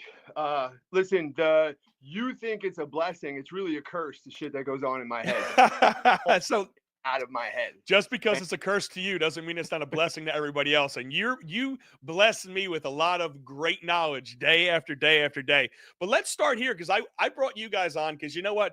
I've talked all week and I talked a lot about this. So I want to hear it from different perspectives. I want to hear what you're thinking because what I've been doing lately since the Wednesday show is looking at what they're doing behind the scenes. And it's a shitload. It's a lot. And I don't know, they always say that when they're doing something this overt, like the Elon Musk feud, that something's going on in the background. And I'm here to say, like, there's a fucking million things going in the background, and you can't make heads or tails over any single one of them. But let's do this. Let's get to Fresh Mike. Fresh Mike, tell me your thoughts. What do you think about this whole Elon versus Trump scandal? First of all, it on its face before we get into it, because I'll play along, but it's WWE 100%, without a doubt. So this is Stone Cold and The Undertaker for multiple reasons. Let me give you some on Trump's side, right? Trump. Okay, this is what I really think, man. I think Trump had great plans and he got in there, and just like the Cash Patel thing and we love Cash, and I can't count the hours I watched of him on his own podcast, Cashing In with Cash Patel, Tim Pool, all of these podcasts, him going on and on about how Epstein didn't kill himself and we need those files and bop. And then what happens? He comes out, he's like, yeah, no, Epstein totally killed himself. He was on Rogan last night saying there are no videos. We watched boxes of videos being taken out. And he's like, yeah, there's no videos. So I think something similar happened to Trump. I don't know who it is that's really running everything. I think we can all agree they, if you know their name and know their face, they're really not the ones running anything. However, they got to Trump too, and he had this great plan, and he had this plan with Elon. And then basically it was like, oh, we can't do this for whatever. They're going to kill everybody if we do this. And so they have to do some WWE thing, get everybody talking about them again, see who's really in whose camp. Because the one thing about it is if we're really friends and we're wondering who's really committed to us and what we're doing, we can have a fight. And when it divides into two camps, we know your guys and my guys, right? I mean, that happens all the time, right? So. It's interesting, Ryan. What do you think about that? Because, do you say things like the reason why the Epstein list is not out is because Trump's name is on it? If you are Elon, because the way I'm reading it is Elon kind of seems like a scorned wife right now. What's your read on that? Well, I think the Elon talking about Trump being on the Epstein list was the worst part of this whole drama. And honestly, to me, it was the least interesting. The whole story of Elon, and, I sent you that video today, Mike, of Thomas Massey, and he kind of explains it as like these three trains going towards each other, and that's kind of how I see it is like, Elon's done a lot way before this whole little feud happened and way before he got appointed to Doge. Elon's journey on this whole thing has been wild. You know what I mean? It's like, I don't even know if we've ever seen anything like this. And so you go from like, Elon being a Democrat his whole life, a liberal, to going to like spending $44 billion to buy Twitter, which honest to God, like gave Trump a platform to even be able to run for president, to, giving him $300 million for his campaign, sacrificing all the time he did for Doge, doing all that work at a loss of his income for his businesses. He had to take all that time to step away. And so, and then this feud happens. And I think it was all, it all started from this bill, this big, bloated, disgusting bill. And so, seeing Elon speak out about it was actually really cool, man. It's cool to see people stand up. I'm a Massey fan and, Rand Paul, and those guys are always the only ones that stand up and go, this is ridiculous.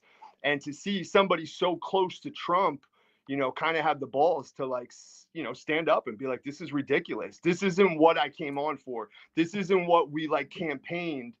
Everybody that was all the people that weren't Republicans that were campaigning for Trump. We wanted to see government get cut. And so whatever this whole feud happens, I don't love that he accused him of being on the Epstein thing. I just, even if he was, whatever, it was just a low blow. And I felt like up until that tweet, he was making a lot of really good points. So who knows? The WWE, that's politics. I think there's always like at least a little bit of like performance. But I think it's a moment, man. This is a pretty big moment. And I side with Elon mostly on this, at least in terms of the bill. So you're a little team Elon. Now, what are you, Mike? Are you a little team? You seem like you're a little more team Trump, or you're on the this is team bullshit side. I think I'm a little bit with both of you guys. I'll tell you something. It's refreshing to see the left, it's refreshing to see the right and two really mega giants going at it and disagreeing on some policy. Because let's face facts, this all came out of disagreement of policy, which is one of the things I never like about Trump, because every argument seems to devolve into name calling with him. Everything, if we're being honest.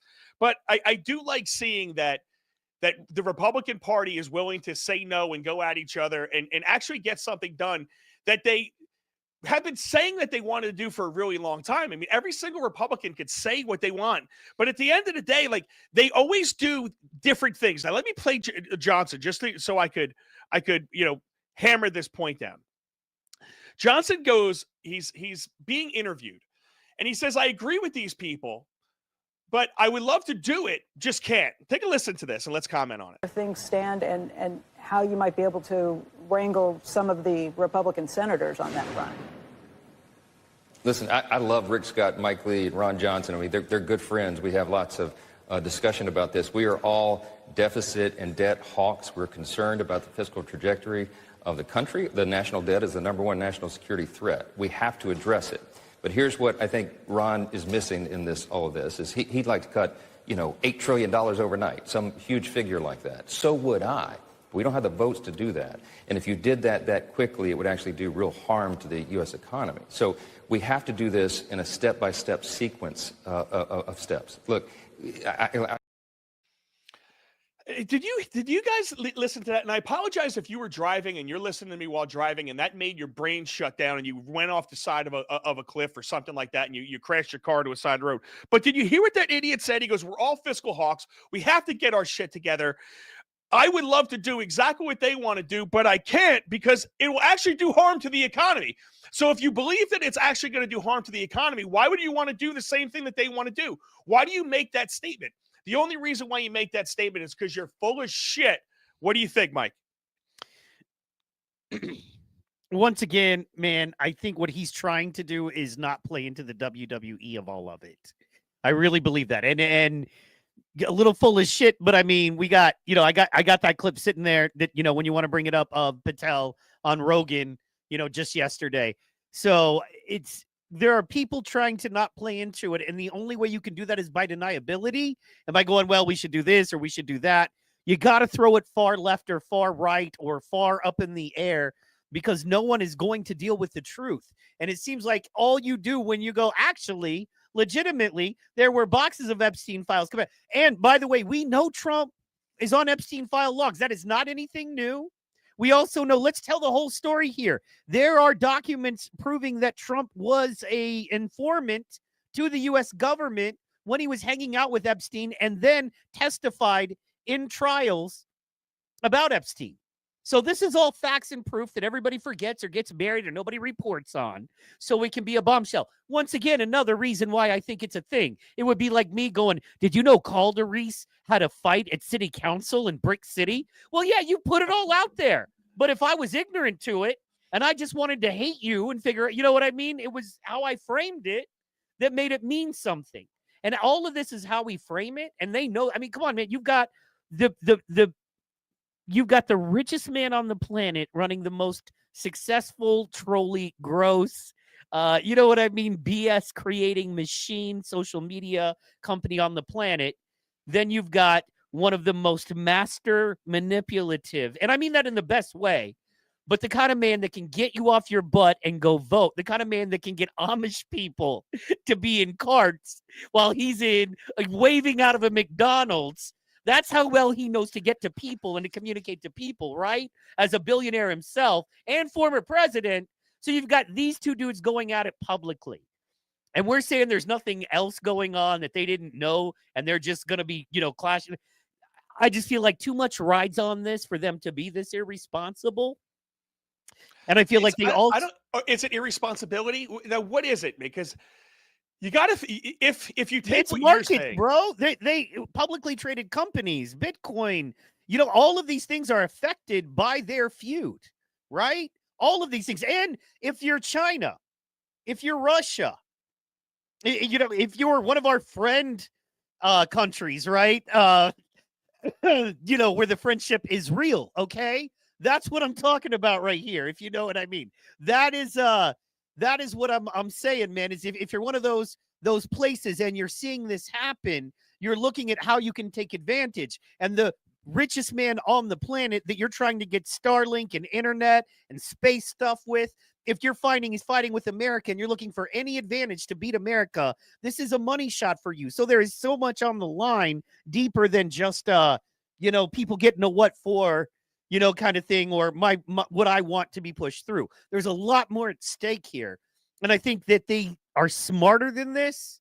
And I think that if we're buying into it, we're buying into it in a WWE style with a man who has participated in multiple WWEs, who has a McMahon on his staff.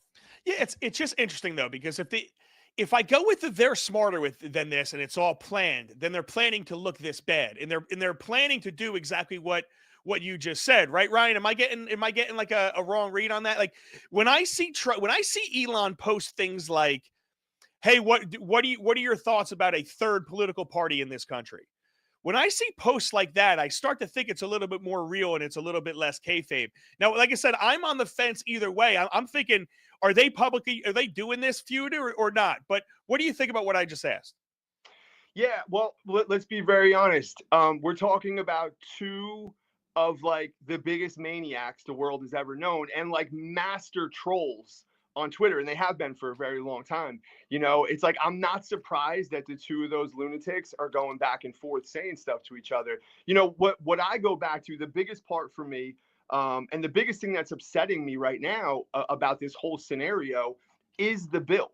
Right. And so if we just go from terms of the bill, okay, so this whole entire bill gets written, you know, I don't know behind the scenes what happened as far as like Elon getting pushed out. I also heard that because he's not an actual, you know, employee of government, that he could only do 130 days. I would have to like look into that a little bit. That's correct. That's correct. Yeah, he might have been on his way out anyway.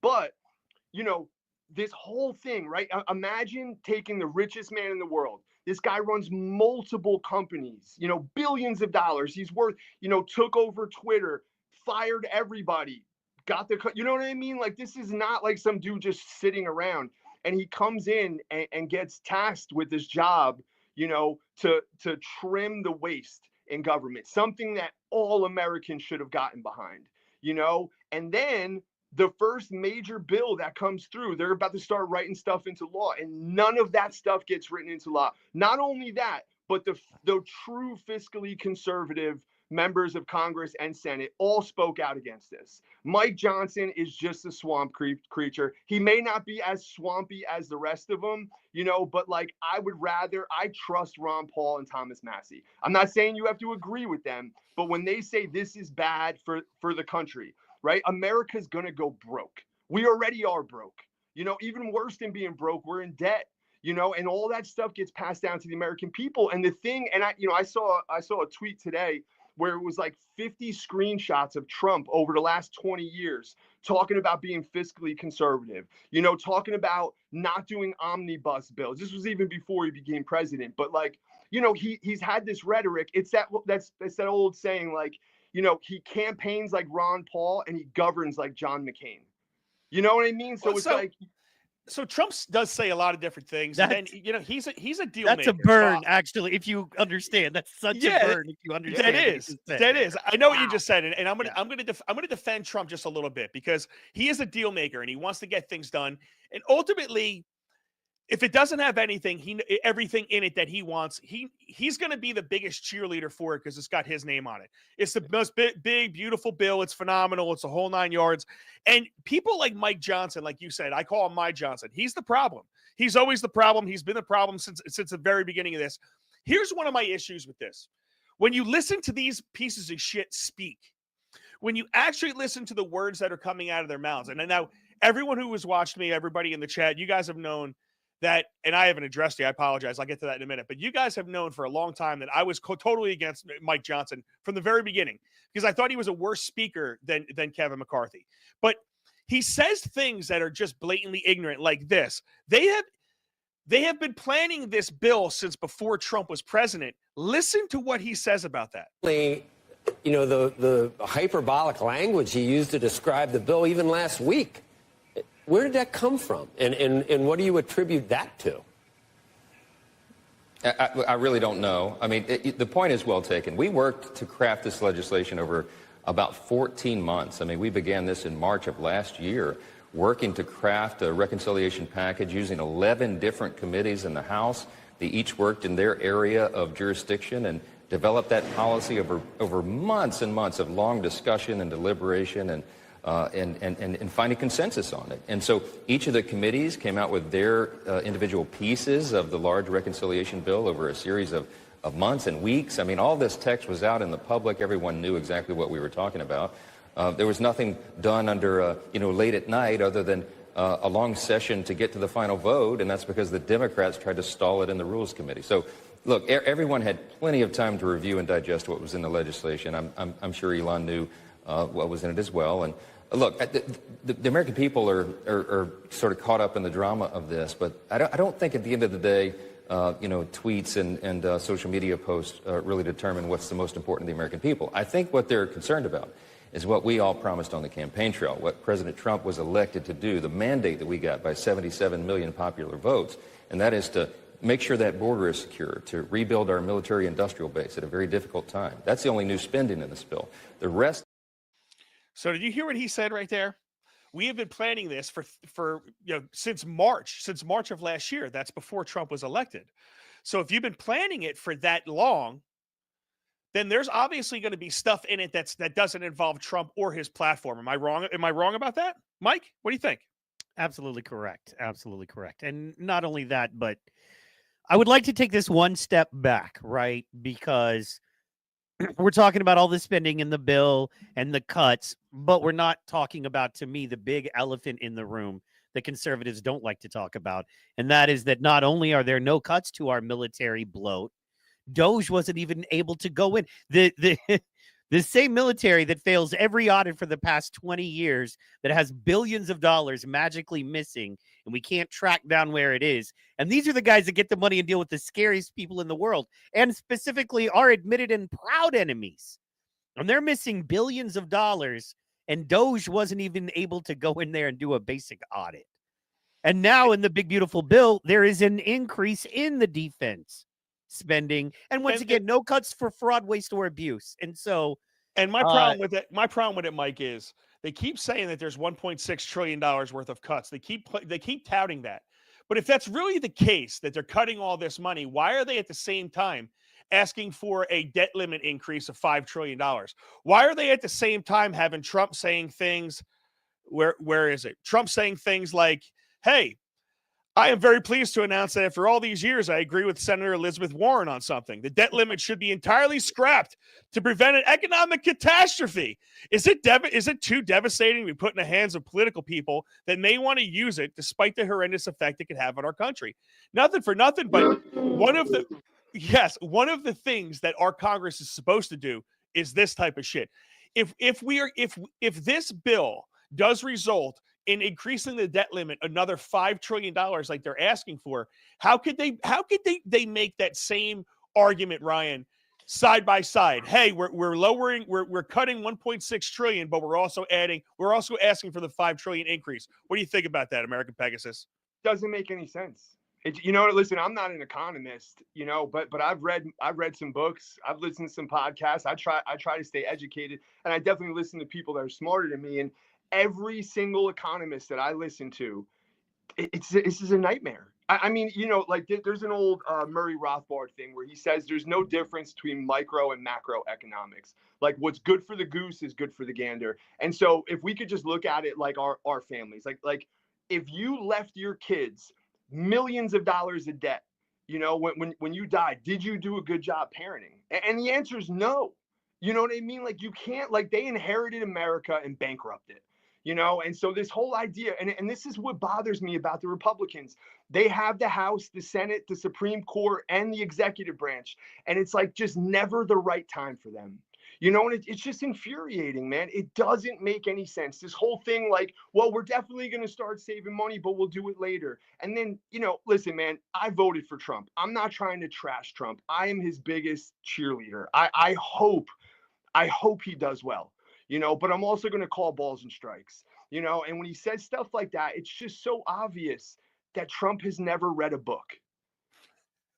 You know what I'm saying? And maybe he's busy. He doesn't have time to read books, but then talk to someone who reads books.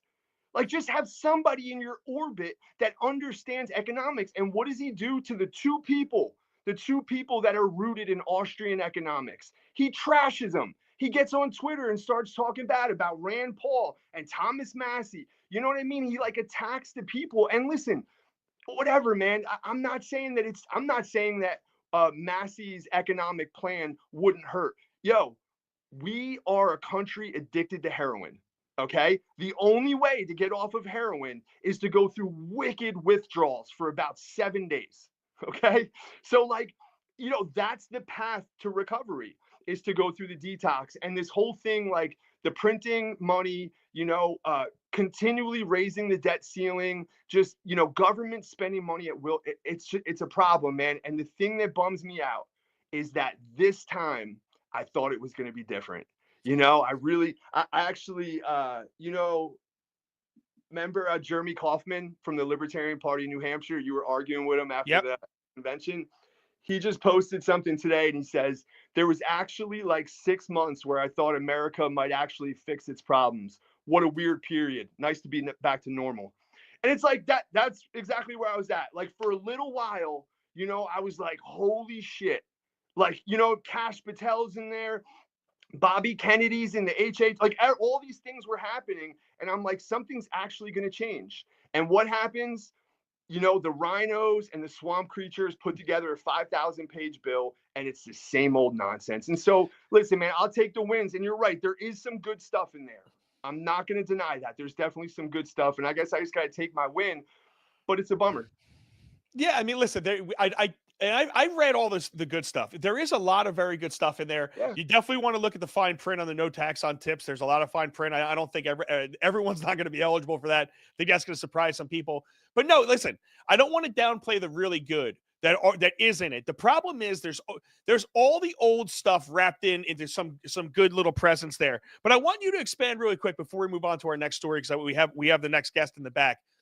Expand on this just a little bit. And Mike, I want to get your quick thoughts on this as well.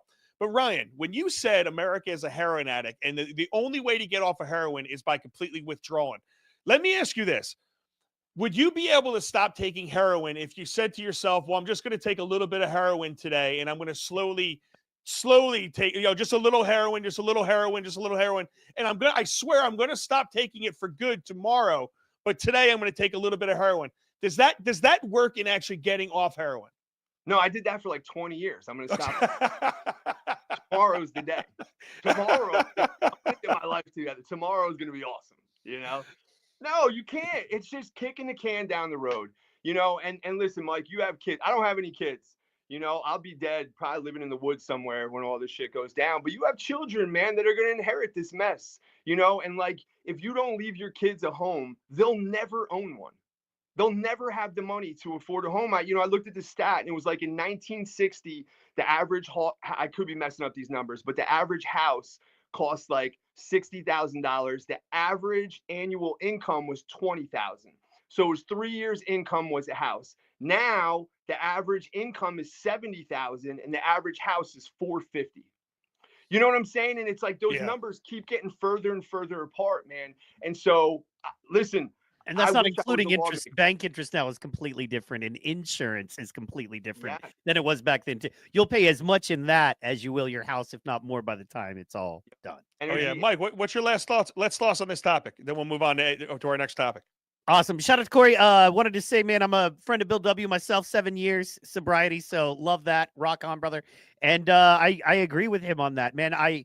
The compassionate former liberal side of me worries, because there's going to be a lot of people that are going to have to do without, especially when they get Medicaid back in line, if they get our EBT and food assistance programs back in line. Unfortunately, that's going to hurt a lot of weak people, because at the end of the day, when those resources shrink, it's the evil people in those places that are taking those resources illegally that are going to hurt the weak people who can't defend themselves, that need those resources the most until you get everything back. So it's going to hurt some people. However, it's going to, it's definitely going to fix the fraud and abuse, and ultimately it will right itself, and the people who do need the help will get the help offered. And I agree. I just think, man, it's going to be rough for a minute, and keep your powder dry.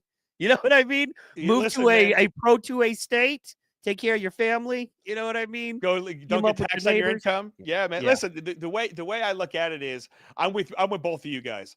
If you cannot make people comfortable in their poverty, and when people are too comfortable in their poverty, they get very comfortable living off of the little tiny scraps of bullshit that you hand them.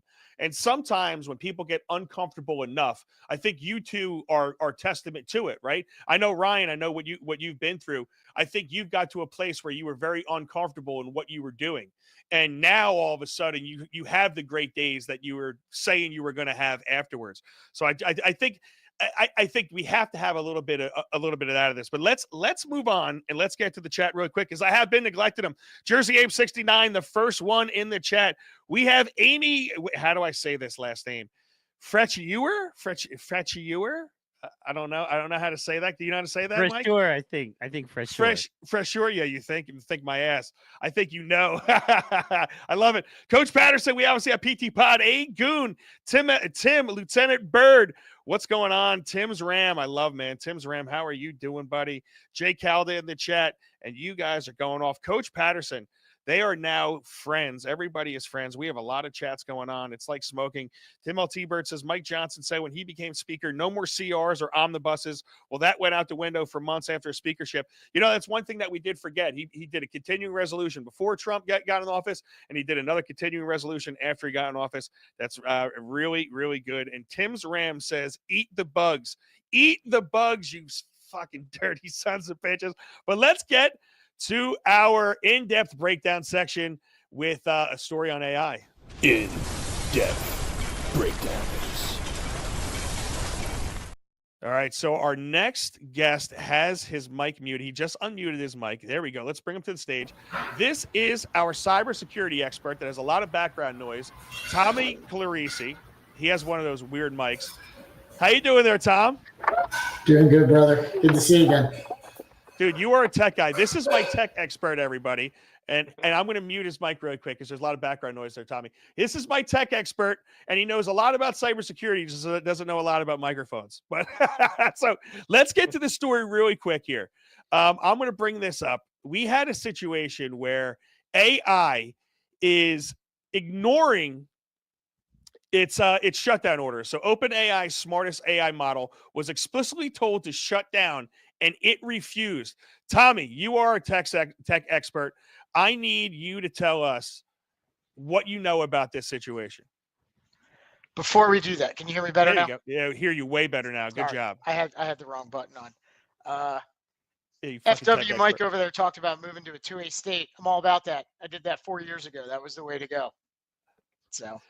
Yes. So now let's get to OpenAI. So you're a cyber expert. This OpenAI refused shutdown. Is this thing thinking for itself now? Is it telling everybody to go fuck itself? When do they take over? Like it's we're in some type of Avengers movie. So I hate to break it to you, Mike, but I don't think it's as exciting as you want it to be. So I'll kind of give you my 2 cents on that. When you understand the way these things work, behind all of this AI is what's called a large language model, or what's called a learning language model. It's got a couple names that people will go by, but you'll hear everybody say LLM. This is all based on the way that it's trained. And so I read that story that you were talking about earlier. And in that case, they gave that execution order 100 times. And in 7 of those cases on one of the models, it decided not to shut down. And I think one of the other models, it might have been 3 or 4. I don't remember exactly how many it was. But the bottom line here is it's all about how they train the model. Right, what these things do is they ingest a whole bunch of, you can put text into them, you can throw pictures into them, and they basically learn the language. And they're basically guessing what is the next word that would fit based on your question or your input or wherever it's going to be. And so in these particular models, it's probably very possible that just the way that it was trained is how it was able to do something like this. I think the scary part, for me at least, is less about, is it Terminator 2 all over again? Like, I don't think we're quite at that stage yet. But, is it the beginning stages of it though?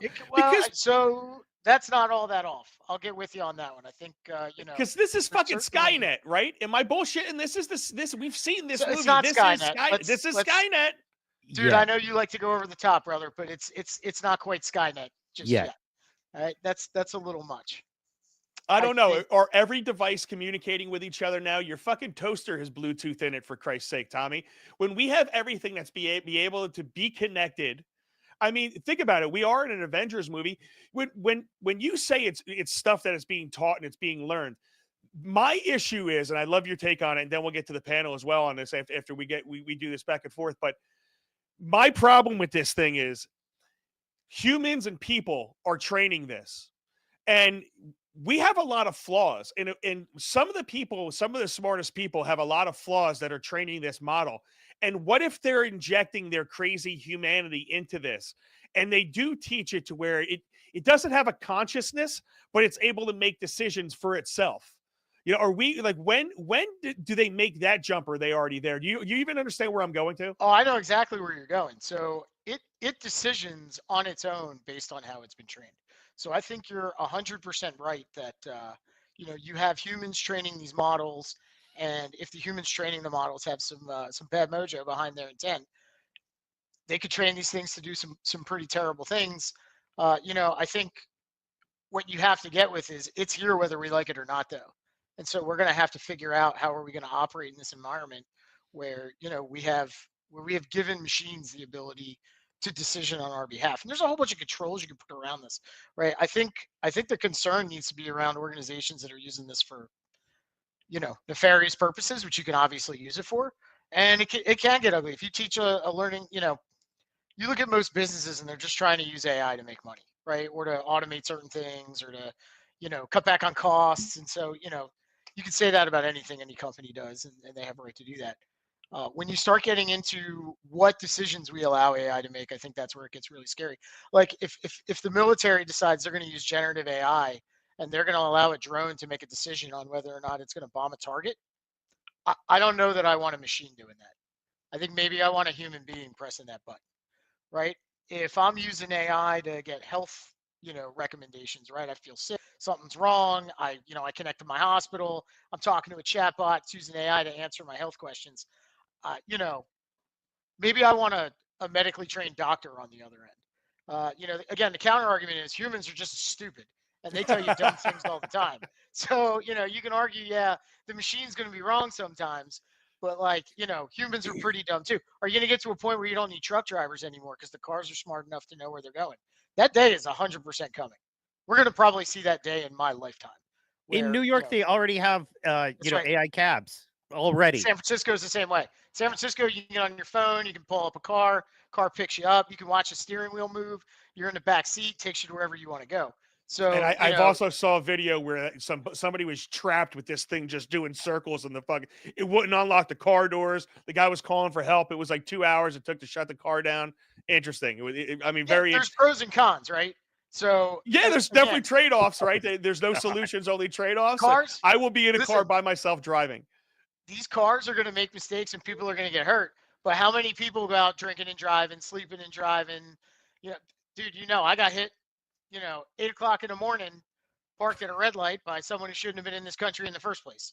So I much would have rather preferred AI was driving that car than the guy that hit me and I sent my wife and I to the hospital for the day. So yeah, true. But I think it's a balance, It is a balance. I have to read Tim's Rams comment. He says, "Just hope AI doesn't convert to a Hasidic and start driving start self-driving car nightmare."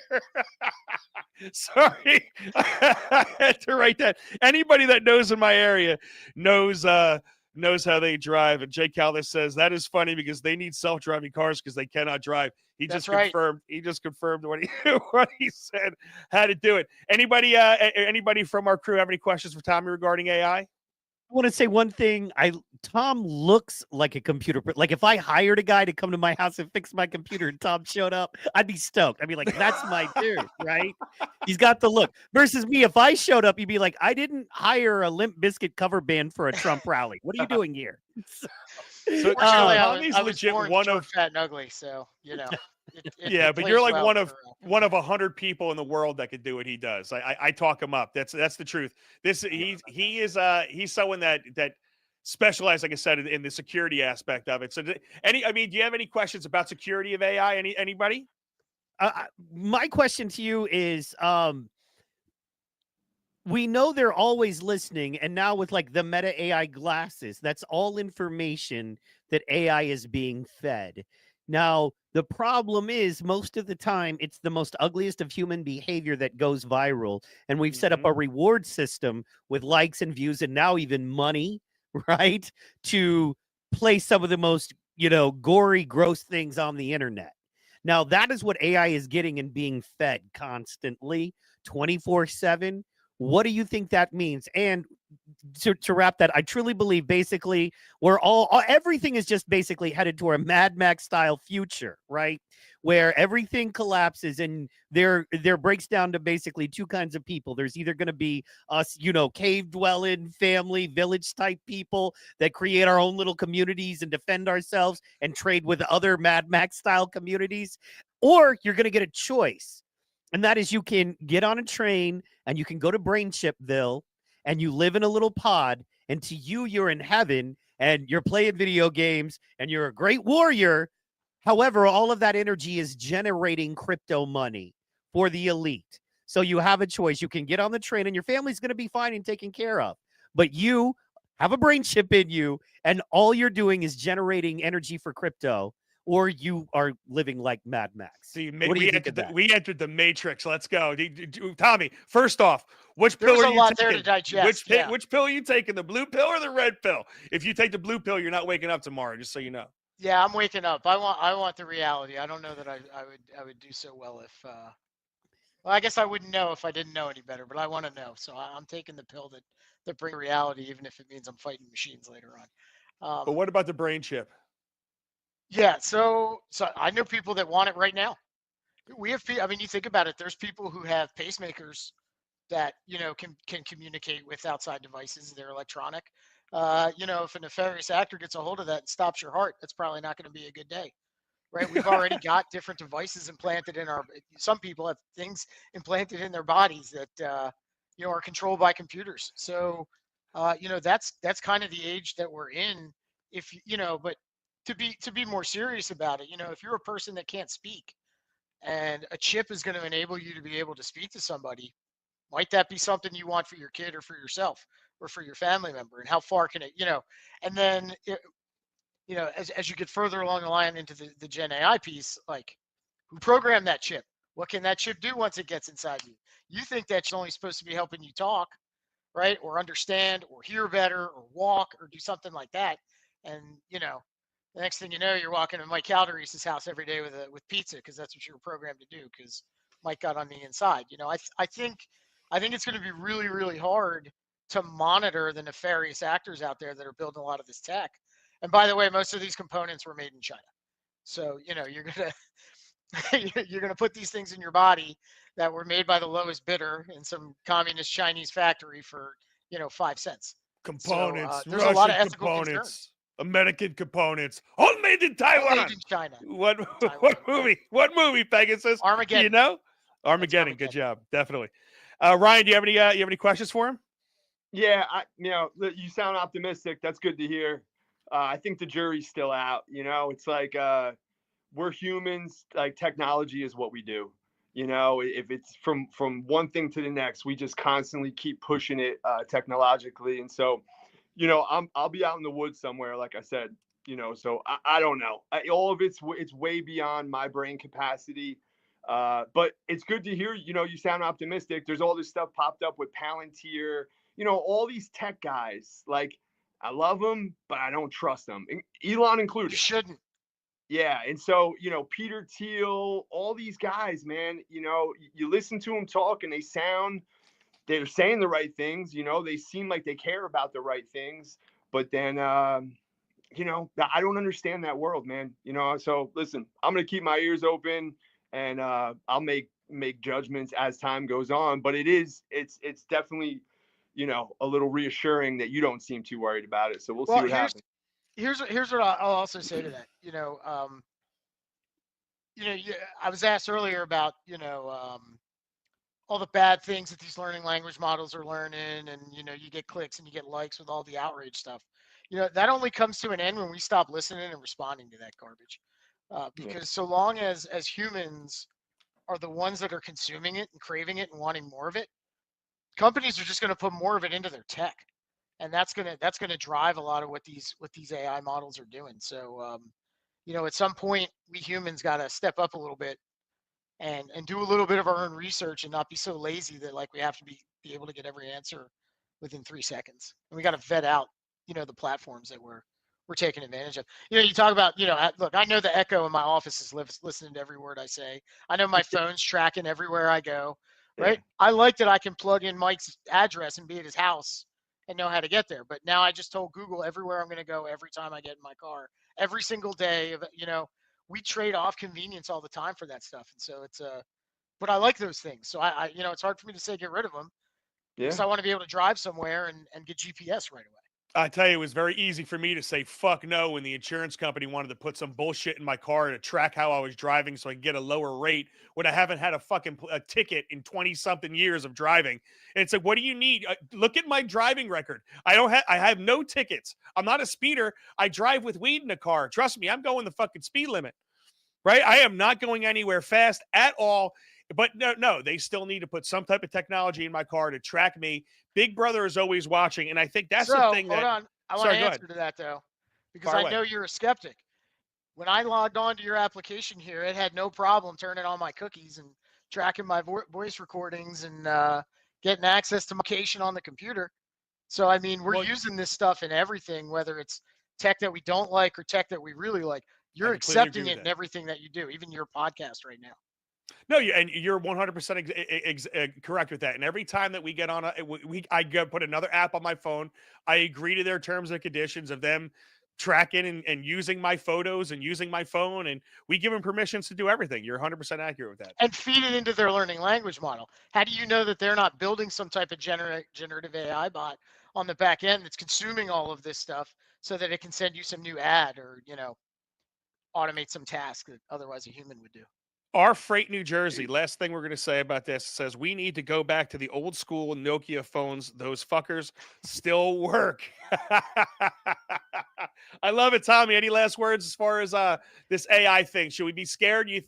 Do we think what's his name from, what was it, Megatron? Not Megatron. Ultron.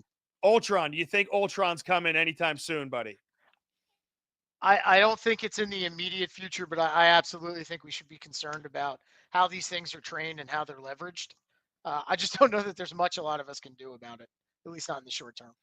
Yeah, I know. One thing I think we're all positive of is these crazy tech motherfuckers are going to do it and ask for permission later. And I think that's something that we have to. That we're in a very weird spot because if we don't do it, somebody else around the world is going to be doing it, and they're not even going to be asking for permission, or they're not. Well, we know what we know. We don't even know how. We don't know what our. You look at what our cyber capabilities are in the U.S. government, what they are in China, what they are in, in Russia. We have no idea what that just hasn't been declassified yet, and what is really out there. It could be so much more that we just don't see in the private sector. Warp drive. We have warp technology. The dude came out and the guy who worked for the DOD and said we have warp drive technology. So unreal. Thank you, Tommy. Really appreciate your insight, bud. Thanks for having me, brother. Good meeting you guys. Have a great night. All right, that's my buddy Tommy. Let's get to the final part of this, and I am going to do a new section for you guys that I'm really excited about. It's good highlights of the week.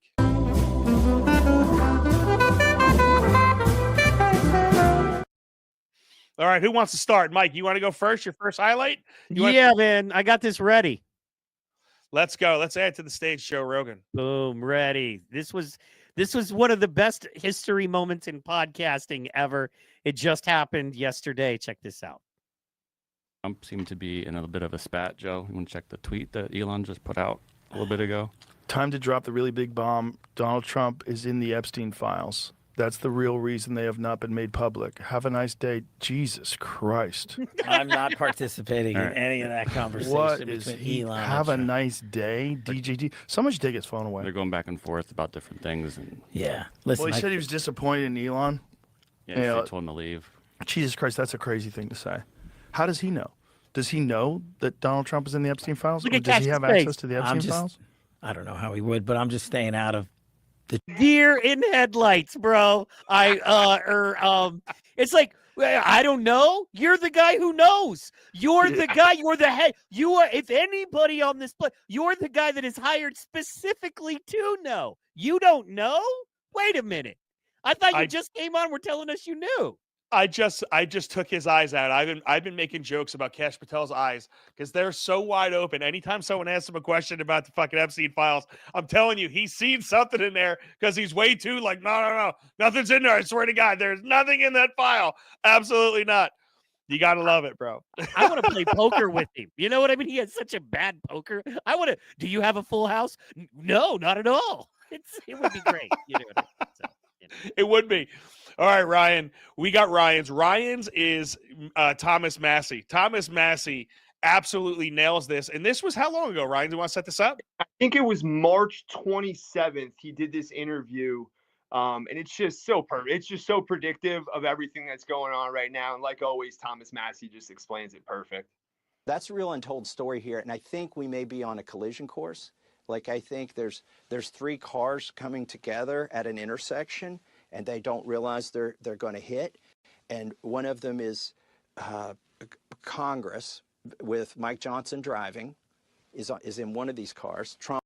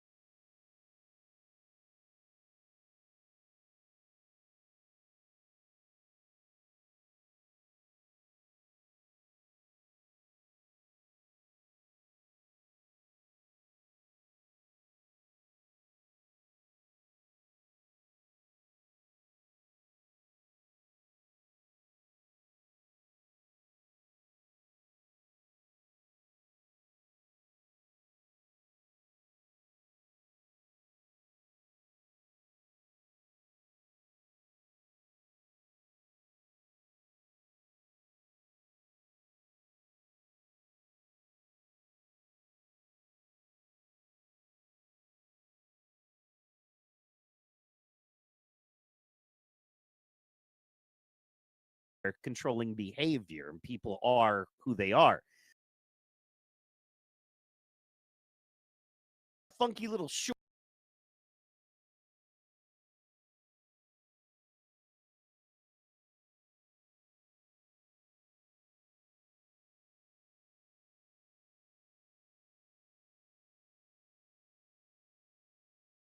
On Monday or Tuesday, right? So I go Tuesday through Saturday, and then Sunday and Monday is usually my weekend as far as that goes. You know what I mean? So Yeah. As far as being live on air doing stuff. So yeah, man. So today's my Tuesday, and I still haven't gotten in the groove yet, but it's okay. Yeah. All right, we're getting there. We're getting there. Well, and you had a special day yesterday, so that kind of correct. Well, you know, you got a holiday and then a special day day after the holiday, and then you're like, and so I can see where your world would be a little bit kooky. Yeah, wacky Right now. times. Wacky times, ladies and gentlemen. So, do I sound any better? Do I sound any different? Yeah. Anyway, sure, why not? I've Yeah, only I mean, yeah, you do. I Sound better. had to replace because this guy, if you can see, I thought you meant your attitude. yeah, that's gonna always be fucked up. Fuck you, fuck your mama, fuck the horse you rode in on, fuck all y'all. We do it in my Nice. way or fuck a damn. You know Nice what I'm saying? mic cover though. That does help. This one was getting chewed up. You can see the little, it's getting chewed up. You know what I mean? So I replaced it. I actually went back. This is one of the extra special newer ones. It's actually bigger. I'll show you. So this is the factory one that comes in the factory, right? Mhm. And this is the extra special one that's a little thicker, a little bigger. And the So, shape but of it's different. A little bit. it's Is it? getting chewed up. And the funny thing is, long story short, when I ordered these, I thought I ordered a 6-pack of black ones, right? And instead, it was one black one and then yellows and purples and blues. And I just, that's not how I'm going to ever get down. No. Yellow and orange. Purple, That's blue. that's not how I get down. You know what I'm saying? I got to speak too much into this thing. So I needed to be a little, you know what I'm saying? So anyway, long story short, I'm back to the factory one. And if it sounds good, I'm going to roll with it. If people say, hey, I like it better, it sounds clearer, or it sounds just as good, I'll just, I'll not order a pack and roll with this till it gets ate up. Then, Well, buy I mean, it's handling the peas, uh-huh. handling them great. Awesome. Just so you know, at least through the headset here. There's no like pop on your peas. Pop on my pea? Yeah.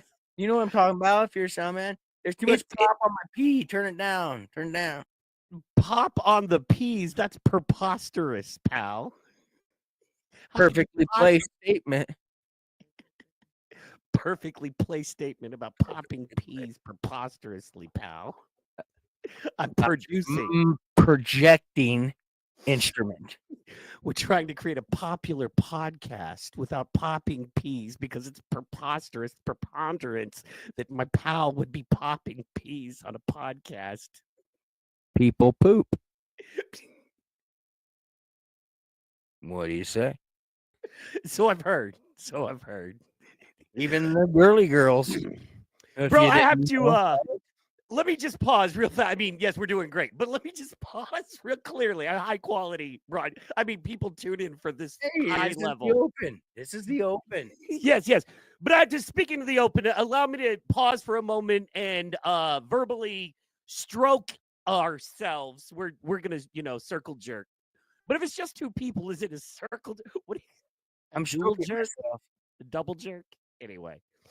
Anyway,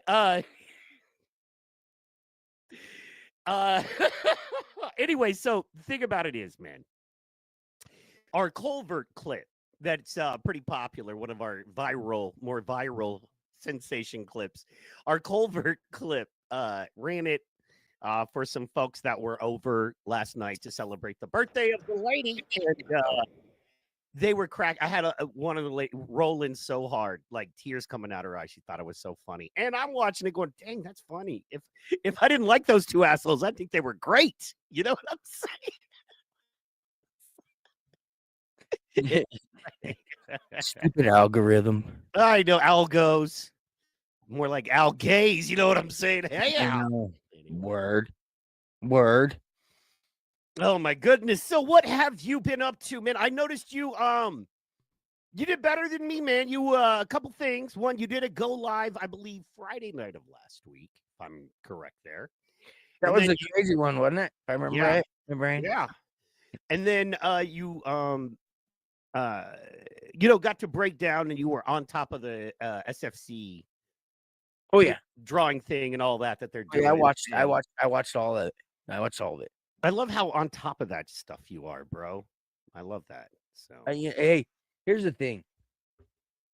I love the slap fights, no matter where they are.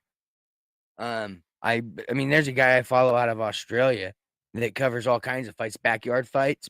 I mean, you know, I watch. I have time. So I make sure I stay up on certain things, you know, and that's just one of them that I stay on top of, and I like the people in it. Mhm. You know, they're just down to earth, everyday people that are in the that's SFC, and I wanted to put a little light on them, and Hell I yeah. wanted, and then when I saw what you did last night, you know, I wanted to, you know, put a little light on that too, because Yeah, but thank you for shit. Yes, I'm so sorry. Thank you for hitting that clip. Man. Last night was weird, bro. I'll be honest. Michael No. Mann hits me up about an hour before showtime and you know, so okay, so it was weird for a couple of reasons. One, I don't entertain many guests. Don't let a lot of people in the inner sanctum, as you know. You know how we are. You know what I mean? And no one ever comes in this room. You know what I mean? Besides my life partner, no one is allowed in this room unless they're a special guest under high levels of security, and understand they're always under the constant threat of me defending myself at the fullest extent if I feel threatened in my home. So they behave and they leave when told and don't touch what they're not supposed to. And that's how I like it in my inner sanctum space. I've spent a lot of money and time building what I have here. A lot of money and time. And you have your angles you like, and you have your views you like. And if Yes. somebody touches it and moves it, that's not how you liked it. And having a studio, you understand, as simple as bumping something. You know what I mean? You could bump the wrong thing. You could hit the wrong button. Somebody could move the wrong cord, and that cord has got a funky little short in it. But it's the only cord like that you have right now. Yep. And so you like have made that cord work for what you're working with. But if it pumps, that cord doesn't work, and that shuts your whole mic system down. And people are saying, and it's a tiny little cord that just takes one thing to another thing. But that's, you know, a compressor to an amplifier, right? That turns your analog to a digital stream. All, you know what I mean? All of these little things, and literally just bumping one wire screws that all up. Now, the person who doesn't know you bumped that wire, who has to go back in, your producer, engineer guy, has to trace. And you never think it's the wire, right? It's the mic, it's the computer, it's the software. You'll be spending 4 hours trying to figure something out, and it's an adapter or a wire. Or my number one enemy, I find, bad ports, dude. Ports are like, you can be spending so much time and realize the port is crap. So anyway, I'll stop bitching about being a producer. Welcome to it. It's all good. I'm sorry, I was gawking around because I lost my dog in the house. Sorry. Is he okay? He's right here now. I just had to mute and say, Apollo, come here. Come here. And that's why I covered my mouth. I was like, I muted my mic and I go, Apollo, come here. Because I just didn't know. Right. It's black. And it's dark in here. I don't have a lot of lights on. He gets lost, and even though he could be like 6 foot away. But no, he's back. And I don't want to surprise you. I need you to brace yourself, prepare yourself for this information I'm about to share with you. You're inside, it's dark, and I don't want to, you're wearing sunglasses, bro. That just so you know what I'm saying. Sorry. Prescription medical issued. I hear you. No, I'm lying. Is your doctor Walton Goggins? Is Walton Goggins your doctor? You know what I'm saying? Googlins. Walter Googlins. Yes. Not Goggins. Yes. Ends. Anyway, I did want to get your opinion, man. Anyway, long story short, last night was weird because, you know, had stuff going on, came in here, and then didn't really get to prepare.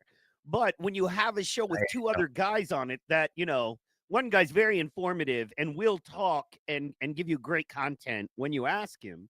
and the other guy's just a nut. With you turn around, he's jamming cigarettes up his nose. So you can leave those two guys for a couple minutes while you're pulling info and dialing it in, right? Yep. Last night you were solo at the beginning, and then you went in on the SFC. And I wanted to cover that, but I thought it was awesome. I mean, I was like, you go, and I was like, oh no, because you didn't have a chance to really get that platform set up and ready for your show. You said not only that, you're just talking about, and then you think these guys are gonna.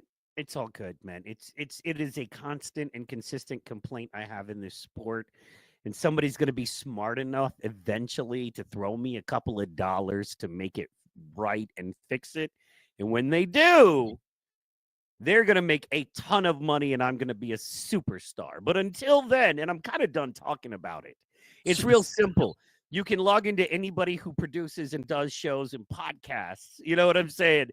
And see that they're trying to cover your sport and they can't find your stuff. And if you're smart enough, you go, oh, gee, this is a regular guy looking for our stuff on an event we just spent thousands or tens of thousands on, and they can't find clips, and they're searching in regular ways.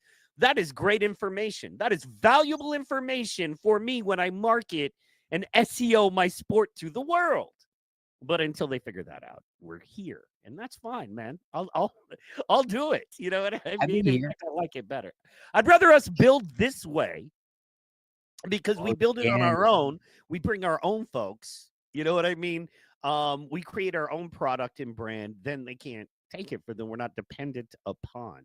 You know what I mean? Then they need us. That's not. Here's the thing. All right. I love all slap sports. Like yes, I say. I love them all. Even overseas, the British SFC. Just everything. Now that's cool. Okay. The European, like the Russian dudes and the British guys, that's a cool product. I'm just like getting into. Yeah. So I'm friends with the president of that, or the head of that over there in British. Really? Yeah, he's on my Facebook, and I'll go in and I'll like some of his stuff and back and forth. But yeah, I like their product, SFC's product, Power Slap's product. I don't like the random ones that like the amateur on Pornhub, like the amateurs out there doing it at home, or on the streets. Wait, there's amateur slap fighting on Pornhub now? No. I'm saying it's like the Pornhub where you have an amateur section. Oh, so this is just dudes in the street slapping each other. Right? So we've got our professionals, and then you see two fools on YouTube or on the internet playing the game, right, and slapping each other. I think that's stupid. Fair enough, there's a line. I think the real sports are awesome. I think some of the goofy, dumb crap you see from amateurs is not. Agreed. And I think it's that way in all combat sports. Yeah, we can go online right now and watch 1,000 hours of dudes just fighting each other in the streets.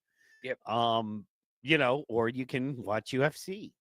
So, and I agree. Yeah, like that backyard fights. I mean, they have that off kick of, that's just setting up a bunch of sheets of plywood, people standing around it, and two strangers that somehow hate each other just throwing like girls. I know, that's so funny. I'm like, you understand? Like an elementary girl fight. I'm sorry. Well, honest, it's funny. It's kind of that's how they fight in prison too, in jail. You know what I mean? I'm like, if any of you knew about leg kicks, the other one would be screwed. You know what I mean? If any one of you knew, back up 2 steps and knock him in the leg, that dude falls. Like that dude isn't even thinking about securing his legs. That dude has no clue what he's doing, and you're allowing him to engage because you're going in on him instead of backing up, letting him come towards you and either or just knocking his legs out and then just stomping him. Anyway, you get what you did. The best fighting stance is the one where they throw their head back because they absolutely do not want to get hit in the face. You're in a fight, bro. You're in a fight. Accept it. You're going to get hit in the face if you're going to fight.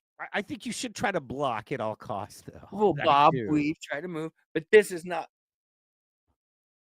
Yeah, no, that's stupid. No. Those ones where they hold their head back and then they're throwing their hands like that. I mean, yeah, you see. I mean, no, it's about they get thousands and thousands of views on that stupid making stuff. sure you have no uppercut danger and ducking your head when you throw, right? Or keep it. So if I'm going to throw, my natural inclination, if I'm throwing a right, like you put them up, right? If you're throwing a right, your natural inclination is to drop your left, right? And then boom, you're wide open. So you come in, you duck in and bring, and then you pop back. That's what you're supposed to do, right? It's little shit like that that no one ever learns in a fight. Then when you get in a real fight, and I am nobody's badass by any stretch. Yes, I've trained a bit. Yes, I had a couple Ami Fun fights, 20 years ago, mind you. But I know enough to where I don't think I get my ass kicked. You know what I mean? Like I wouldn't get beat down. Now, if it's 10, no one's, but if it's just some drunk dude, I don't even drink alcohol, and he's throwing at me, chances are I'm going to be able to at least not get myself hurt. I'm going to be able to, get him down. You know what I'm saying? Yeah. And just get away. Because that's drunks are easy. Yeah. There's a certain point in life where you're like, I just want to neutralize the risk and go home. I don't care what you think of me. Well, yeah, and then you get to my age. Yeah. In my age, that's all you want to be is at home or at peace and left alone. Yeah. So at my age, these hands don't ever plan on touching another person. But no don't plans. House thinking my hands just don't do the talking anymore. Hey, no plans. I just mean, hey, I love the old saying, man, and I submit to it. Better to be a warrior in a garden than a gardener in a war, which is only half the saying. But there is true benefit to being both, which is the end of that, which no one wants to say. But the whole point of that is there is true benefit. I'd rather be a gardener who knows how to war. You know what I'm saying? Yeah.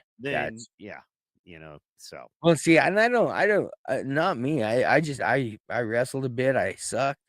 Some of it, but the training, no. But fights, yeah. And those ones on like it would have been like the videos that you see that I said I hate. Just nasty street fights that are in the street, dragging Maine, your buddies, and another carload of different people don't like you because we have two cities that are separated by a river here. So there were always fights when I grew up. There were fights after school almost every Friday. Every Friday, there would be a scheduled fight between two people that hated each other because of a girl. And we'd all go to the park, circle. And inside the circle, there'd be the two guys. And, they'd fight each other till it was over. And then the girl would go home with, sometimes it was the beat up guy laying on the ground bleeding. And sometimes it was the winner. You learn real quick, girls. When it was the guy that didn't have the girl that won and walked off all by himself. And then that girl's like, picking up her pile of mud off the ground, That guy just like doing the Conor McGregor off in the park as in high school. Yeah. See, but I never wanted to fight, but I did get my ass beat a lot because of my mouth. Mm-hmm. I didn't realize. I was Mouth always the large guy. alcohol. Yeah. Well, I mean, as a kid, before I drank, I've always just been the kind of person that says what I think, and that'll get your ass beat. And so you better learn to fight back or defend yourself.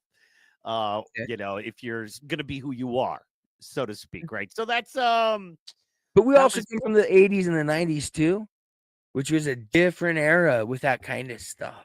Yeah. With kids and growing up. I mean, I had a group of friends that in order to be like real tight group of friends, sometimes you had to get beat up. It was here was the deal. It was, and when I was growing up, it was $5 to make me bleed, $10 to make me cry. It was easier to make me bleed than to make me cry. So you got paid more if you could make me cry. Awesome. Now, Nobody ever made $10. was this you specifically, or just like Yes, kind of it a was thing just- all nope. y'all did, all the kids in your Nope, like it area was did? just me. Only me. Okay, fair, man. And it was this was a part of a sports team that I was on. Rock on. And so like we'd be Love traveling. it. We'd be traveling. I'd be sitting up next to the coach, summertime. Woohoo! Baseball players. And then fucking out of nowhere, like from the back of the van, because we had like 6 family vans that would pile in the players, from way in the back from the couch, come running up my Mexican buddy. Boom! Didn't even see it coming. Just sitting in that captain's chair, high and mighty, and kaboom! Just a fist, boom, across my face. I'm like, oh. Okay, so first of all, that's not fair to you. That's some bitch move stuff. You know what I'm saying? Come on, Made me sucker tough. punches are the worst, man. Anyway. Made me tough though, and made me aware.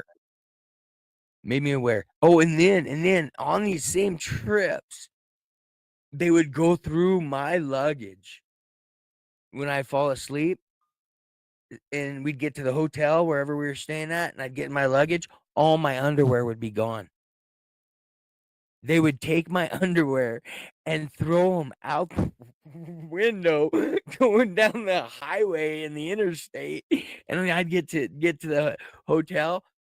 I'd have to spend 3 days with like one pair of underwear in my jaw. Wait, who's doing this? This is your My family or teammates. like your other teammates? My teammates, yo. Man, I think you It was a have game. It I was a think you have game. antisocial problems, Vern. Oh, and then we get to the hotel, and I get a chick. I was a good-looking younger guy, and I get a girl, and we go out. Like this was actually in Gillette, Wyoming, and got back to the hotel. And I was locked out of my room because my 3 buddies, they were in the room. They didn't have a girl. They had to watch TV or whatever, play checkers, and so when I got back from being with a girl, they didn't want me in.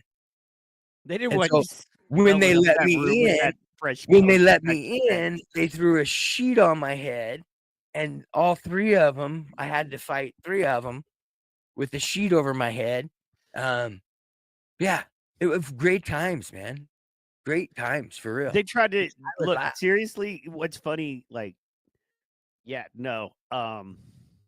Those were great times for me.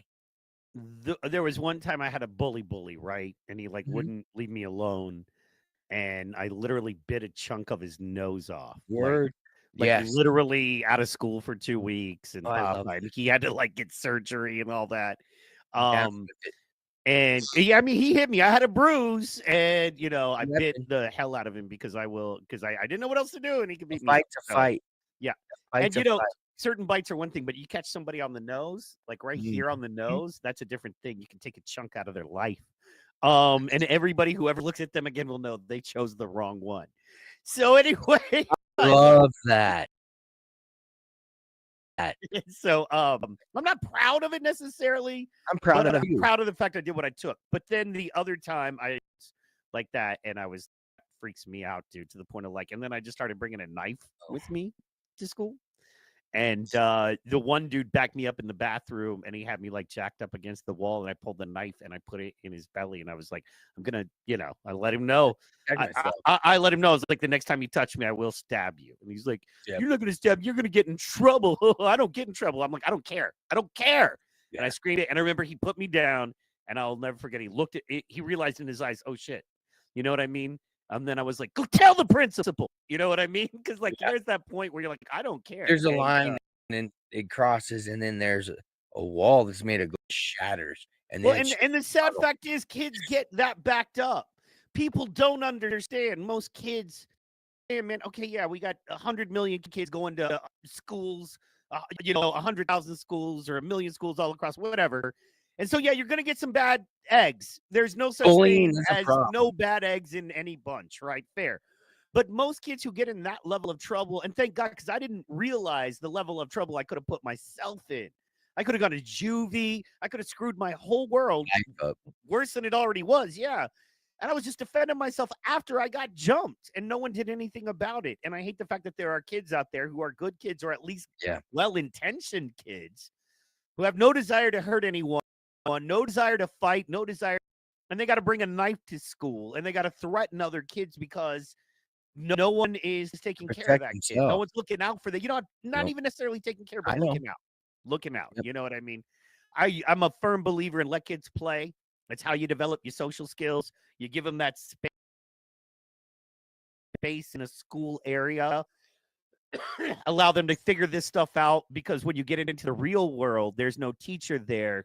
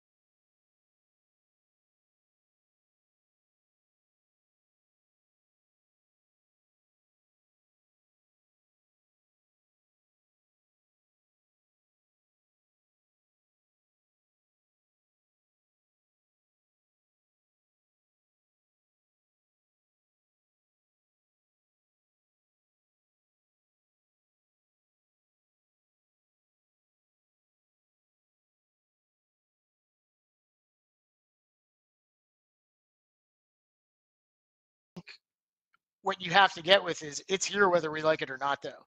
And so we're going to have to figure out how are we going to operate in this environment where, you know, we have given machines the ability to decision on our behalf. And there's a whole bunch of controls you can put around this, right? I think the concern needs to be around organizations that are using this for, you know, nefarious purposes, which you can obviously use it for. And it can get ugly. If you teach a learning, you know, you look at most businesses and they're just trying to use AI to make money, right? Or to automate certain things or to, you know, cut back on costs. And so, you know, you can say that about anything any company does, and they have a right to do that. When you start getting into what decisions we allow AI to make, I think that's where it gets really scary. Like if the military decides they're going to use generative AI and they're going to allow a drone to make a decision on whether or not it's going to bomb a target, I don't know that I want a machine doing that. I think maybe I want a human being pressing that button, right? If I'm using AI to get health, you know, recommendations, right? I feel sick, something's wrong. I connect to my hospital. I'm talking to a chatbot, it's using AI to answer my health questions. You know, maybe I want a medically trained doctor on the other end. You know, again, the counter argument is humans are just stupid, and they tell you. Oh, I don't care what you think of me. Well, yeah, and then you get to my age. Yeah. In my age, that's all you want to be is at home or at peace and left alone. Yeah. So at my age, these hands don't ever plan on touching another person. You know? But no don't plans. my house thinking my hands just don't do the talking anymore. Hey, no plans. I just mean, you know, hey, I love the old saying, man, and I submit to it. Better to be a warrior in a garden than a gardener in a war, which is only half the saying. But there is true benefit to being both, which is the end of that, which no one wants to say. But the whole point of that is there is true benefit. I'd rather be a gardener who knows how to war. You know what I'm saying? Yeah. Then, yeah. You know, so. Well, see, and I don't, not me. I wrestled a bit. I sucked. Some of it, you know, but the training, no, but fights, yeah, you know, and those ones on like it would have been like the videos that you see that I said I hate, you know, just nasty street fights that are in the street, dragging Maine, your buddies, and another carload of different people don't like you because we have 2 cities that are separated by a river here. So there were always fights when I grew up. There were fights after school almost every Friday. Every Friday, there would be a scheduled fight between 2 people that hated each other because of a girl. And we'd all go to the park, circle. And inside the circle, there'd be the 2 guys. And, you know, they'd fight each other till it was over. And then the girl would go home with, you know, sometimes it was the beat up guy laying on the ground bleeding. And sometimes it was the winner. You learn real quick, girls. When it was the guy that didn't have the girl that won and walked off all by himself, and then that girl's like, picking up her pile of mud off the ground, you know, and have the girl that won and walked off all by himself, and then that girl's like, picking up her pile of mud off the ground, you know, that guy just like doing the Conor McGregor off in the park as in high school. Yeah. See, but I never wanted to fight, but I did get my ass beat a lot because of my mouth. Mm-hmm. I didn't realize. I was Mouth always the bars, guy. alcohol. Yeah. Well, I mean, as a kid, before I drank, I've always just been the kind of person that says what I think, and that'll get your ass beat. And so you better learn to fight back or defend yourself. You know, if you're gonna be who you are, so to speak, right? So that's But we also came from the 80s and the 90s too, which was a different era with that kind of stuff. Yeah. With kids and growing up. I mean, I had a group of friends that, in order to be like real tight group of friends, you know, sometimes you had to get beat up. You know, it was here was the deal. It was, and when I was growing up, it was $5 to make me bleed. $10 to make me cry. It was easier to make me bleed than to make me cry. So you got paid more if you could make me cry. Awesome. Now, nobody ever made $10. was this you specifically, or just like Yes, kind of a it was thing just- all nope. y'all did, all the kids in your Nope, like it was area did? just me. Only me. Okay, fair, man. And it was this was a part of a sports team that I was on. Rock on. And so like we'd be Love traveling. it. We'd be traveling. I'd be sitting up next to the coach, summertime. Woohoo! Baseball players. And then fucking out of nowhere, like from the back of the van, because we had like 6 family vans that would pile in the players, from back way in the back from the couch, come running up my Mexican buddy. Boom! Didn't even see it coming. Just sitting in that captain's chair, high and mighty, and kaboom! Just a fist, boom, across my face. I'm like, whoa. Okay, so first of all, that's not fair to you. That's some bitch move stuff. You know what I'm saying? Come on, made me sucker tough. punches are the worst, man. Anyway. Made me tough though, and made me aware. Oh, and then on these same trips, they would go through my luggage when I fall asleep, and we'd get to the hotel wherever we were staying at, and I'd get in my luggage. All my underwear would be gone.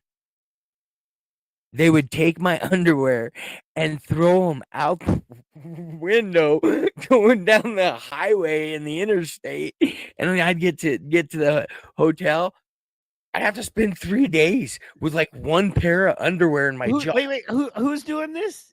This is your My family or teammates. like your other teammates? My teammates, yo. Man, I think you It was a have game. It I was a think you have game. antisocial problems, Vern. Oh, and then we get to the hotel, and I get a chick. I was a good-looking younger guy, and I get a girl, and we go out. Like this was actually in Gillette, Wyoming, and got back to the hotel. And I was locked out of my room because my 3 buddies, they.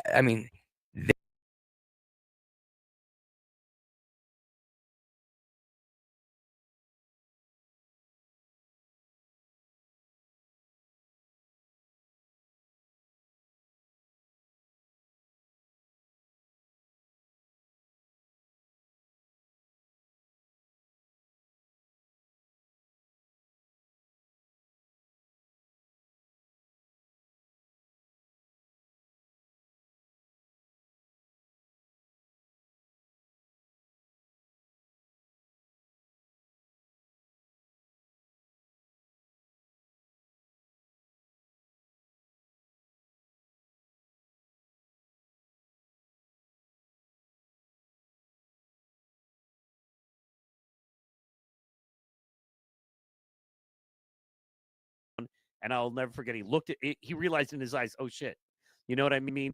And then I was like, go tell the principal. You know what I mean? Because like there's that point where you're like, I don't care. There's a And, line, and then it crosses, and then there's a wall that's made of glass, and then it shatters. And then well, and the sad fact is, kids get that backed up. People don't understand. Most kids, and I understand, man. Okay, yeah, we got 100 million kids going to schools. 100,000 schools or 1 million schools all across, whatever. Yeah, you're gonna get some bad eggs. There's no such thing as no bad eggs in any bunch, right? Fair. But most kids who get in that level of trouble, and thank God, because I didn't realize the level of trouble I could have put myself in. I could have gone to juvie. I could have screwed my whole world worse than it already was. Yeah.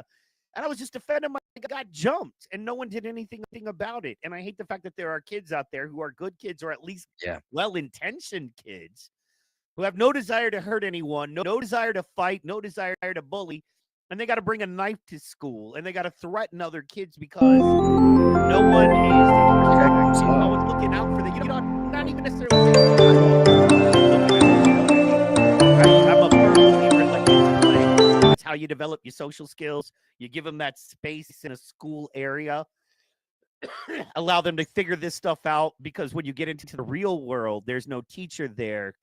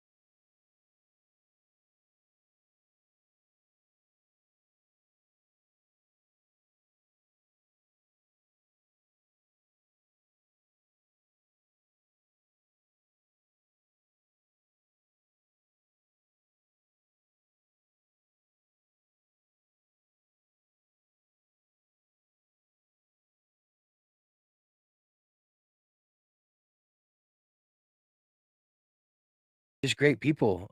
But none of them, and I graduated with his sister Gloria. You know, but do any of them live here now? No.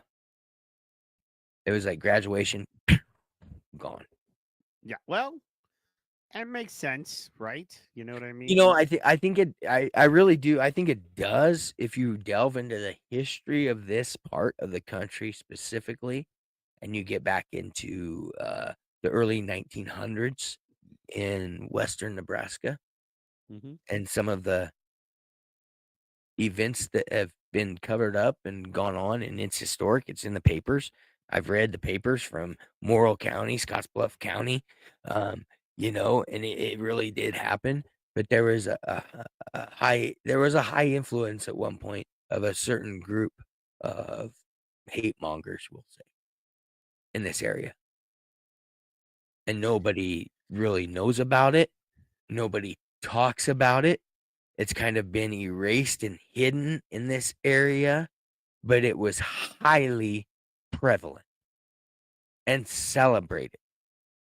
Well, and I mean that's everywhere. And the deeper you get, the more you realize that's everywhere. And I mean, that's what you have when you have a free and open society where people are allowed to congregate with free speech, worship with free speech. I mean, you know, that's people are allowed. What I was going to say, and definitely want to get into that, but what I was going to say is, so I walked into this IHOP Waffle House, I don't remember, and there were people in their, you know, 60s to 70s, all the way to children that were not 10 years old yet, if I had to guess, if I talk to them or ask, and everybody in between of all races, right?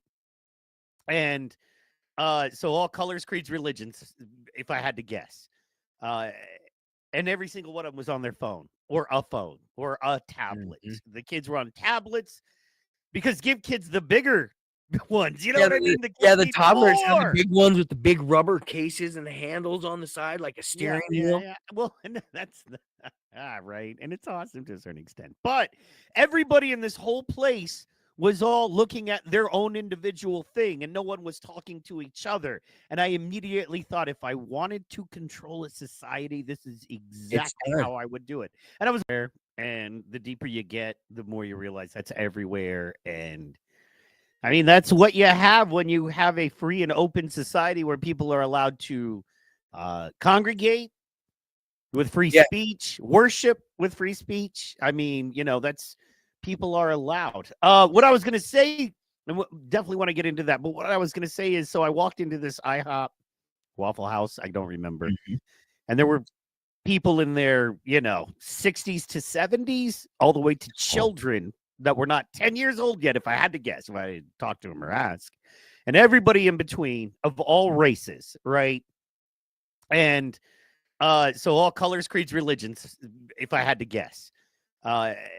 And every single one of them was on their phone or a tablet. The kids were on tablets because give kids the bigger ones. You know what I mean? The toddlers have the big ones with the big rubber cases and the handles on the side, like a steering wheel. Yeah. Well, and that's right. And it's awesome to a certain extent. But everybody in this whole place was all looking at their own individual thing, and no one was talking to each other. And I immediately thought, if I wanted to control a society, this is exactly how I would do it. And I was like, how do you not control a society like this? You know what I mean? If you're one of the 3 major cell phone carriers, one of the 4 major social networks, which 2 of them are owned by Zuck. People forget Instagram and Facebook are the same damn thing. You know, they are legitimately. So, yeah, I mean, it's not even a question. So Dana White's on the board of shout out. But anyway, so you break all that down, right? And you just realize, man, okay, so you got, you know, maybe a dozen companies controlling what everybody thinks, and these people don't even realize it. And these companies are funding the news sources, your trusted sources and outlets, and they're controlling what you and your friends say, and they're paying attention and reading and eavesdropping on what you and your friends say and the photos you post and all of that to figure out how to advertise to you more, but not only that, but to figure out how to control your thinking more to a certain extent. So anyway, blah, blah, blah. But it just, I agree with you. And it's amazing that Not blah, blah, blah, blah. we've just gotten to a society. I don't want to just complain about it. I think I've made the point. But No, you know, there's overall, it's deeper than what you're saying, though. yeah, You're it's- bringing up great point. if I but wanted it to goes control further. a society, you know what I'm saying, right? It's all I'm saying. So sorry, yeah, They already control it. yeah. And that's what everybody thinks they're free. Nobody's free. Everything's facial recognition. You've all been had. Y'all are in a system. They control where you go. They control they do. They control what you do. And they control what poor people do. That's why prices are the prices they are. Because only a certain level of economic status will allow you to travel then. So the poor stay. Absolutely. They just stay where they are. So a holiday or something like that, you got to have a certain economic value to your life in order to do something, go travel. So they have control. It's not free. Nothing's free. There's no freedom. You got to pay for everything. You pay to live.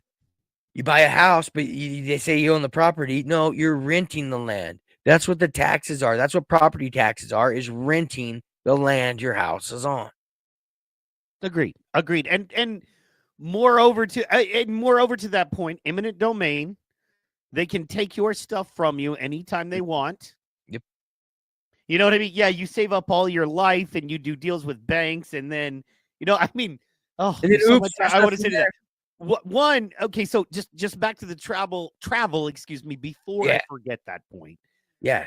Think about the fact when you do travel, it's like you have to have a certain amount of money to be able to travel, right? Then you have to pass a certain amount of security clearance to be able to travel. That's Everywhere you nebulous. Yeah, and there's no actual laws or rules. There are some, but then some are just discretion. If this guy decides, if some guy somewhere that has a title decides you're bad and you don't get to use an airplane to travel, you don't. Yeah. Good luck. You know what I mean? Go get you an attorney. Go fight the federal government. I'm a nun on a Have plane, fun. bro. Yeah. I'm a nun. And then pass that. So you pass all of that to be able to fly. And then look, man, they are tracking your every move. Mm-hmm. They control what you travel with, how you travel, who you travel next to. And they make you suffer when you do it on purpose because they want us to not fly at all. And then, flying in any kind of humane way is reserved for only the, wealthiest. Which is why they're introducing standing seats. And then I saw that. Are you kidding? And past that, they track every bit of movement. Whenever there's any crime or anybody disappears, they were at this airport, and they can track every bit of movement and what car you get into and who you were talking to on your cell phone and your actual text messages and DMs and your phone conversations in an airport. And it says may be recorded when you walk in. May means 100% will be recorded. They watch your digital, they watch your physical, and what they're trying to do is figure out how to watch your mental. Yeah, well, they don't need to watch it if they control it. I'll control what you think.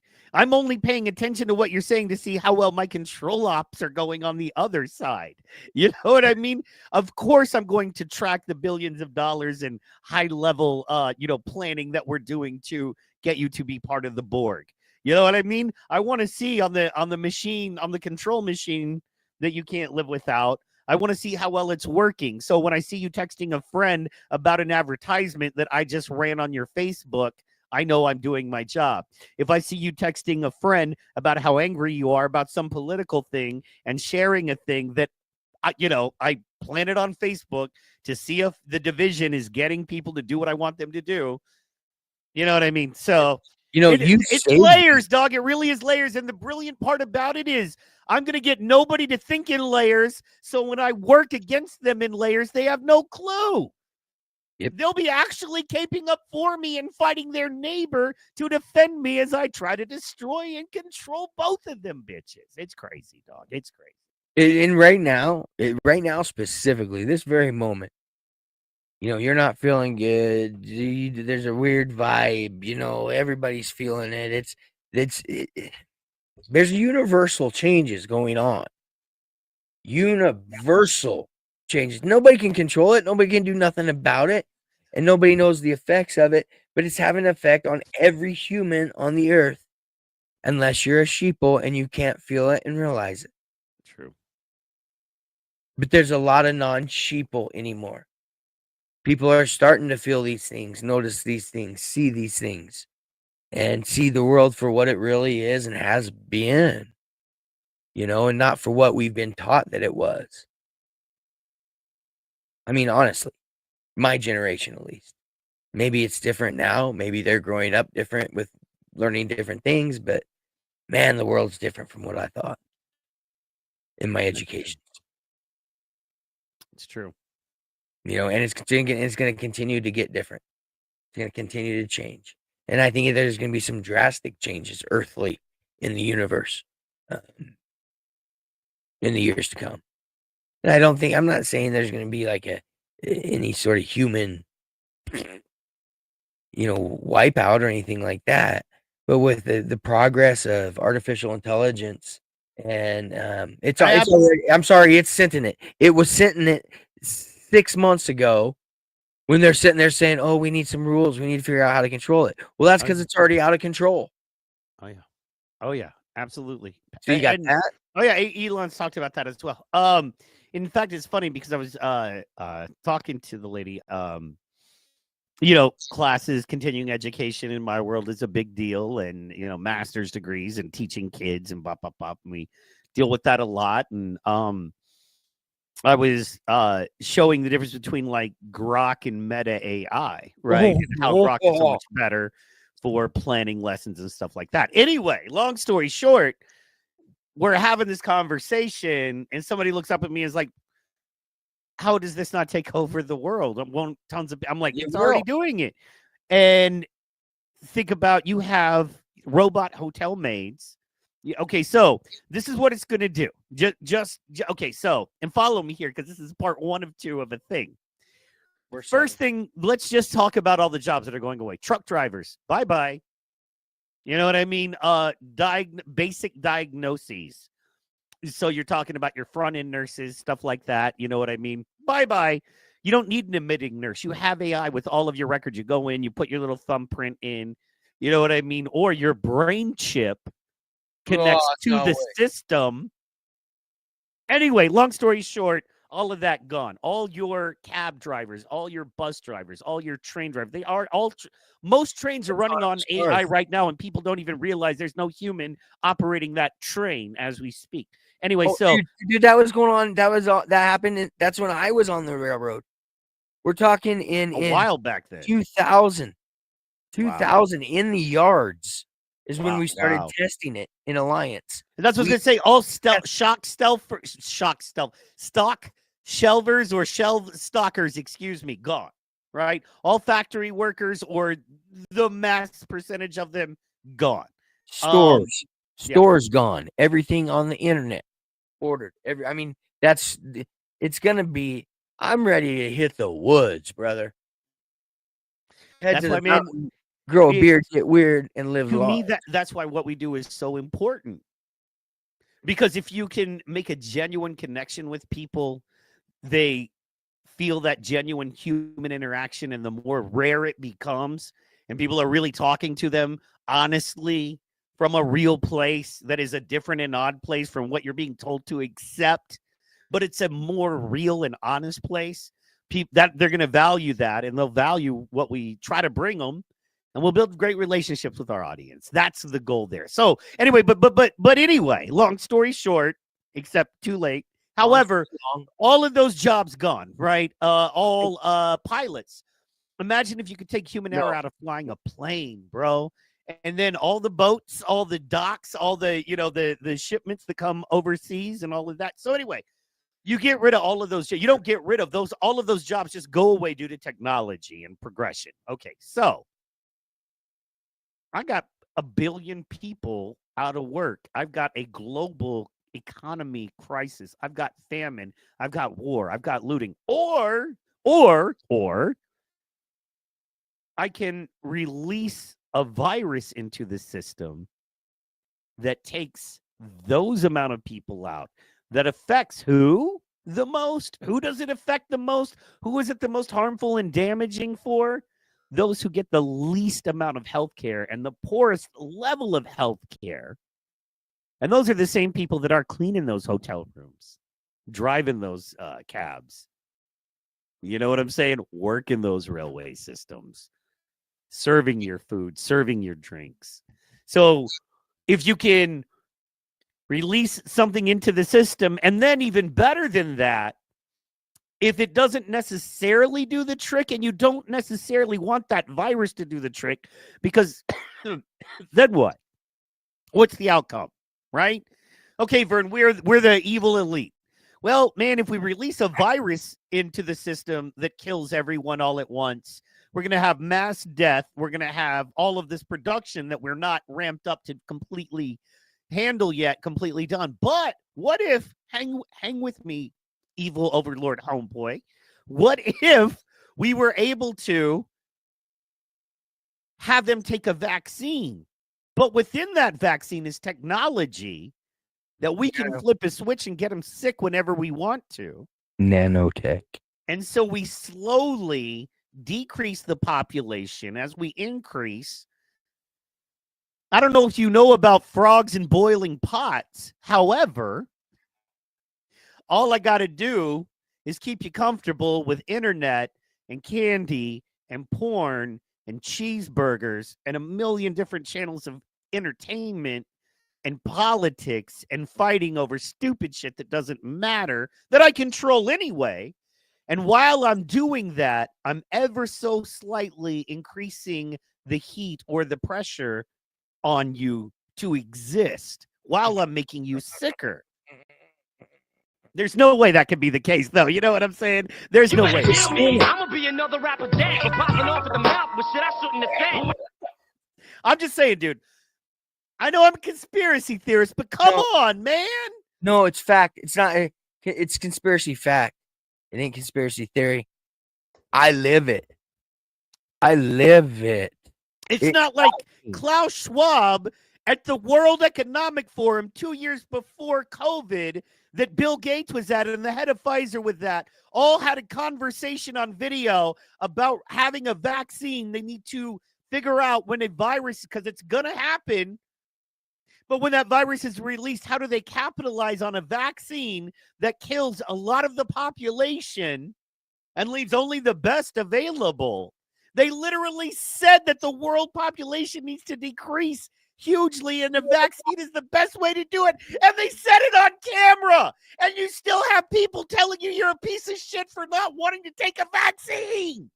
Yep. Oh, you know what I'm saying, dude? I don't know, man. No, I do. Do Here. not come. They're like, do not come. But the card man and Mike say, I'm gonna come.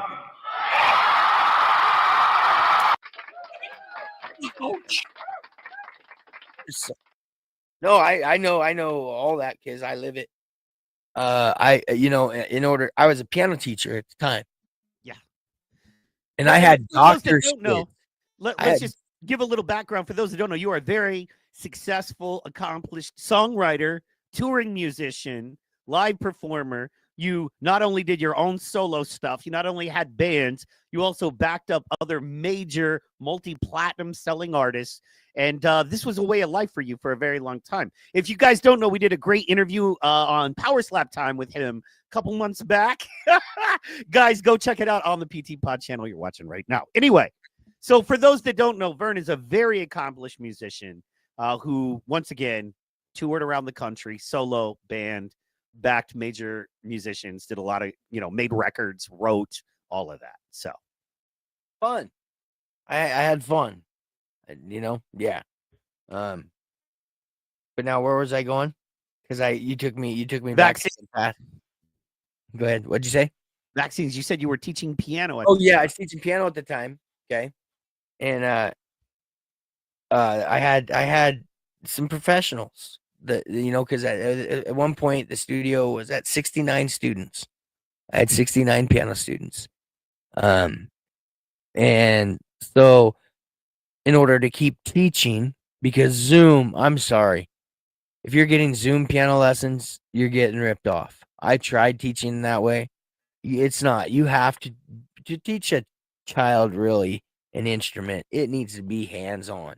You need to be able to show them, so they can feel it, like the vibrations when they play the piano and know how to do it and get the curvature right. And you're there just to watch them. You can't do that on Zoom. There's a little time delay. So you're like, stop. By the time you're yelling, and I don't realize it, I'm just like stop. And it's like the first time they've heard it, And so it was just chaos. So I had to get the vaccination in order to keep teaching, because I had doctors as clients with their kids, and they weren't going to keep doing it if I didn't get the vaccine. So I'm the only one that did. I didn't allow, like I said, I was a guardian at the time, and I did not allow her to get it. I was like, no way. I know what's in here. I know what this is going to do. Because I'd already studied they call it Moderna, but it's really mRNA. And what mRNA was developed in a lab, and what it does is they inject you with it, and it actually goes in. It's called mRNA because it actually can attach to your DNA. It's actually, yes, it literally is not a attaches. vaccine. No, yeah, it is a DNA. DNA, and then it puts that antibody to fight COVID. That's what the research said. The antibody was in it to fight COVID, and that would be naturally put then into your they said naturally, but that's not the word for it. It's unnaturally putting it into your DNA, so that way your body and your person would always fight it. Right? That's research I did, and that's what I read. And but that's why it was called mRNA, because it has to do with the DNA. And when you go in there and you start changing a living person's DNA, come on, man. That's catastrophe written all for humankind. So it's good that there's the people that didn't get it, and didn't get it like the amount of times I did. I did 3, and that was enough with my with my pre-existing conditions that I had. And that was enough to really bite my butt. Really get in there, do some neurological damage. Neurons fire differently. But hey, get this though. Yo, flip this up, flip this script. There's stuff out there that can help. Why do you think I'm able to do this podcast? Why do you think I'm able to seem like I am who I am and I do what I do? It's because there is something out there for the people that do have the lifelong symptoms that stay with them, the damage that was done to them. Right. The ones that didn't die, they're just waiting to die. That's no kidding. And they're getting to that point because they've had these vaccines. Absolutely. We're going to take a quick pause because we got a shout out. Sorry, my YouTube is not going through to our chat bot. So thank you to all our YouTubers out there. We're going to give them a big. I want to lighten up just a little bit for a second. We're going to take a breather on the darkness. Shout out to Superfan in the building, Amy in the building. Word up, Don. And then we got Don in the building. Yeah, and then James over on Facebook hollering says he's ready to go to Walden Pond right now and just get out of tech and just him alone in the woods. Love that. Yes. Yes, you got it, brother. Yeah, man. So now you're talking. Shout out to all our chats. We try to get to everyone. Chats are being a little funky today, but hang in there with us. We're working on it. So, here's the thing, and I want to say this for YouTube so I don't get a strike, and it's important to know I support all vaccines that are safe and effective, and I'm thankful That's why I took them. I 'Cause they're support them. safe and effective. Yeah. I took them. I want to thank I want to thank Dr. Fauci and the medical industry for providing us with safe and effective vaccines that have saved millions of lives. Fauci. For YouTube. Anyway, moving on. You know what? Screw that. No, I don't think any of them. Fauci is evil and should be locked up. Period. The end. The fact he made us wear masks outside and 6 feet, and then literally came out and said, "I made that up." And then it was proven that now I understand wearing masks if you have sneezing and coughing and you don't want to get on other people. It's actually very common in in Asian countries. And it's very common when people from other countries come here, and I've traveled to other places, and you have to be very careful with different sicknesses. I've gotten extremely sick just in Hawaii, just because it's a different strain of virus your body's never dealt with, and it's got to go through that. So I completely understand. And, no hate if you wear a mask because you're coughing and choking and you don't want to get that on any other people. However, it's not effective for airborne viruses. They are too small. And that's just what it is. So, and this is CDC. I'm talking about CDC. Oh, yeah, but you're I know right. you still can get a strike for quoting CDC. So, I'm glad we have a small listenership. So, and we have a backup channel. Did So I say we'll be all right. something wrong? Huh? Did I say something wrong? No, we said nothing wrong. Look, man, we're in that era, dude. You have to be very careful on YouTube for some reason. Cover my ass. Cover my ass. That's the producer's job. I know. That's what I'm doing. That's why I'm safe and effective. Safe and effective. Safe and effective. All about being safe. All about supporting good things. It was a good thing. You know what I'm talking about. Hey, get this though. It was a good thing. It was a part of my life, and it led to me getting to have the experiences I got to have later on. Fair. So that's all. I mean, I've been blessed with. I am so wealthy with experiences and memories. That's where my wealth lies, is with all the experiences I've had since that point. It's been a pretty wild and crazy fun ride, to get to go to all those slap events and the different MMA Invictas I went to and meet the people and the fans and the fighters. Come on, man. If I don't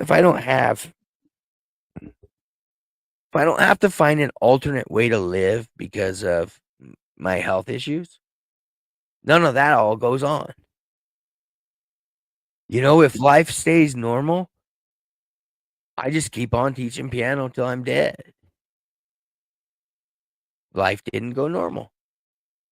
That railroad track took a siding, that frog switched, took a different track, and now I'm on a different path. And, if it doesn't go exactly A, B, C, D, E, F, G in the past, I don't get to Z right now. Right? So it's all led to good things. No matter what the experience. That's why it's all got to be good. That's what I say. Yeah, man. And turn it into good is what I say. Absolutely. Life is what you make it. Life's a garden, dig it.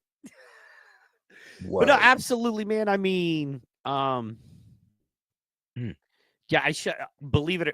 For me, I freak out at even thinking about where I possibly could be, without the love and blessings and honestly, what I feel to be God showing me the light, making the right decision to quit drinking. And from that decision, being the kind of person to be on the lookout for the right kind of woman and finding that woman and that woman. Sounds like you did good. my life, dude. Without, I mean, like everybody needs a different thing. You know what I'm saying? And I'm happy everybody found their thing. But my thing was finding a really great woman to get my life right. Straight up, it's the one thing that made me go. You know, I may be worthless, but this person is worth something, a lot to me, right? And they care about me. She sees value in you. Well, it's like you can't be a good support system for someone that loves you that you claim to love back unless you're taking care of yourself on some level, and that's the truth. And if you don't value yourself at all, then you don't really love the person because you don't contain the ability to love them. Because if you truly loved them, you would want that in the same way that if you truly love someone and they're going to get in a car with shitty brakes and no oil and go, I'm driving 100 miles south. And you were like, no, you're not.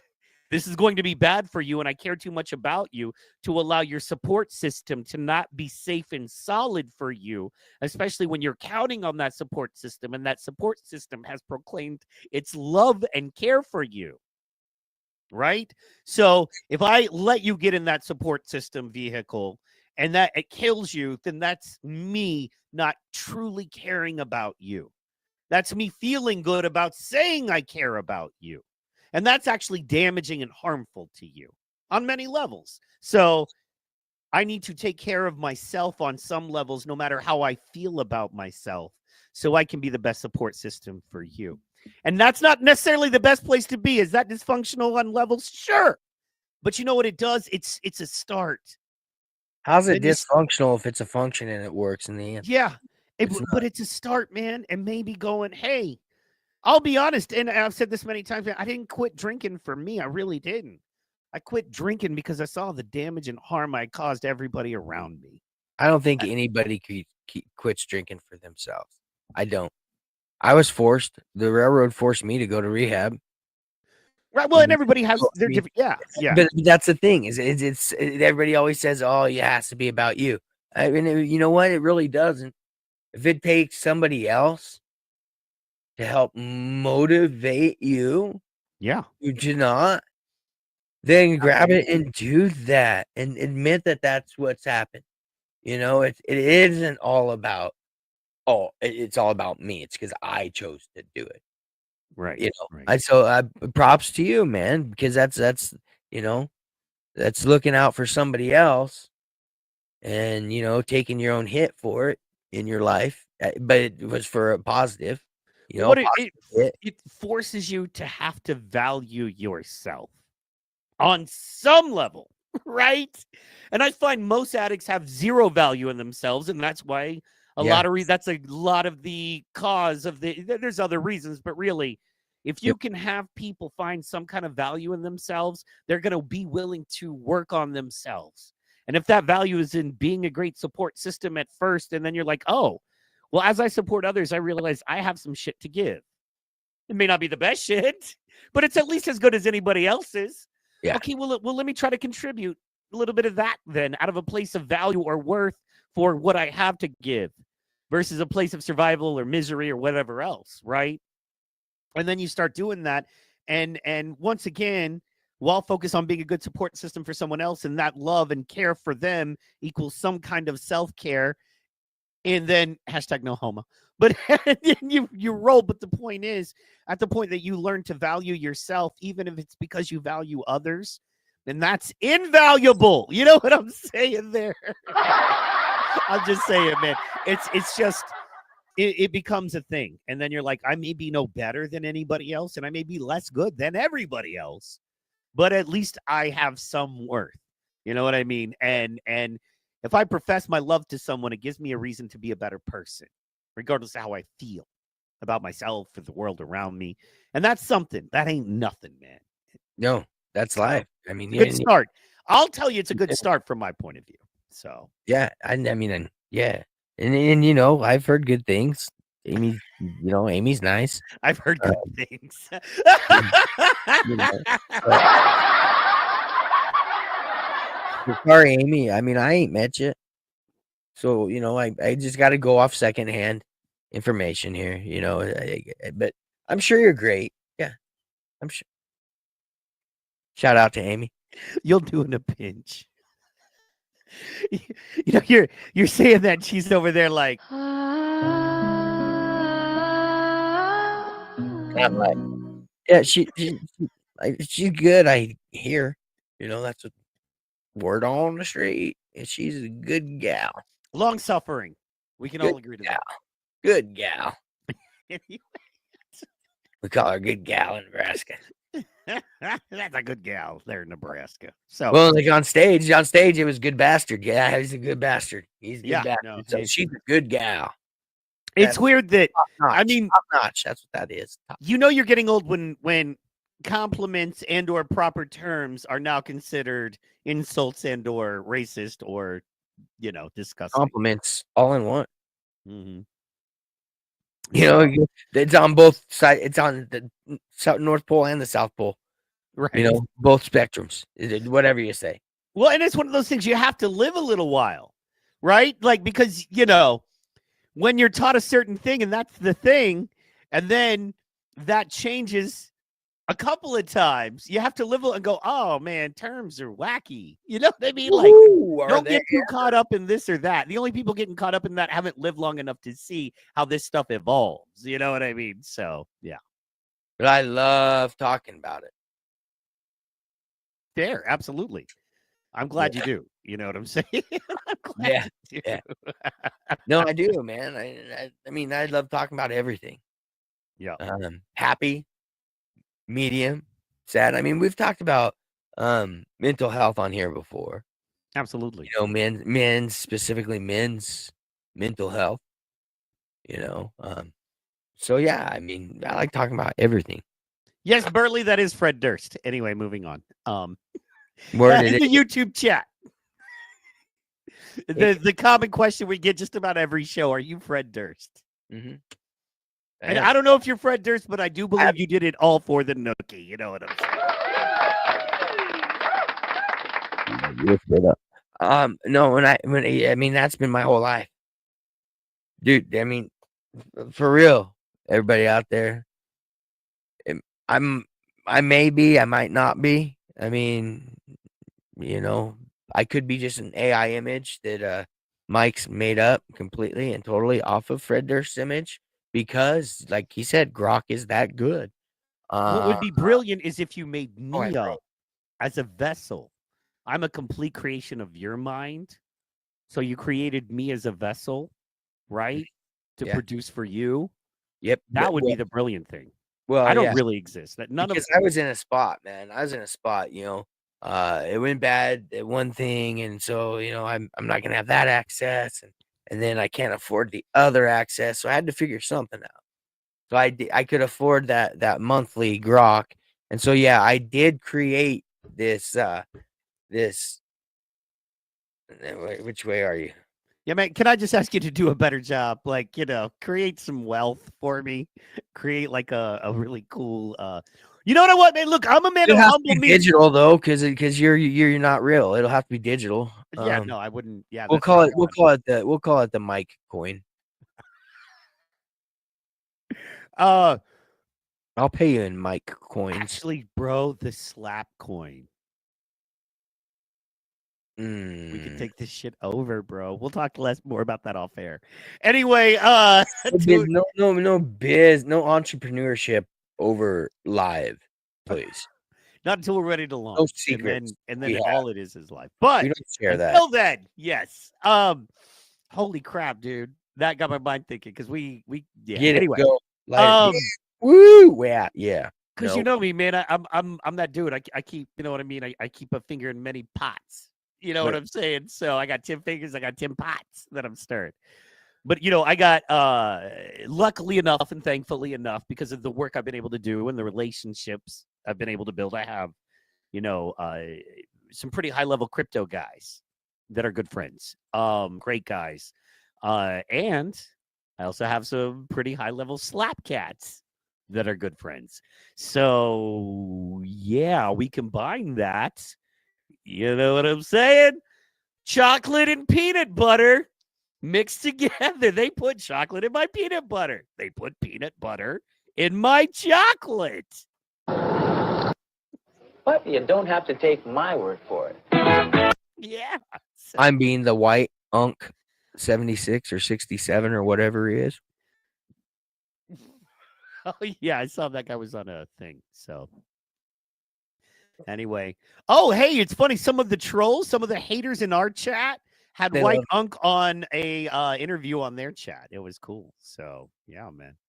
I thought There that is a was white unk. There is a white unk. Yeah, yeah, the guys. I thought it was you at first, and I checked to see if you did an interview on a podcast, and it was not you. That dude tries to he wiggers it up pretty hard. You know what I mean? That dude is trying See, to but be. I don't. I'm wearing Yeah, it. no, you don't at all. No. I'm not saying it was you. No. I'm just saying. And that's right. I get confused because there are people that get confused out there. They some confused folk. Okay, and I got it. While confusion exists, I got to ask you a question, man. What up? What up? What up? If you're in a board game and the challenge is to name cheese dishes, right? Dishes traditionally made with cheese. If someone says cheese enchiladas, do you allow that? Because enchiladas are not traditionally, or do you allow it? No. We got both.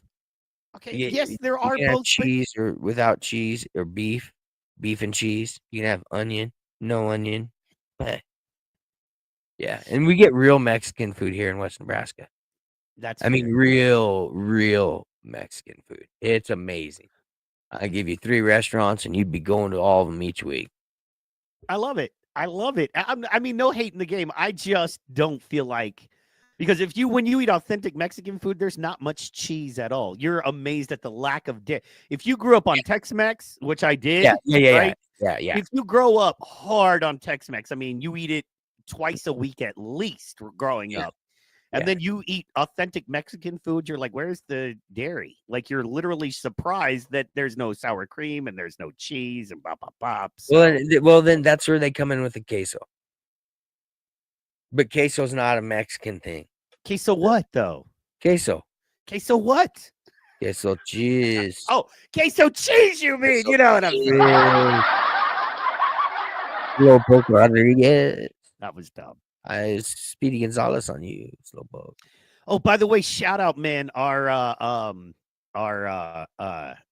Memorial Day mega stream that we did. We did a Memorial Day mega stream, and you guys can check that out. It's got 13 hours that uploaded, even though we did 20. It only kept 13 of it. Bro, it's mainly our show. Just so you know, side note, shout out while we're having fun and talking about queso cheese and stuff.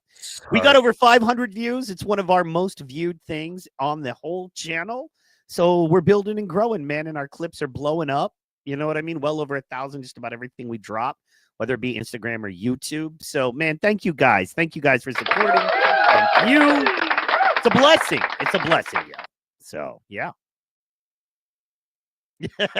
Salute. Thanks, everybody. We're killing it, baby. We're killing it. Having a good time. That's all we're doing. Having a good time. Talking about the lack of dairy and authentic Mexican food. Yes. Yes. A lot of cilantro, though. Oh, I love cilantro. Love it. I love authentic Mexican, man. Fajitas are like, Barbacoa. Yeah. Barbacoa fajitas are life to me. Oh, but all fajitas are life to me. So Tongue's good in the taco. In that. I mean, they chop it up and really fry it, and you can't even tell. I mean, but the carne asadas. Right. Absolutely. Yeah. Absolutely, carne asadas. Look, it's an exciting show, whether people like it or not. Okay, it's exciting. You may not think it's exciting. You may not even feel like it's exciting, but you're wrong. It's exciting. Exciting. And look, I'm talking like carne asada, and look how pale this is. It's the Wigga and the Wolo show. Look how pale. I'm transparent. I glow. You're a Wolo. I'm so white. I glow. Look at that. Look at that silver glow. On the outside, you're so white you glow, and on the inside, you're so Latino you flow. Yeah, when the natural light hits me, I'm like a Latina albino. Latino albino. Albino rhino. Let's go. Orale, Holmes. Orale, vato. Orale, vato. Orale. Man, I'm getting to the point where I hate all culture. I hate all cities. Wow. Well, it's bad. You know what I'm saying? But But that's the thing. I don't hate the people. I hate what they're doing to the people. I hate what the city play. Let me give you an example. Okay, this is something I wanted to talk about. Okay, Let's go. Oklahoma City is doing this multi-billion-dollar complex, right? They're building a new stadium for the Thunder, and around the thing, and it was just a press release released like today or yesterday, around the big stadium, the new Thunderdome they're building for the Oklahoma City Thunder. They're building this whole complex thing and park and bop, and they're tying in this big like water park and this big, other multi-sports park and blah, blah, blah. And they chose this designer that designed a thing in London and a thing in Hong Kong. And then Russell Westbrook is named as the official creative designer of the whole thing. Now, was Russell Westbrook Enterprises one of the major contractors who selected Russell Westbrook to be the creative designer? Well, sure. Of course it was. Yay. No shenanigans to see here. And then, of course, what do you get?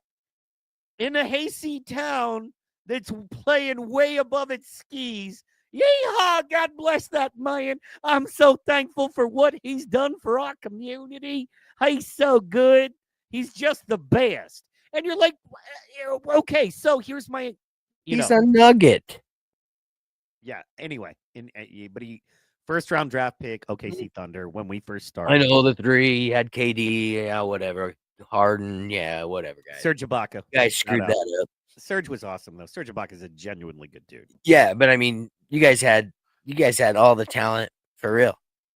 All the talent. KD, people don't understand. It's frustrating when you're watching years later, especially a couple years back, when KD and Russell were both at their prime on different teams. And you're like, man, people don't understand. I got to watch these dudes play together on the same court with Serge, y'all. Anyway. Dude, and the speed on that team. Oh. And just you see it now in the Thunder, and you see it in them winning teams, but in basketball especially, I think more than any other team sport, is that when they got that confidence. When it's that there is an extra thing there that has nothing to do with the player's actual on-paper ability. But it's just his mindset. Yeah, that Riz. You know what I'm saying? The Riz. Yeah, I'm 51. You don't have to take my word for it. The Riz. So, but they just, they walk out on that court. It's like what Chael Sonnen says about fighters. He's like, no one will ever tell you this but me, and you'll never hear it anywhere else. However, before every fight ever takes place in that cage, the fighters, both of them, have decided who's going to win or lose. They will never tell you that. They may not even believe that. But when you watch them and you watch them fight, within about 30 to 45 seconds in, you can pretty much always tell. And he's like, now there are exceptions to the rule. There are exceptions.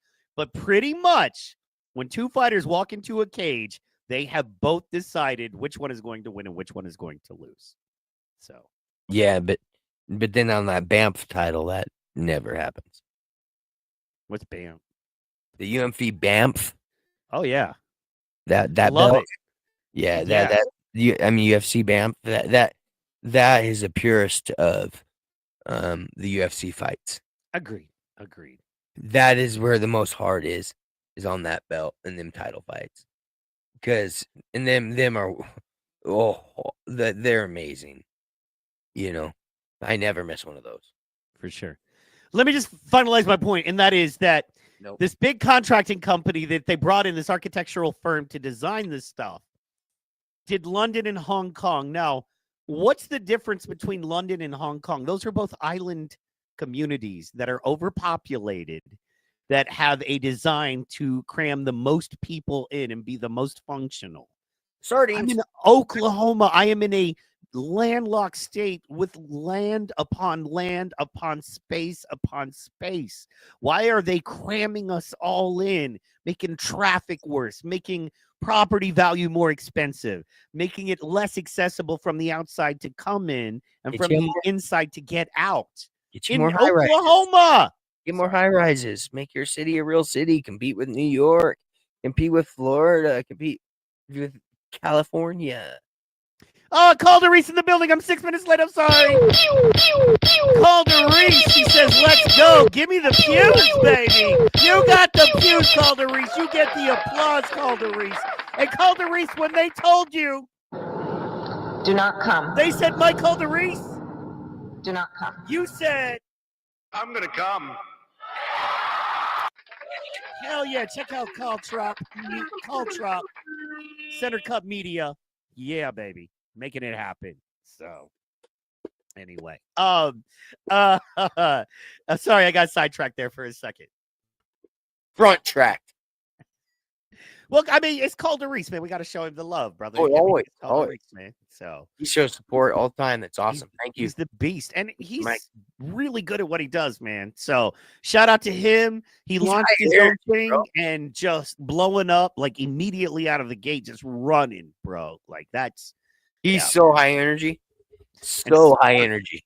Yeah, he's deceptively smart. He doesn't look smart. He'll tell you that. I'm kidding. I love you, bro. I love you. You know what I mean? No, he is, man. He's like funny mean. Yeah. Wait, well, you know. Hey, look, he's East Coast Italian. He's great. I know. Yeah.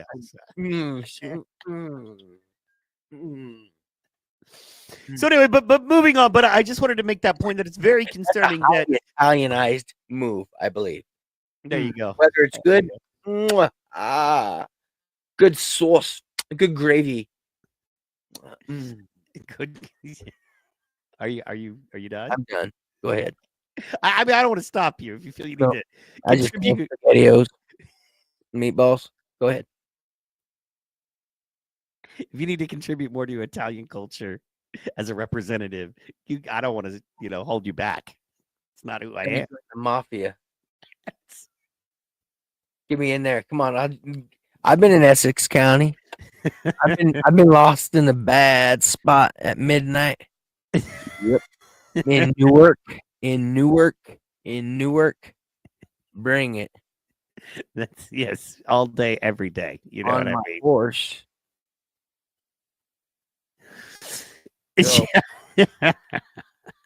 Go. Shout out to by the way, shout out to Terry from Beyond the Slap in the building. Over on Instagram. Thank you so much, brother. We appreciate you. I need to get you on the Power Slap show like soon, like Tuesday. So we'll talk, man. And come on, Terry. I will be in Vegas on the 12th. Specifically, the only person I'm hoping legitimately to actually maybe have a bite with and hang out with is you, Terry, on the 12th of June. So get one of them fancy donuts.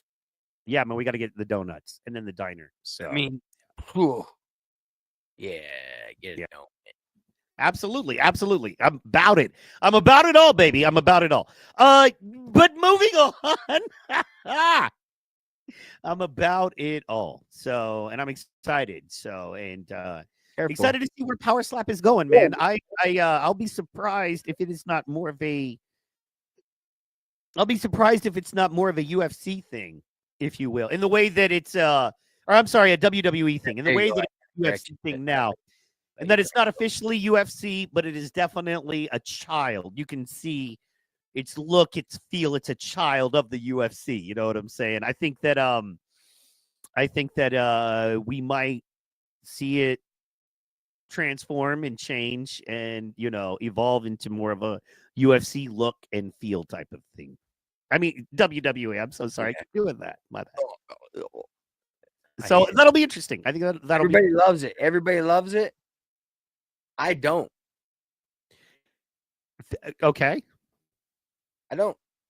I think it's what it's done is it's taken the sport and made it into the WWE and taken it away from the common man, the everyday fella, the everyday guy that has a dream. that wants to compete, you know what? Those chances, they're going to quit coming because it's already going to be in the machine. The fighters that they're going to come from WWE, they're going to come from that NXT, that AEW, and guess what? Then I don't get a chance to go up there and slap nobody ever. I don't even get a tryout. I don't even get a look. There's no more show. There's no more nothing. The show becomes the AEW wrestlers being in the house, not people. So it takes that niche completely away. Takes the hillbilly right out of it. Okay, fair. All fair points, man. I'm not saying they're not fair points. But it's a money machine.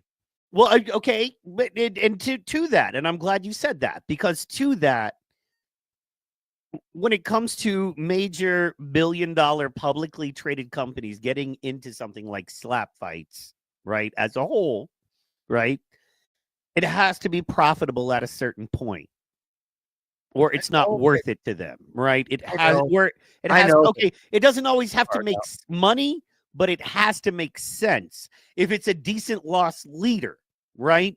If it's a loss leader that allows them to, create a great brand, do great things for folks, and, market their other products, it makes sense. Just like, chicken nuggets are a loss leader for McDonald's, but that's okay because it gets you to buy French fries, which are high profit, right? So I like chicken nuggets.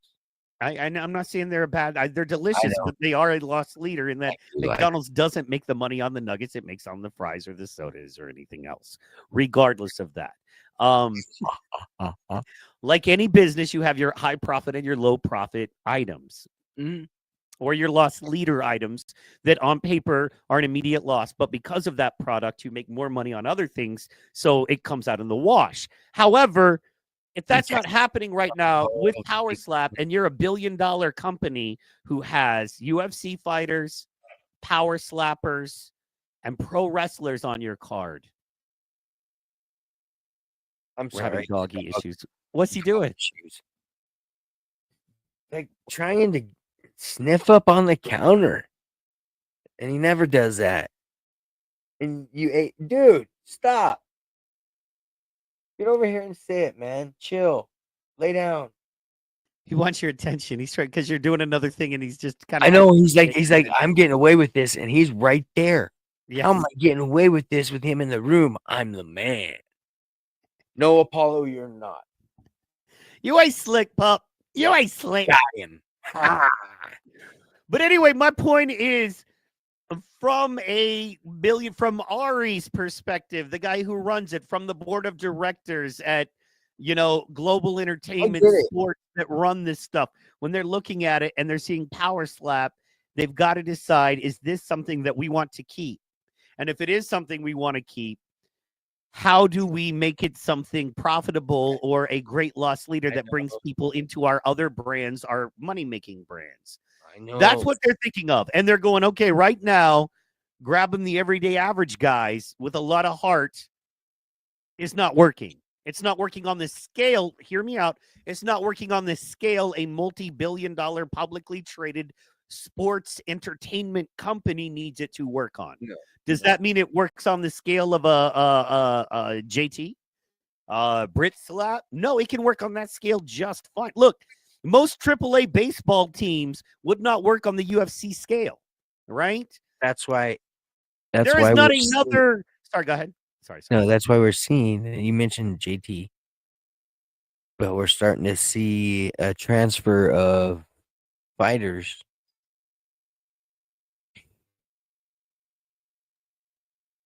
Agreed. I agree. I don't disagree. And But it'll be at least it'll be a place for them to land for now. Maybe. Here's maybe the thing about it, man. Their fighters are good too, man. Here's the thing. There's and remember, man, it's important to keep in mind that if there is profit to be made, and there are people who look, there's going to be people who come from the world of entertainment and production that are going to see a huge opportunity here, right? Yeah. And they're going to try to work with the existing groups of people invested in it and go, hey, man, if you're willing to work with us and if you're willing to, make your product more marketable on this level or that, we really have something here. And they're going to go to those folks and they're going to offer those opportunities. And those folks hopefully will take them. But if they don't, and that group of professionals was really good at building, production, and marketing, still wants that product, they might be inclined to go build their own. Maybe use some champs of a sport, former champs of a sport to build their own. That's what Power Slap did, isn't it? Yeah. Looks like a successful model. Now, if you take the Power Slap model and you go, what they're missing right now with the guys they're using, what they're missing. Power. Yeah. Well, yeah, no, well, that's what they're looking at. And on their, once again, on that major brand level, yes. Right? But on a smaller brand level, ESPN Ocho, the Ocho baby. You know what I mean? Think about that for a second. You still have a great sponsorable product. And it's you something still to be have proud of. And what they're missing, and here's the thing I don't understand about Power Slap. And the cool thing is I know no one of the Power Slap powers that be are listening because none of them care about their product. Just go to their website or their Twitter and you tell me how great of a job they're doing promoting their upcoming event. Other than a pin post flyer that's been there for weeks, there is nothing promoting. And you tell me the last they came out with the 4 matches, right? The headliner 4. Great. You tell me all the other matches they're announcing week by week, day by day. You tell me the other fighters they're featuring. You show me the clips that they're doing where they sent out the production team, just like they do for that UFC show. What's the name of the UFC show? Embedded. And so you show me the Power Slap Embedded. Oh, but wait. I got Babyface Anthony Blackburn is doing his own Embedded right now. My man's taking a pause. Sorry, dog. Sorry. My man Anthony Blackburn is doing his own Embedded right now. And if the people at Power Slap were smart, they would just link to his freaking feed. Not only would it build one of their champions and build interest in him and take the millions of people trying to find more information and stay involved, but it would get more people involved and it would get more people committed to this specific match. Just one of 4, right? So the man is doing that. The man is doing that for free. And the promotion that he's doing it for isn't even paying attention and linking up and making it happen. That's frustrating to me. That is very frustrating to me. Aziel's doing the same. Luke's doing the same. Shout out to Hawaiian Hip. All the Hawaiian boys doing the same. These guys are making it happen. Beyond the Slap is doing the same. You know what I mean? These folks are making it happen. So it's important to know, man, that if you love the fights, you gotta love the fighters, and if you love the fighters, you follow the fighters. That's what we're talking about. So I'm gonna pull some up right now because his stuff is fire right now. So let's see here. So this is what a Power Slap Embedded could look like. There he is. He's back, ladies and gentlemen. This is what Power Slap Embedded should and could look like. Remember, it's not UFC. It's not as pretty. But like I said, my man is doing it on his own. And while we're on the subject, I got to play this because my man is putting the work in.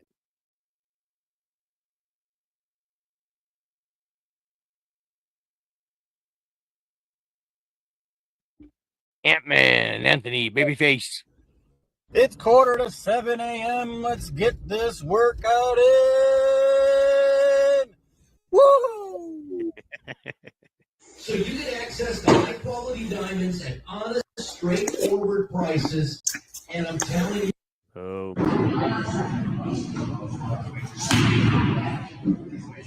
Oh.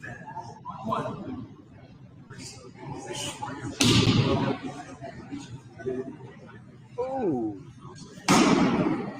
See what I'm saying? This is more information and more excitement than anything the actual promotion is doing right here and right now. Now he's just, talking about his diet, what he's eating. You know what I mean? Yeah. And then just, stuff using the sauce. Yeah. The emphasis. And then he throws in some action for you. You know what I'm saying? Throws in his knocks off promo. All right, clean up your shrimps. Comedy. He's doing great. He's doing great doing that. You know what I'm saying, dude? This is its own embedded and all power. Look. Okay. So the frustrating part is he is promoting and doing a show for these fools for free, and all they would have to do is link to it. All they would have to do is link to it, and it would be great promotion. It would be great marketing. You know what I mean? I don't understand. I don't get it. I don't understand what they're doing here. It makes no sense to me, right? So anyway, because like I said, all they'd have to do is link to the, and that's just him. There are so many fighters doing that, right? So many. He's just a champ, you know? So anyway, I don't get it, bruh. I don't get it. You know what I mean? So all they have to do is link to the guys doing the work already. You don't have to send a production team out. You don't have to spend $100,000 putting a thing together. You just do a web series going, you know, power slap around IG, power slap around the web. You know what I mean? Fighters around the web. And you take one producer, dude, in front of one computer with one good system, and you give him 4 hours a day, and he compiles that shitload of badass stuff, and you release it 2 or 3 times a day, and you will quadruple your audience immediately. I'm so tired of giving free freaking advice on here that you would have to pay $1,000 to sign a contract with me to get this information, or anybody in my industry. I literally do get hate mail. People going, quit telling the business. But it's cool because nobody fucking listens. I had to pay him $1,000. Yeah. Kidding. Yeah. He's an asshole. Who, me? Yes, I agree. But you didn't have to pay me $1,000, dog. No, you're not. I'm trying to pay you, but we got to make money. You're a sweetheart. I'm an ass. You're a sweetheart. Amy, pipe up. He's a sweetheart, right? You know how it is. Yeah, look, man. Cardman, I think we can agree to this. There's a point in your life where you look in the mirror and you go, you know what? I'm more of an outlaw, more of a cowboy. I'm probably one of those guys that if you added up the ledger, I'm lucky if it's a break even. But I can decide to be really good to the people that I do love, that have stuck around, or that are willing to come in and play in the sandbox. And I can try to be really good to those folks. Yeah. And I can try to find the opportunities in life to, be good to folks at this point, knowing that I inherently am probably a pretty cactusy kind of guy. You're stubbly. You're stubbly. You're not cactusy, but stubbly. You understand. I'm sure you understand what I'm saying. I do. Yeah, man. But oh, you're a sweetheart. Well, no, I'm saying I'm sure you felt the same way. We've made our fair. Look, nobody lives on the edge without falling off a few times. You know what I mean? That's just how it is. So the falling off is fun until you land. Yeah. Yeah. That's the best part of it all. It's the falling off. That's the peak. The peak. Get this. The peak is the falling off. You don't hit bottom till you land. The falling off is like the instant. Yeah. She says he's a teddy bear to his loved ones. There you go. Let's see here. But he'll defend. Wait, it's a whole thing. Out of you. She's a teddy bear to his loved ones, a stand-up guy for strangers, and a honey badger to people who threaten them. So yeah, that's. And you'll knock the hell out of anybody that threatens Amy. Oh well, yeah, no, I would. Yeah, damn straight. You ain't putting up with nothing. You better pray to God. All you get is knocked the hell out of. You better wake up thankful. You better wake up thanking Jesus that you woke up. That's not a joke. Anyway, moving on. Let's not get weird. This is a rock and a boxer. Yeah, one-armed one. Like a kid. Like when you knock off that arm, like knock off the rock box. You know those the two plastic, the red one and the blue one. I'm the red one with one arm. I missed that. I got both. See, just kidding. Can you believe that there was a time where people literally made a living as fighters fighting like this? Oh. I'm a pugilist. Put him up. Put him up.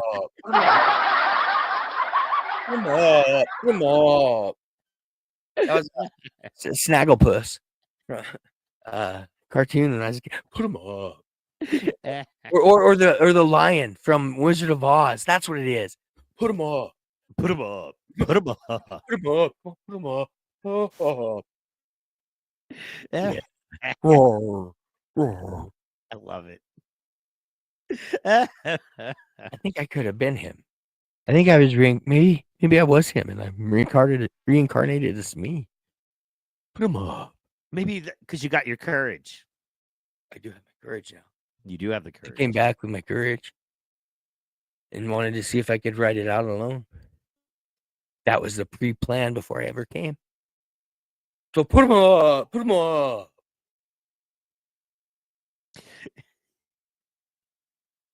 I love courage, man. It's one of my favorite things. Courage. So, I think courage is a byproduct of, man, so many of the good things you need in life, personality-wise, come with a healthy dose of not caring, not allowing others' opinions of you to affect and or control you. Now, there's also a price to pay for that.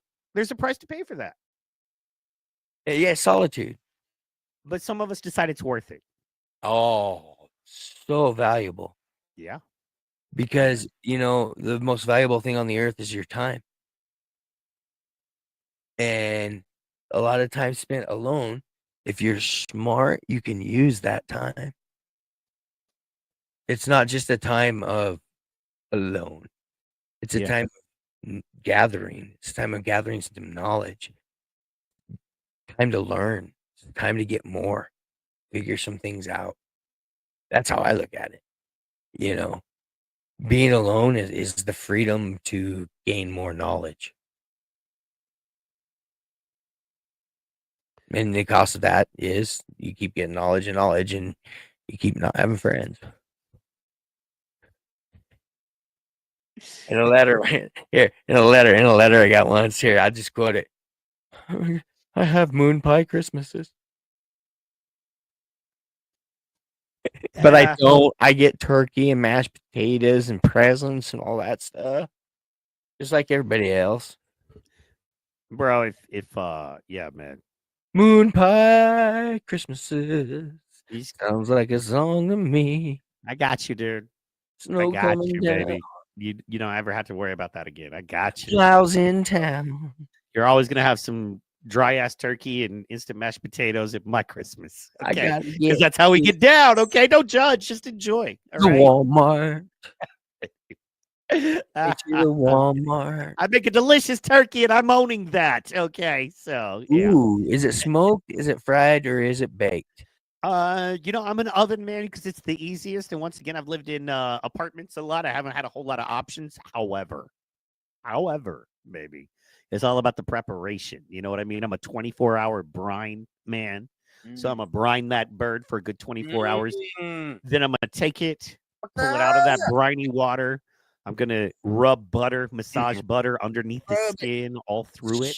Smack it up. You know what I'm saying? Rub it down. I'm gonna cook it. So I made the mistake of not doing tinfoil last year. And so while it wasn't dry, it wasn't where I wanted it to be. Because I was trying to do a crispier skin.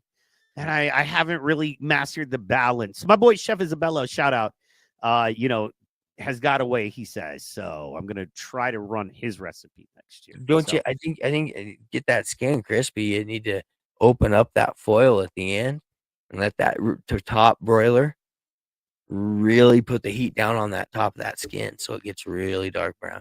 Yeah, but nobody likes a burned, dried out. Don't burn it. Don't burn it. Get it crispy. Baste it. Don't be lazy. Baste it. I do, man. Look, I just told you I do a 24-hour brine. How are you calling me lazy? It's a brine, but you gotta baste at the end to get the crisp. Okay, yeah, no, I based through the entire process. Okay, it's not about that. It's about the slow cook versus the fast cook. Anyway, I'm gonna work it out. You're gonna know when you're gonna come. Look, oil. Look, man. Thanksgiving is like my most favorite holiday by far. I love Thanksgiving. I love it. Football. No, food. Food and football. Here's the thing. I grew up extremely poor, so Christmas was not always great. Sometimes it was, and my mom worked very hard to provide me amazing things for Christmas. Yes, and I love that. Some really cool Christmas things. But still and yet, being a poor kid, Christmas was never all that great. And there were always kids who got to show off and do more and have more and blah, blah, blah. And that was a whole thing. Also, growing up with just my mom, no brothers, no sisters, no father, Christmas was kind of more like any other day. And it just, a lot of times it felt like Thanksgiving part 2 with some presents. So, which is fine. But what I'm saying is, I love Thanksgiving because and then as you get older and you're a poor teenager, a poor 20-year-old, poor 30-year-old, you still have to buy presents for people. And then there's pressure there. And there's this stress and this pressure and this money because society goes, hey, you have to come up with extra money and do things for people you don't love them. But what if I don't have it, but I love them with all my heart? Well, no, not an option. Or you get to feel like the asshole at the family party. So anyway, long story short, I hate all that. And then I'm also very much reminded of all the people who have even less than me, and it can be heavy. However, yes. And it's common. What I feel is not uncommon for Christmas for a lot of folk. However, Thanksgiving, on the other hand, seems to, and I don't know if because the word giving is in the title, but it seems to be the kind of day where people will come together, people will chill out, and maybe it is okay. So there's 8 hours of football on, so we don't talk. I don't care. All I care about is somebody will bring the rolls and somebody will bring the potato salad, and people are going to hang out in the kitchen and cook and laugh and eat. And as long as you come with an appetite, you know what I mean? The people that threw in, I've never been to a Thanksgiving dinner where there hasn't been enough food for 3 to 5 other people to eat, and I've gotten very full, right?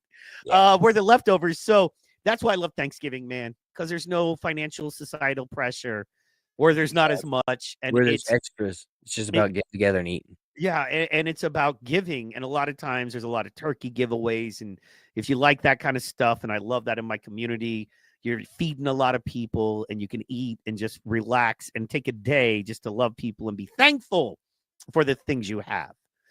And my dad, as you say this, my dad, every Thanksgiving, used to go to the Guadalupe Center and serve the meals to the people that were in line, that were needy, that were on the streets, the homeless, the ones that had a home but couldn't eat. He would go every Thanksgiving and serve for 5 hours. That was my dad's tradition.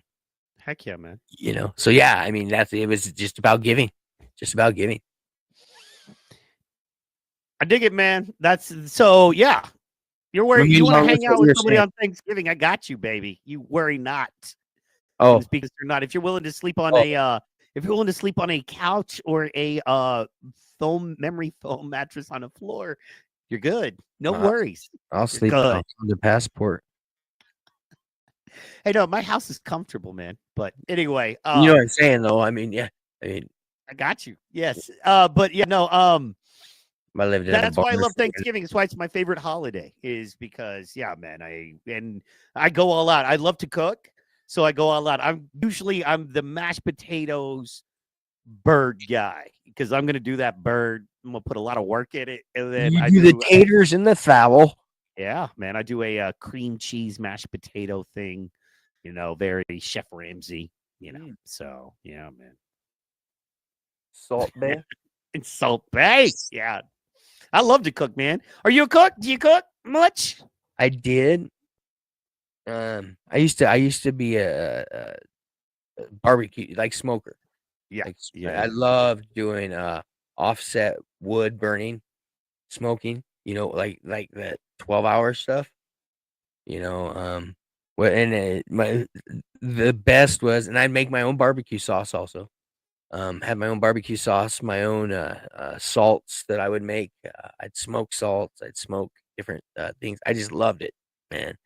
I was really good at chicken legs, where you get that skin, where you take a bite of a smoke and the skin doesn't tear away. You just get that bite and that skin stays.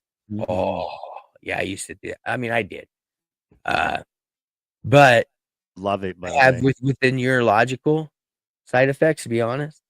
My memory in short term doesn't do well with cooking things. It's how bad the short term is. In fact, hold on. Time out. Give me literally 2 seconds. Let me show you something. Rock on. He's showing us something, y'all. While we're doing that, we're going to check some more stories here. Who else is awesome? Dum, da, da, dum, da, da, da, da. I'm not proud. I'm not proud. That's my steak last night. Nice. Not nice.